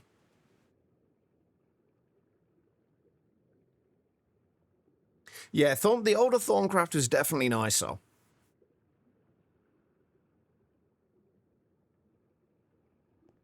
Right, okay, let's go and not go down there. We need to be over the other side. I still need to move these around. Should really do it before. Wait, do I even need these anymore? I don't think I need those anymore. I'm going to leave them there for now anyway. But let's do the other 2 circuits we get from the crystal the crystal chips, or from making the crystal processors.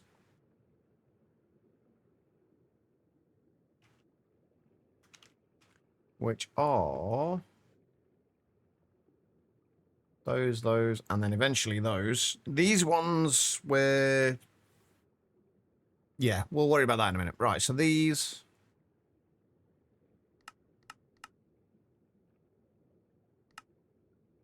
We can't make the complex SMDs yet, I don't think, because we need holmium for it and titanium. So for these ones, we'll do just with the advanced SMDs. So crystal processor assembly. Those are passively crafting now, so we shouldn't need to worry about that. I am going to increase the amount of those we store, though, to 256 as well, I think, since those are like the final tier IV ones. And the crystal processor supercomputers we need to do as well. Ah, shit, we can't do these yet because we need Enderium wire, and I don't have Enderium crafting yet. Fuck. Right, well, we know what we're doing next.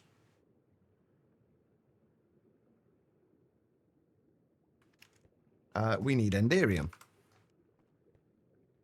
Okay, so... Oh, actually, no. Before we do anything else, let's go and switch these out.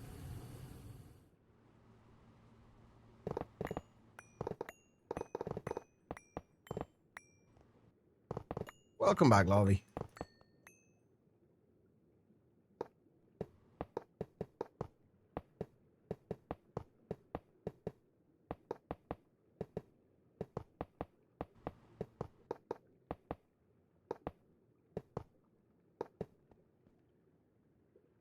Wait, you've got new kittens? When did you get new kittens?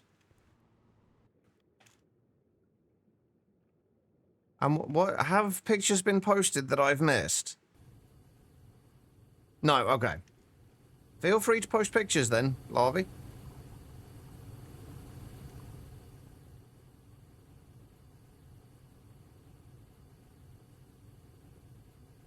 Uh-huh. Okay, I think we are good with that. Right, Enderium. We haven't touched Enderium yet. Where the hell even is Enderium? Yeah, Enderium's there. Right, Enderium. What do we need for Enderium? Lead dust we can do, platinum dust we can do, blue steel we can do, osmium we can do, tantalum not so much, and resonant clathrate shouldn't be too bad.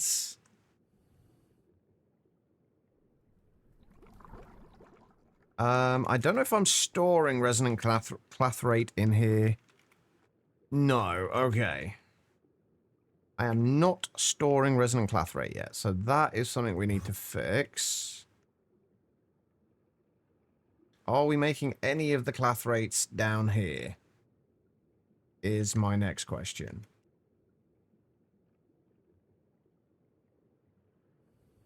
I don't believe we are.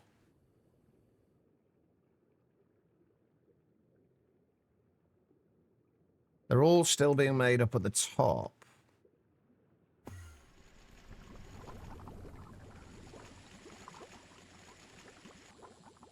Somewhere. Yeah, destabilized cloth rate and energized cloth rate are both being made down up here. I think we're going to move all of this downstairs. So all of the cloth rates can get made in the same place. Which will be probably next to this. I don't think it matters too much. But we'll get these 3 being made. So really all we need from these is an extractor to... a fluid extractor to extract, well, redstone or whatever else. Redstone, glowstone, and ender pearls. So we need an extractor and we need a chemical reactor for each. And again, I think we can just do these at EV. Maybe we go IV for these.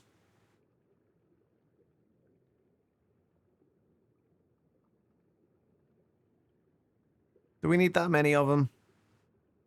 Honestly, no. I don't think we do. Hey, Zodo, do I have an injector? I mean, probably somewhere. Sterile environments will be gone in 0.13. No, I'm like, should you take a break or go on and have to rebuild more or less everything? Wait, sterile environment? Wait, is that in the new Money Mondays? Guitar then. Will be going on much longer? How long is it? Maybe about half hour, 45 minutes or so, quiet. However, probably until we've got the Enderium sorted.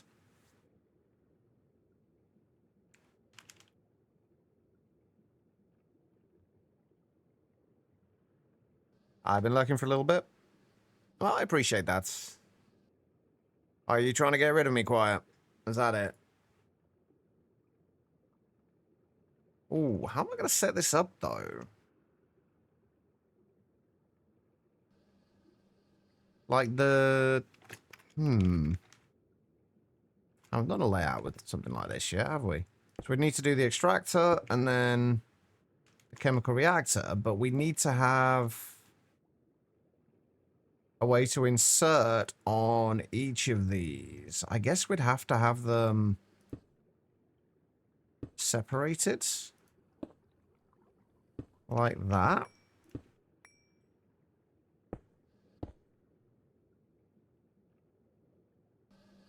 Just need to know when to start dinner. Fair enough. Because we need to shut these off. But we need to shut them off when... Oh, this is actually kind of awkward.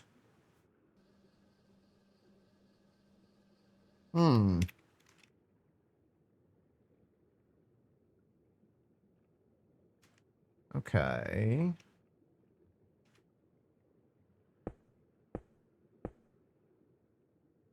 Because normally we'd have the emitter on this side to shut this off, but we kind of need to shut both of them off when we have enough of whatever we're making in there.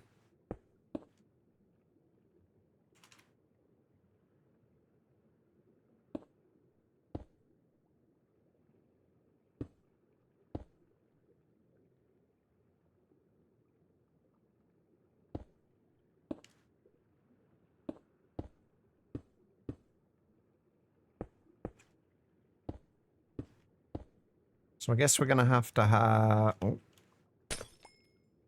the emitters to shut this off somewhere else. I'm kind of surprised they're getting rid of sterile environments, though. I'm assuming that means they're getting rid of, like, sterile clean rooms.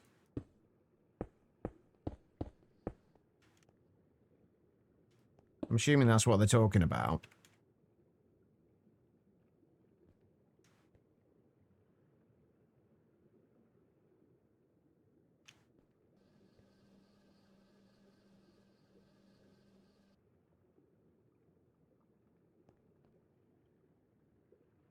Actually, we probably will only need an emitter on the one of these.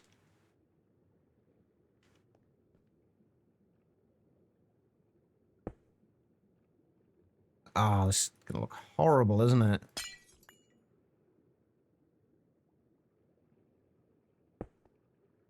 What? Is anybody else this kind of bothered about making sure stuff doesn't... Oh, wait, hang on. I don't even need that there at all. Like making sure stuff doesn't look awful when you do it? Or is this just me? Like, I'll use like a ton of cable anchors to... Oh, no, I can't do that because I still need... We need to get the peer-to-peers on the back for power, don't we? Because no more sterile clean room? Interesting. I mean, I'm all good with that. Sterile clean rooms are a pain in the ass, but still surprising. Cool. Right, so we do that, and then we'll put the emitter on the top. I want the emitter somewhere at the front so we can at least see it. Also, we've been using like a ton of power, like energy, like power peer-to-peers, like mostly as a test to see at what point we start getting lag with them. And so far, we're still only at 14 milliseconds per tick. It honestly like baffles me just how well optimized GregTech is. Like with everything we've got going on in this world now, we're still only running at 14 milliseconds per tick.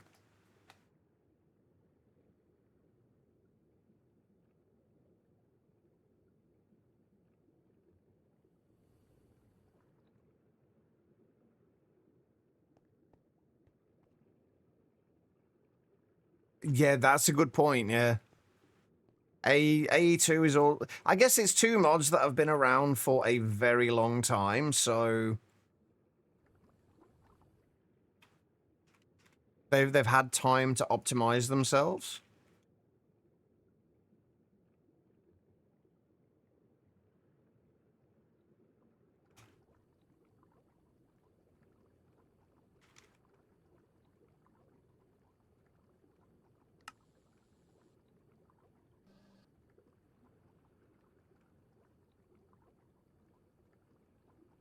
We need filters. I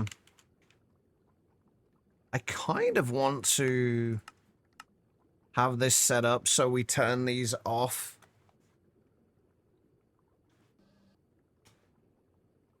when there is enough fluid in here.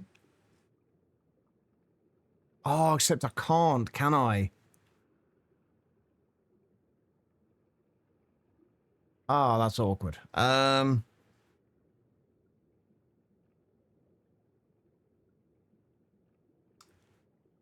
Basically, I want these to shut. I don't want these to like fill up with like redstone or like redstone dust or anything like that. I want these to shut off when there is too much in there.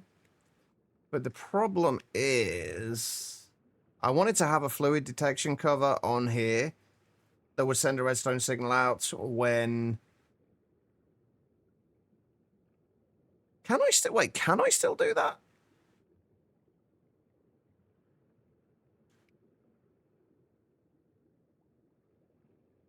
Basically, yeah. Basically, I want to send this to send a redstone signal out. Wait. Why have I put a robot arm on there? Did I do that on both sides? On all of these? No, just that one. Right, yeah, so if we put a fluid detection cover on there, we set it to check for... So if it's got 250 millibuckets in there, emit a redstone signal. Then if there's 250 millibuckets in there, basically shut this off and stop it running. So we don't overproduce things and store like 32 buckets worth of liquid redstone in there when we don't need it.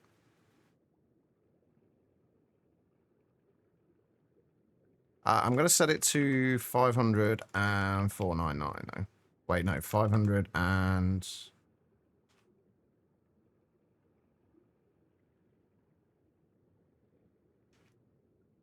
that. Again, this is just one of those things where I get very anal about kind of optimizing things. And then we need these on here to shut off when there is enough things. Okay.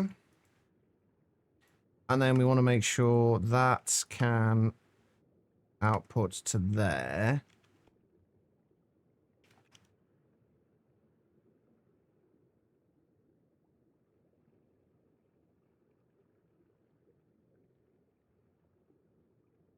Yeah, there we go. So when that's got, well, apparently 720 millibuckets in there, that will shut off and stop that producing more, just so it doesn't produce it when it doesn't need to.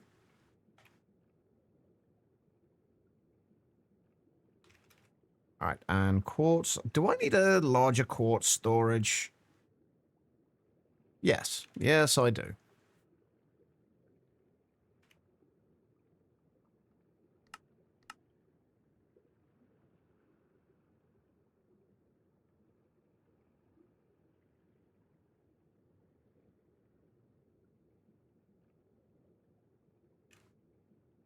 And right. Actually, let's not bother with that, which we've got to go back to terminal anyway.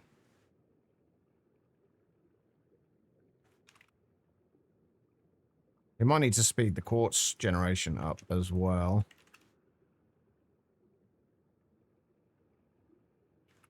It's just what, nether quartz was the actual name of it? Yeah.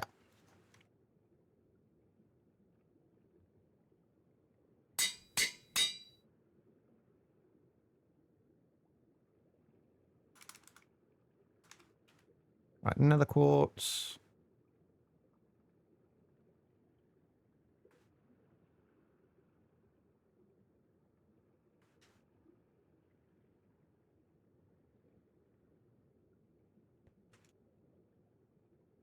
And... nope, it needs to be at the top. Nope, not that far up at the top. In the middle. There we go. That's better. I think this is our quartz production. Yeah, so if we've got 64k, if we just set that to 500,000, hopefully we'll be producing enough.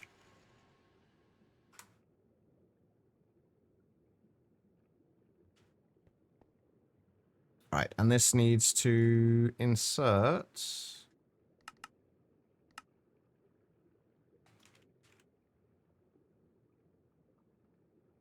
Oh, I see. Running away, eh? You yellow bastard! Body sleepy, you can have a nap. Alright, no worries, quiet. Rest well.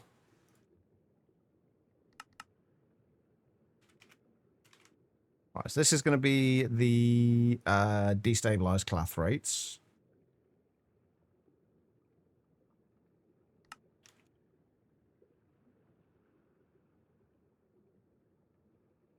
Oh, shit. How are we even doing for redstone now, anyway? 440k. Yeah. Not too bad. Alright, and then this needs quartz, and we also need to output that on that side, and we need an emitter, or 3. Or there, there, and there.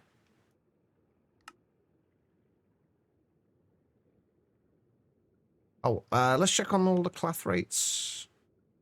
Storage-wise. I think 4K ones should be enough for these. 4Ks will get us... what, 30,000? 32,000?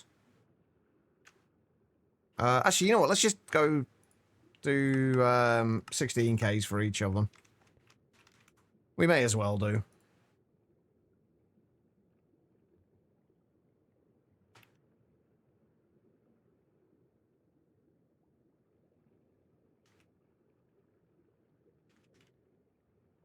We are going to need these. I'm guessing we need these for some of the later stuff as well.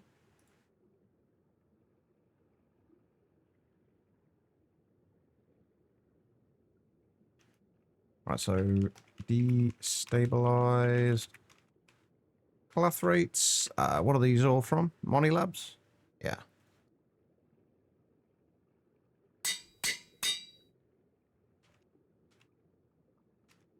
Resonant clathrates. Wait, no, that was energized clathrate. That was a resonant clathrate.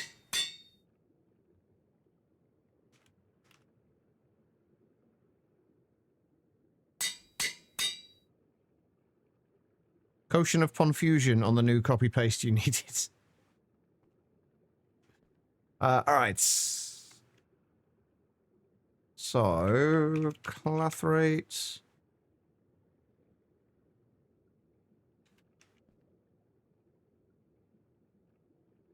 There we go. Right, so that is that sorted.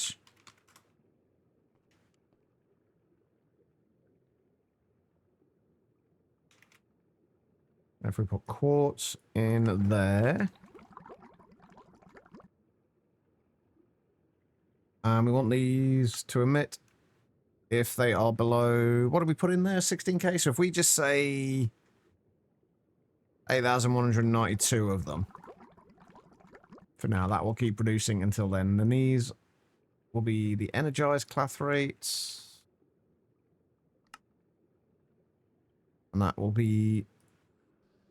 Oh, the resonant clathrates.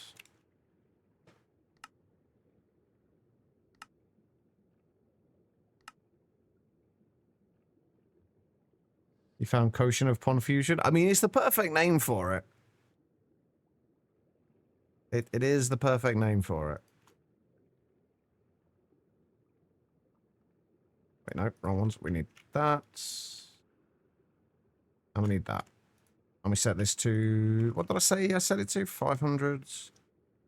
And 1 and 500. Same on this.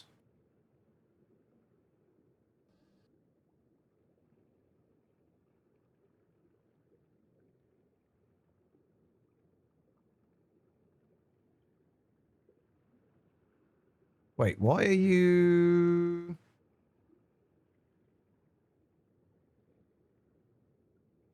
Why are you emitting a redstone signal?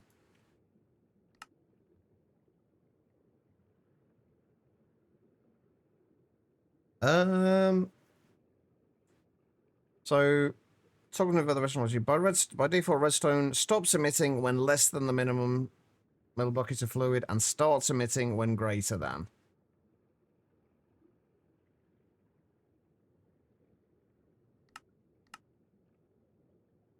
I will never understand these fluid emitters.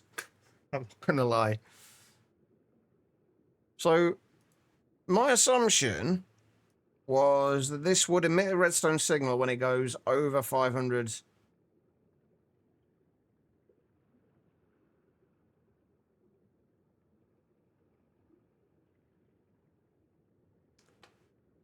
Why can I never quite get this right? So, right, by default, the redstone stops emitting when less than the minimum and starts emitting when greater than the minimum.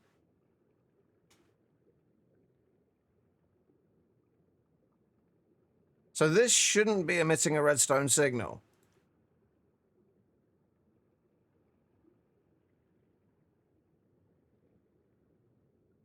This isn't even applied in Egyptian. This is Greg Tech.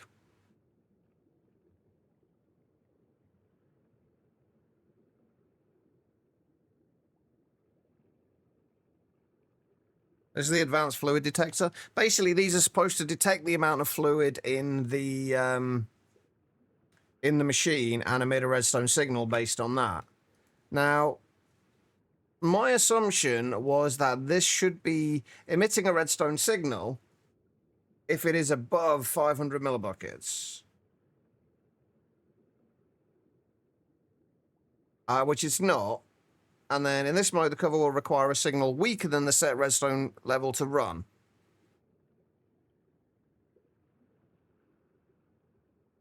So this should be running. Only it's not. Oh, it's because I toggled it manually at some point. That screwed me up so many times. Although, no, it's still done the same thing. Like, it's... Oh, what the fuck? So it's only that... I don't know what the maximum fluids...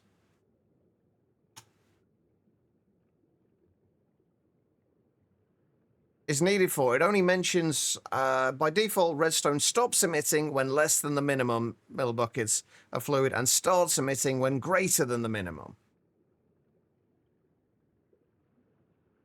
It shouldn't be.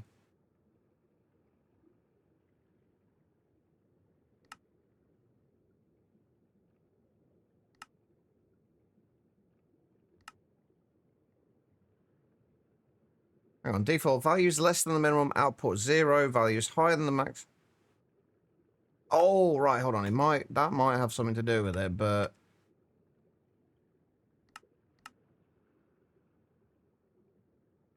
Nope. Just the one fluid? What have you noticed, Larvae? Some of the GT covers are very weird.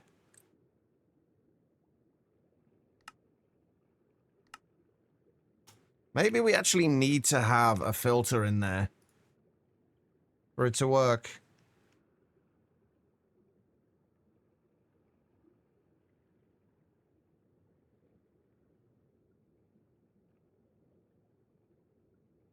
How much do they actually transfer, Larvae?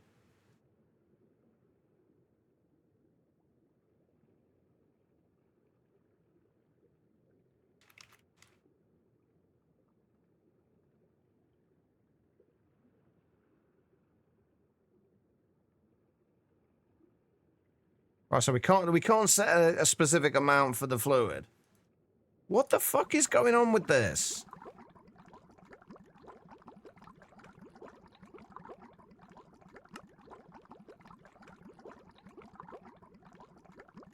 It's detecting the right time to shut off, but it's not turning back on again.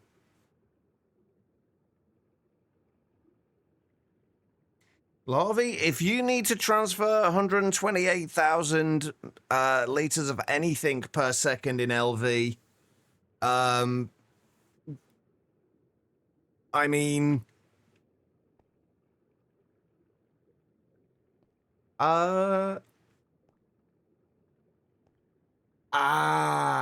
that will be it.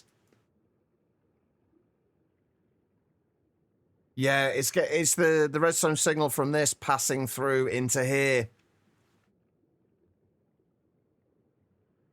Well spotted, Reese.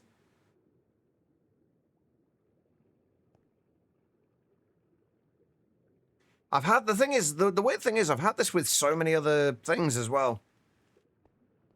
What the shit? So yeah, it's basically this is turning it off. And I've not really got an easy way of dealing with that because...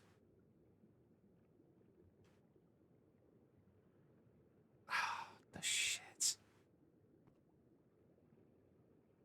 I wish you could set these to output a weak signal rather than a strong signal. I mean, we could get around this by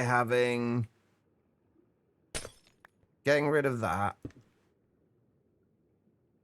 And then having to use a laser node here.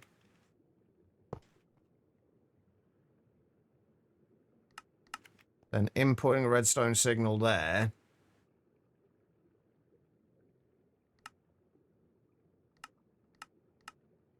And outputting it as a strong signal there.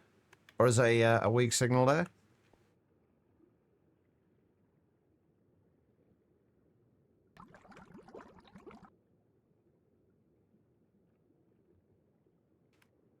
Still doing weird shit. Okay.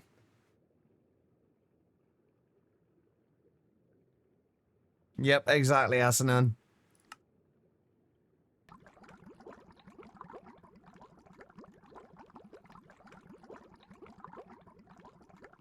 There we go. It's a bit of an awkward way to do it. Now, the filter, I don't think the filter's just telling it what fluid to read, so that won't make a difference. Not inverting, but taking off the, but putting on the continuous, taking off continuous, I think.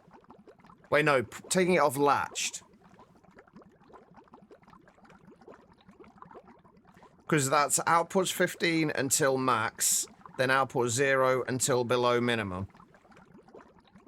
I don't know, it's weird. It's working though. So, yeah, that's the way we're gonna do the rest of this. That's awkward as hell. But it works, so I will consider that a victory. Right, we are gonna need laser nodes. See, laser nodes come in handy for so many things.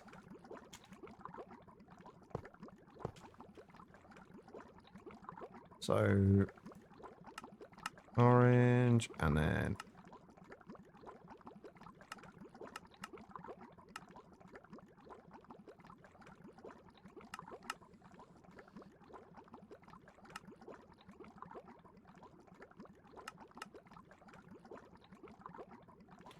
Okay, that should work. Okay, right, so we need to... Hopefully we should just be able to leave this as is. And that should work with this. This was going to be... Hang on, let me grab a few monitors as well before I forget. I'm going to have to call it a day fairly soon. I don't think I'm going to get to actually make the Enderium. Oh no, yeah, we've got plenty. We've still got all of the decoration stuff to do around here, so it'll be easy enough to decorate it. Like, no matter what was there, it would have been relatively easy to do, but it's just annoying that we have to do that in the first place. But yeah, it's hideable. Right, okay, so this needs... Keep exactly...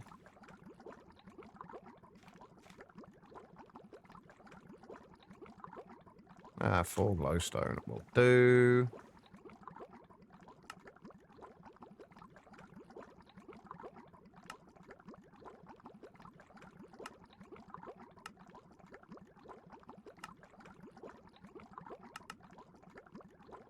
Yep, so that's turned off.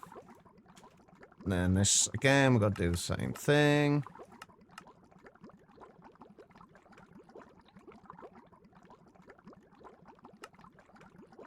Filter that. Oh. Let me set the output first. I'll do it on here as well while I remember.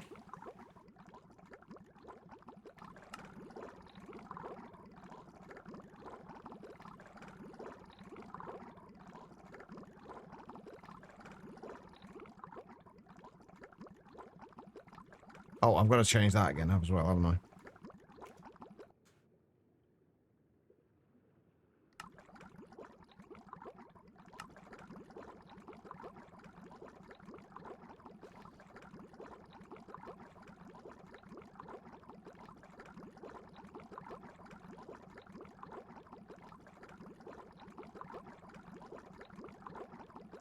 There we go.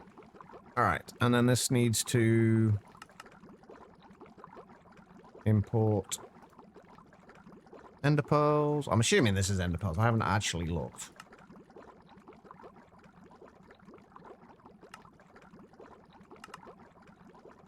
I'll be surprised if it was anything else.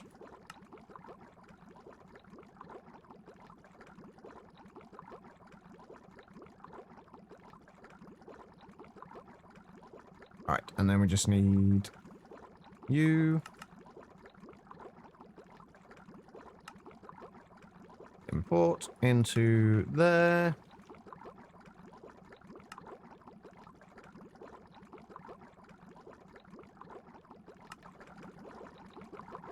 There we go. Right.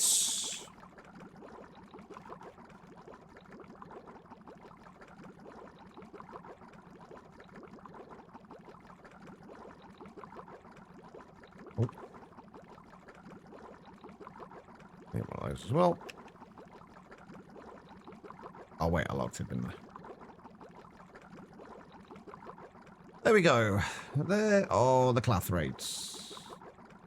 The rest of this junk away. You know what? We might actually get to do this. We actually might get this done. Because I think that was the last thing we actually needed here. Like, Primal Mana's passived, Osmium's passived. Oh, Tantalum. We've got, like, 3,339. We haven't got any Tantalite either. We might need to do something about that.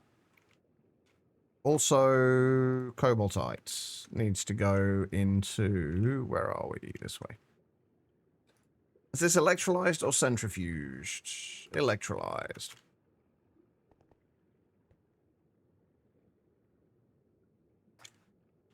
I'll get us some arsenic. Right, Tantalum.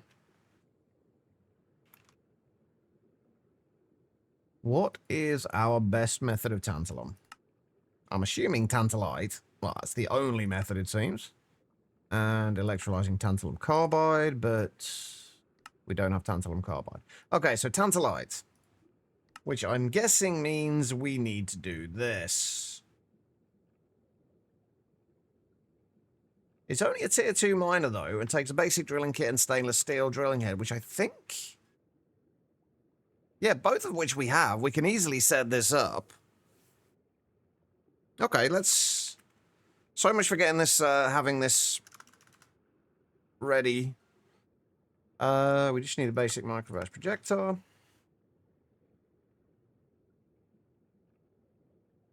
Yeah, you do need a ton of aluminium for it, don't you? Right, so that will go... Shit. Let's do it over this side. That will go there. Let's just make... Yeah, what we're doing. Let's just make another stack of these. Like, is it... Skitolon, is the crash specifically Embedium itself, or is it Embedium combined with other stuff? Right, now my next question. Do I leave this here and make it a pain in the ass to get into these? So I guess we've got shrink, haven't we? So it won't be that bad. Yeah, that's fine. That's fine. And then we need tempered glass.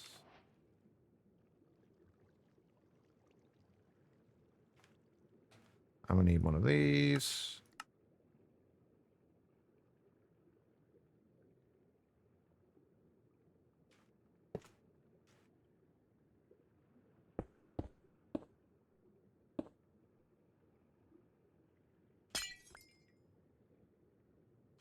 Right, we need a grating.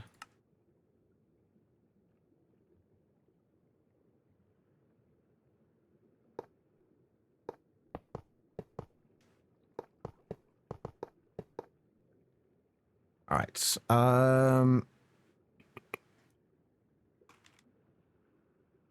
Tantalite. We'll get the pyrolusite as well. What do we get from pyrolusites? Oh, more tantalite. Okay, that's fine. All right. Wait. We need to do that. We do need another micro miner. Tier 2. I haven't got the tier 2 craftable. No. I'm going to have to go and make the recipe for that then. Okay, that's fine. Right, what do we need? EV would be 100 every 120 seconds. I think, honestly, just having it EV would be fine.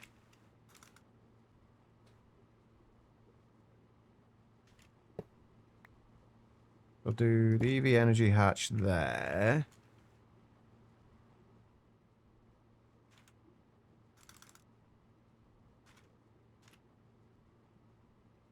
Then we do stocking hatch. This actually might be easier to do with the stocking hatches.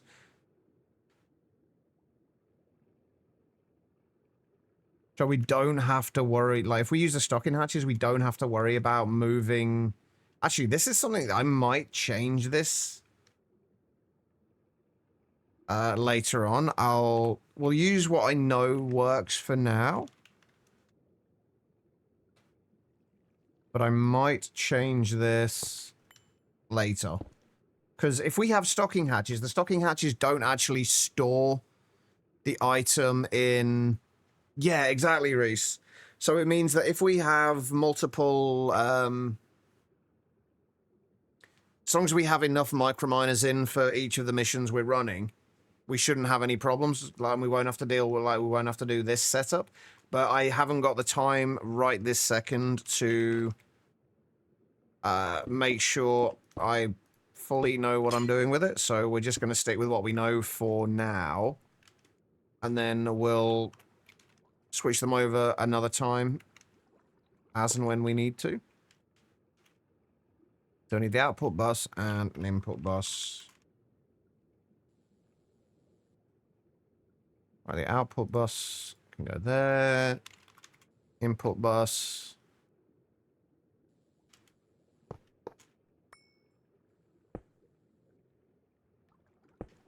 But yeah, I need to go soon because I need to go to the shops. So I need to somewhat hurry this along.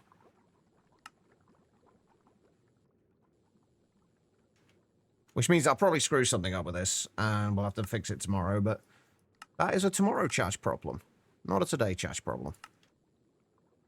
Right, okay, so we want to extract from there.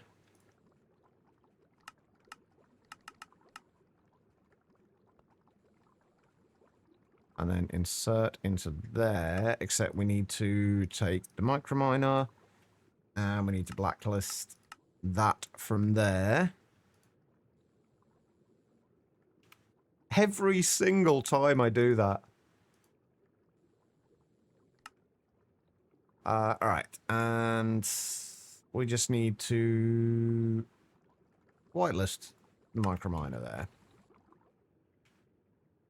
And that should be good. And then we need a... What do I need? Clock.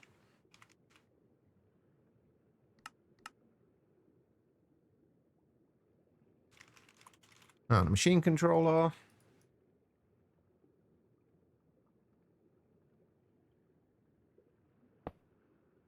I think that points it the right way.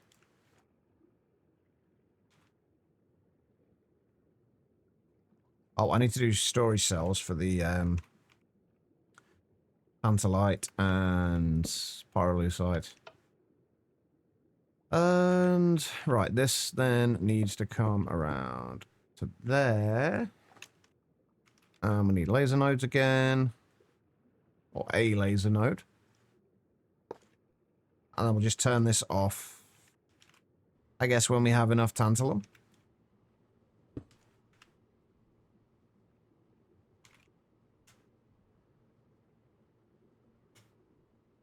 If we just say, I don't know, 8,192 of it for now, I guess. How have I set these up on here? These emit when it's above that.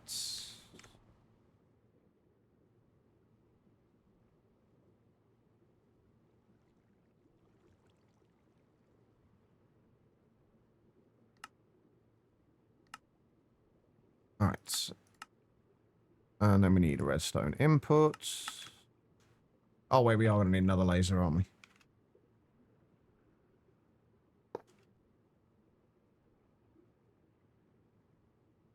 And then that is also a redstone input.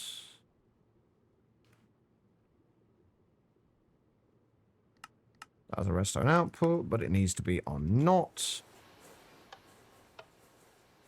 So that'll turn that off. Okay, and then we need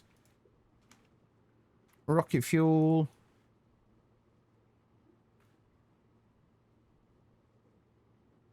Beautiful. And what do we need in here?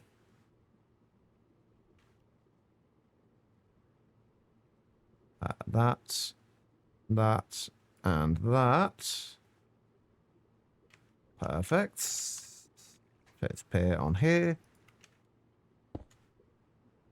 What are we running at? EV? Right, now we just got to go and actually make the microminer. What's the clock? Makes the lever not the same job. The clock is basically so we can, if we don't want it running constantly, which we kind of don't, because if we have all of them running constantly, we get too many ores in to process quickly enough. So I basically slow them down a little bit, so they only run, say, every 5-10 minutes instead. That way it has time to process everything else. It doesn't use up a ton of power. And when we don't need it to. So long as we can get in enough for what we need, there's no point in running it any quicker than that.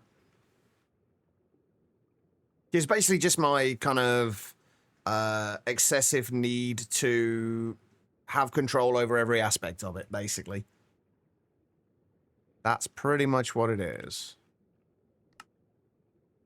I can make these in the higher tier tables as well, right?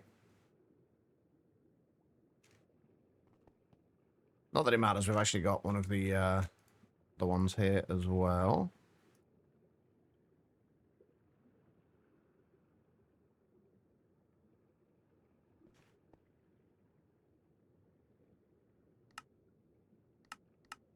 Right, and we want to do you. We should have everything in here.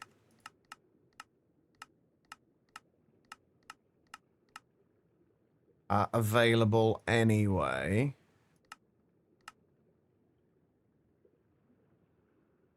That should be everything.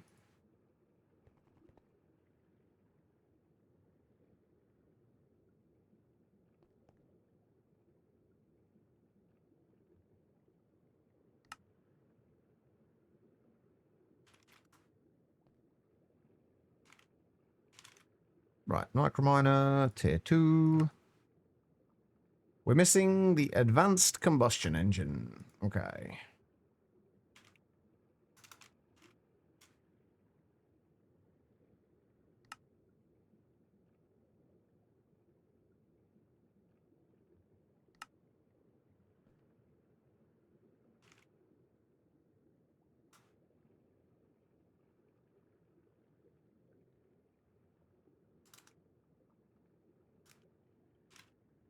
Ah, come on. I'm trying to rush here, so I'm kind of making mistakes. Once we've got this done, though, I'll have to call it there. We'll have to finish off the Enderium tomorrow. I hate leaving stuff half finished, but...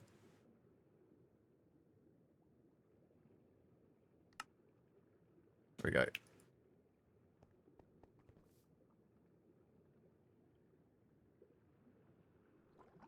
I'm glad it can, even if that helps even a little bit, I'm happy about that. I know I'm somebody who tends to put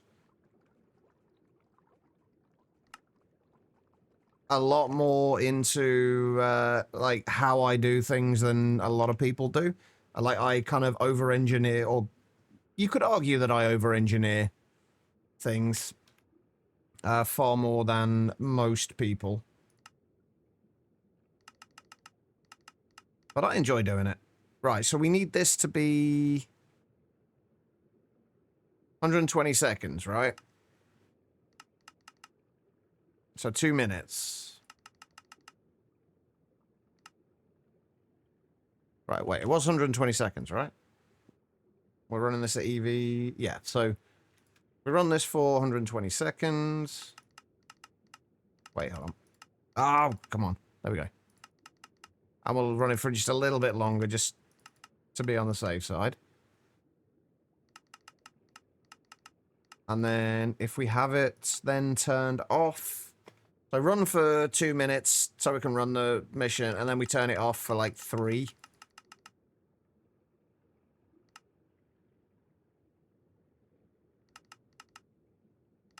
No, maybe a little bit longer than that. Maybe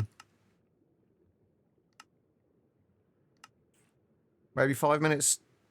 So 5 minutes in between the missions. That should be enough, I think. We turn that off. You should be emitting a redstone signal now, which means you should be running. Why are you not?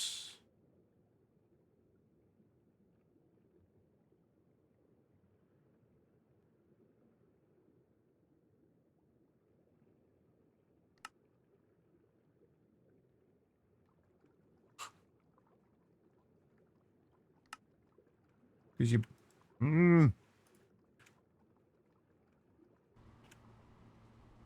Oh, there we go.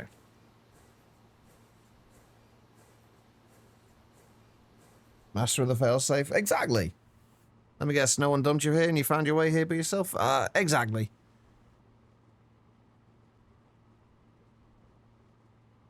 So you've only got yourself to blame, dead man. Oh shit, you know what we haven't done yet? What are we getting from this? Oralusite and Tantalite. I haven't set up storage for these yet.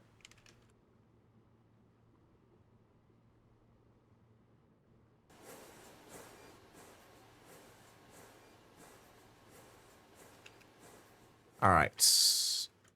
So...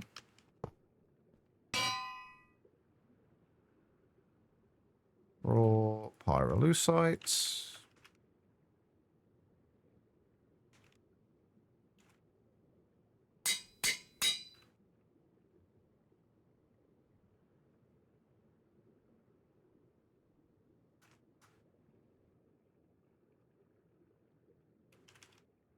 And raw Tantalite. Oh shit, those are in the wrong place. They don't go in there. They go in the subnetwork.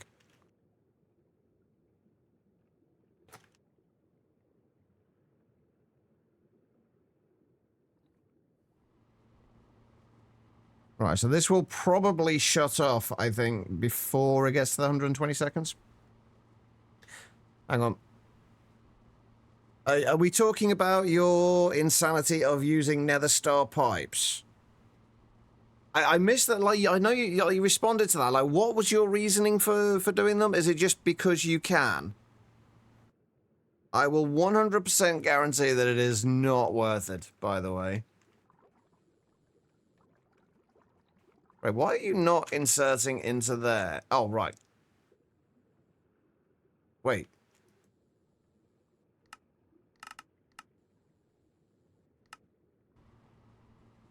There we go.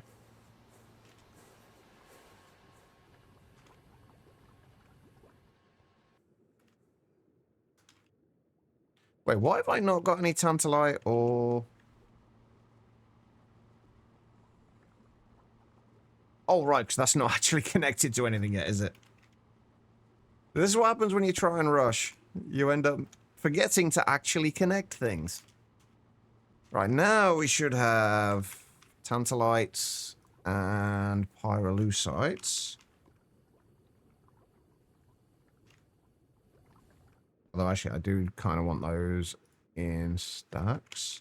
I need to redo this system at some point in the very near future. Because we are running out of space for stuff that we're actually processing.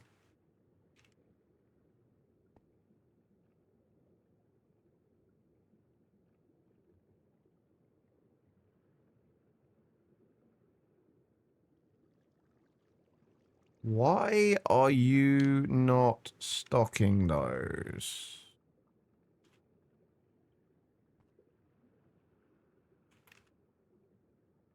And more importantly, why are they not going into here?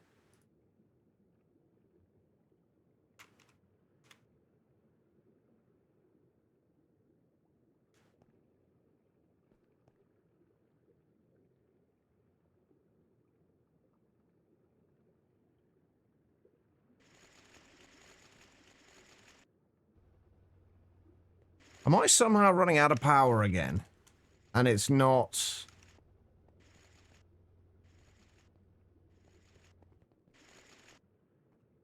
storing these. Forge raw materials and forge crushed ores. They should be stored in here. Oh, wait a minute. That should be on a higher priority.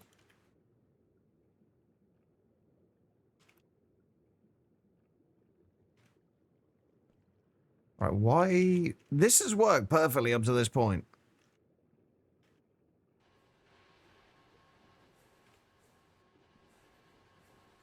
Why are you now not working?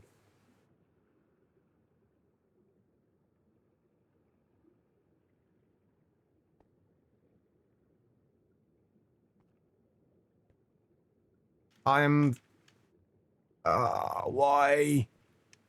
Why are you being a pain in my ass? You should be inserting forge raw materials into here. And you're not. Why?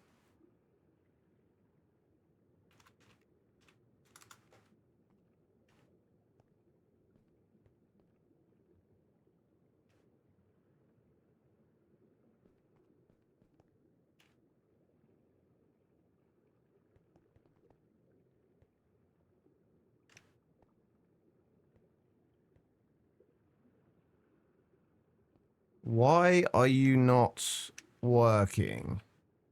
Is this another power issue? Fucking well shouldn't be. Ah, don't do this now. I need to go. No, you got plenty of power stored. I haven't got time for this.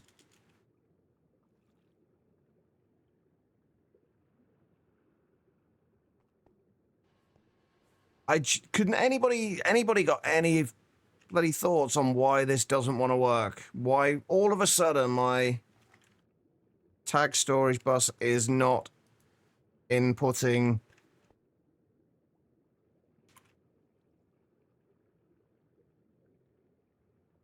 I've got tantalum and tantalite dust in there, in the other storage, but not...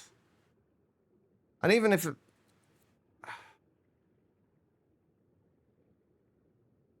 Well, no, it doesn't actively export, no, but when we put stuff into the system, it will automatically put it into here. Or it should do. The only thing I can think is... The only reason it might not... is that somewhere one of my storage cells is not currently filtered.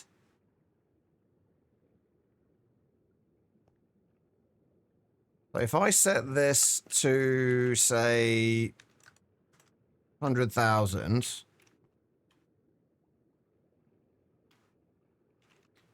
this is a separate passiving system. A separate passive system. Yep. One of my cells is not partitioned properly.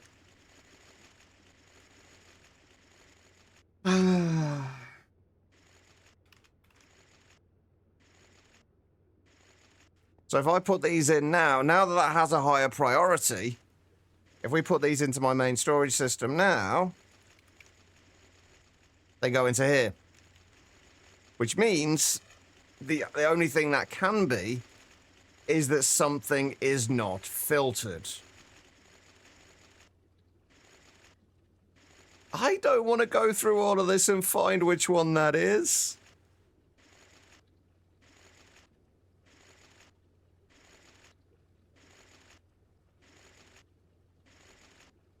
Because that's going to fuck everything up. What were the last ones I put in? What were the last ones I put in the main storage?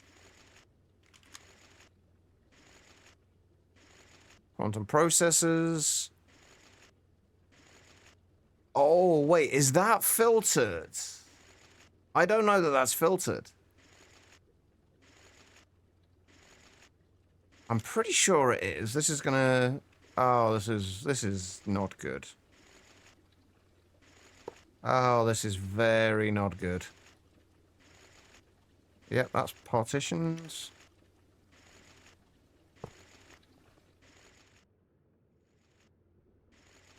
Yeah, it would be nice if you could partition it on filter, or like filter it on partitioned or not.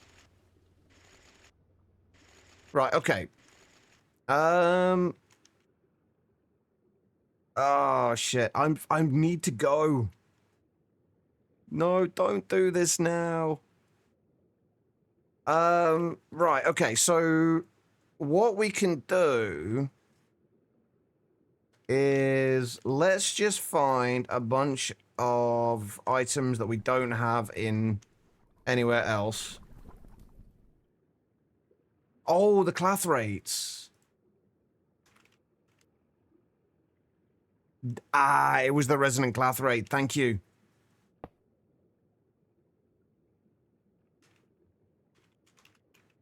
Ah, that's... this means that shit's gonna be going everywhere. Ah, thank you, Notclicks. I'll check the other ones as well, but I think that's the only one. Right, that's got rid of everything else in there. But it does mean that there is a bunch of resonant clathrate just in the ME system somewhere. So let's just do that. There we go. And now that should fix it.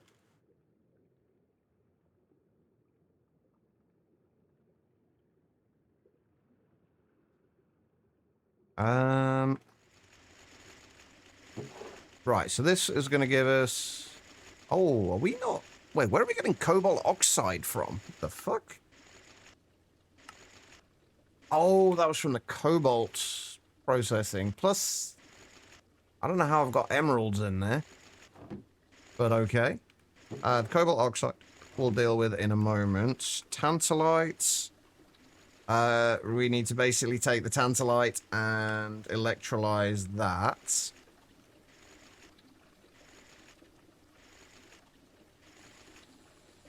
For the tantalum. No, no. Oh, wait. The 5 in the tag.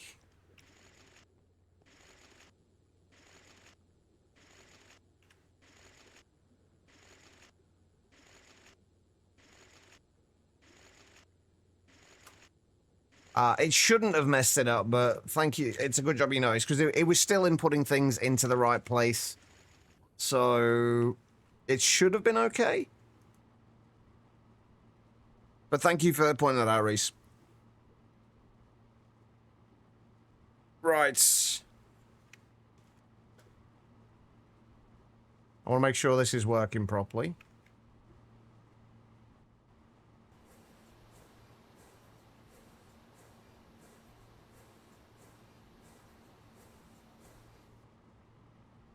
Why is that just constantly...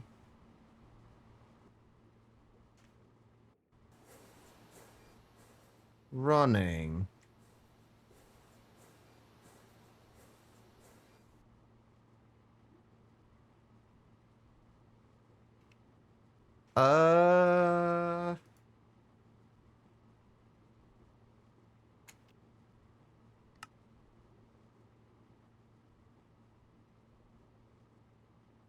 I'm a little confused why that was constantly running. That should have been turned off.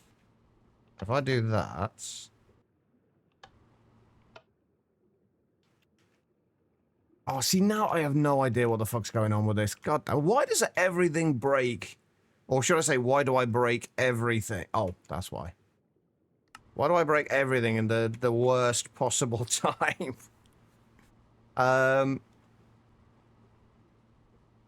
These should have been inverted. That was why. Although, yeah, that should be running now. Okay, that should be fine. I'll double check on this when I get back from the shops, but that should be okay. So that'll be tantalum coming in now. How are we doing for europium? Europium's still going up. One last thing we've got to check before we go is make sure that crystal stuff is still going as needed. It would appear to be. I am going to switch that to 256 as well, though. So that will start crafting a few more of those. Anyway, right. I think that's... Things have gone all right. We've got a decent amount done. We've got most of the circuit stuff sorted. We just need Enderium to be able to do this, so we'll get that passive tomorrow. Everything else should be fine. I'm in two minds about whether to make these, like, the non-final tier of them passive or not. I don't think we will. I think we'll just make those request craftable. It'll take a little bit longer to craft them, but it should be fine. And then we can start looking at making our first UV circuits. We've also got a whole bunch of other stuff we need to look at, like Cryolobus. That's another thing we need to look at, kind of like next, I think. We can also look at upgrading the Blast Chiller. I would very much like one of these, if not more. We might need to make 2 of them just to make it symmetrical. Anyway, that's stuff for tomorrow. For right now, I'm going to go and call it a day. Thank you, everyone, for being here. I do massively appreciate it. Tomorrow should be back at the same time. I'm going to go and see if there's anybody that we can go and raid. I might not be able to stick around for the raid. I do literally need to go. I was supposed to go out before it gets dark because my dad is going to have to drive, and his car is not the safest right now. It's getting fixed tomorrow. Let's go and see Guitar Freak. He is currently playing All the Mods 9. So let's go over and say hello to him. He is a fellow member of the Mob Stream team. He's an awesome guy. It will play some absolutely awesome music as well when we raid. I love the music then. Anyway, I won't be able to join the raid, but please apologize to Guitar Freak for me. If you could, that would be amazing.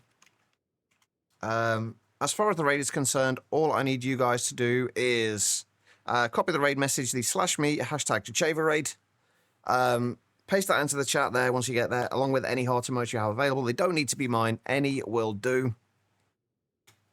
But yeah, have an amazing... Nope, I don't want to raid Engraver Lime. It's always fun finding out what you've still got on your clipboard when you've forgotten to copy the name of the person you're raiding. But have an amazing rest of your day, everyone. Once again, thank you, everyone, for being here. And I will see you all tomorrow. Just take care of yourselves.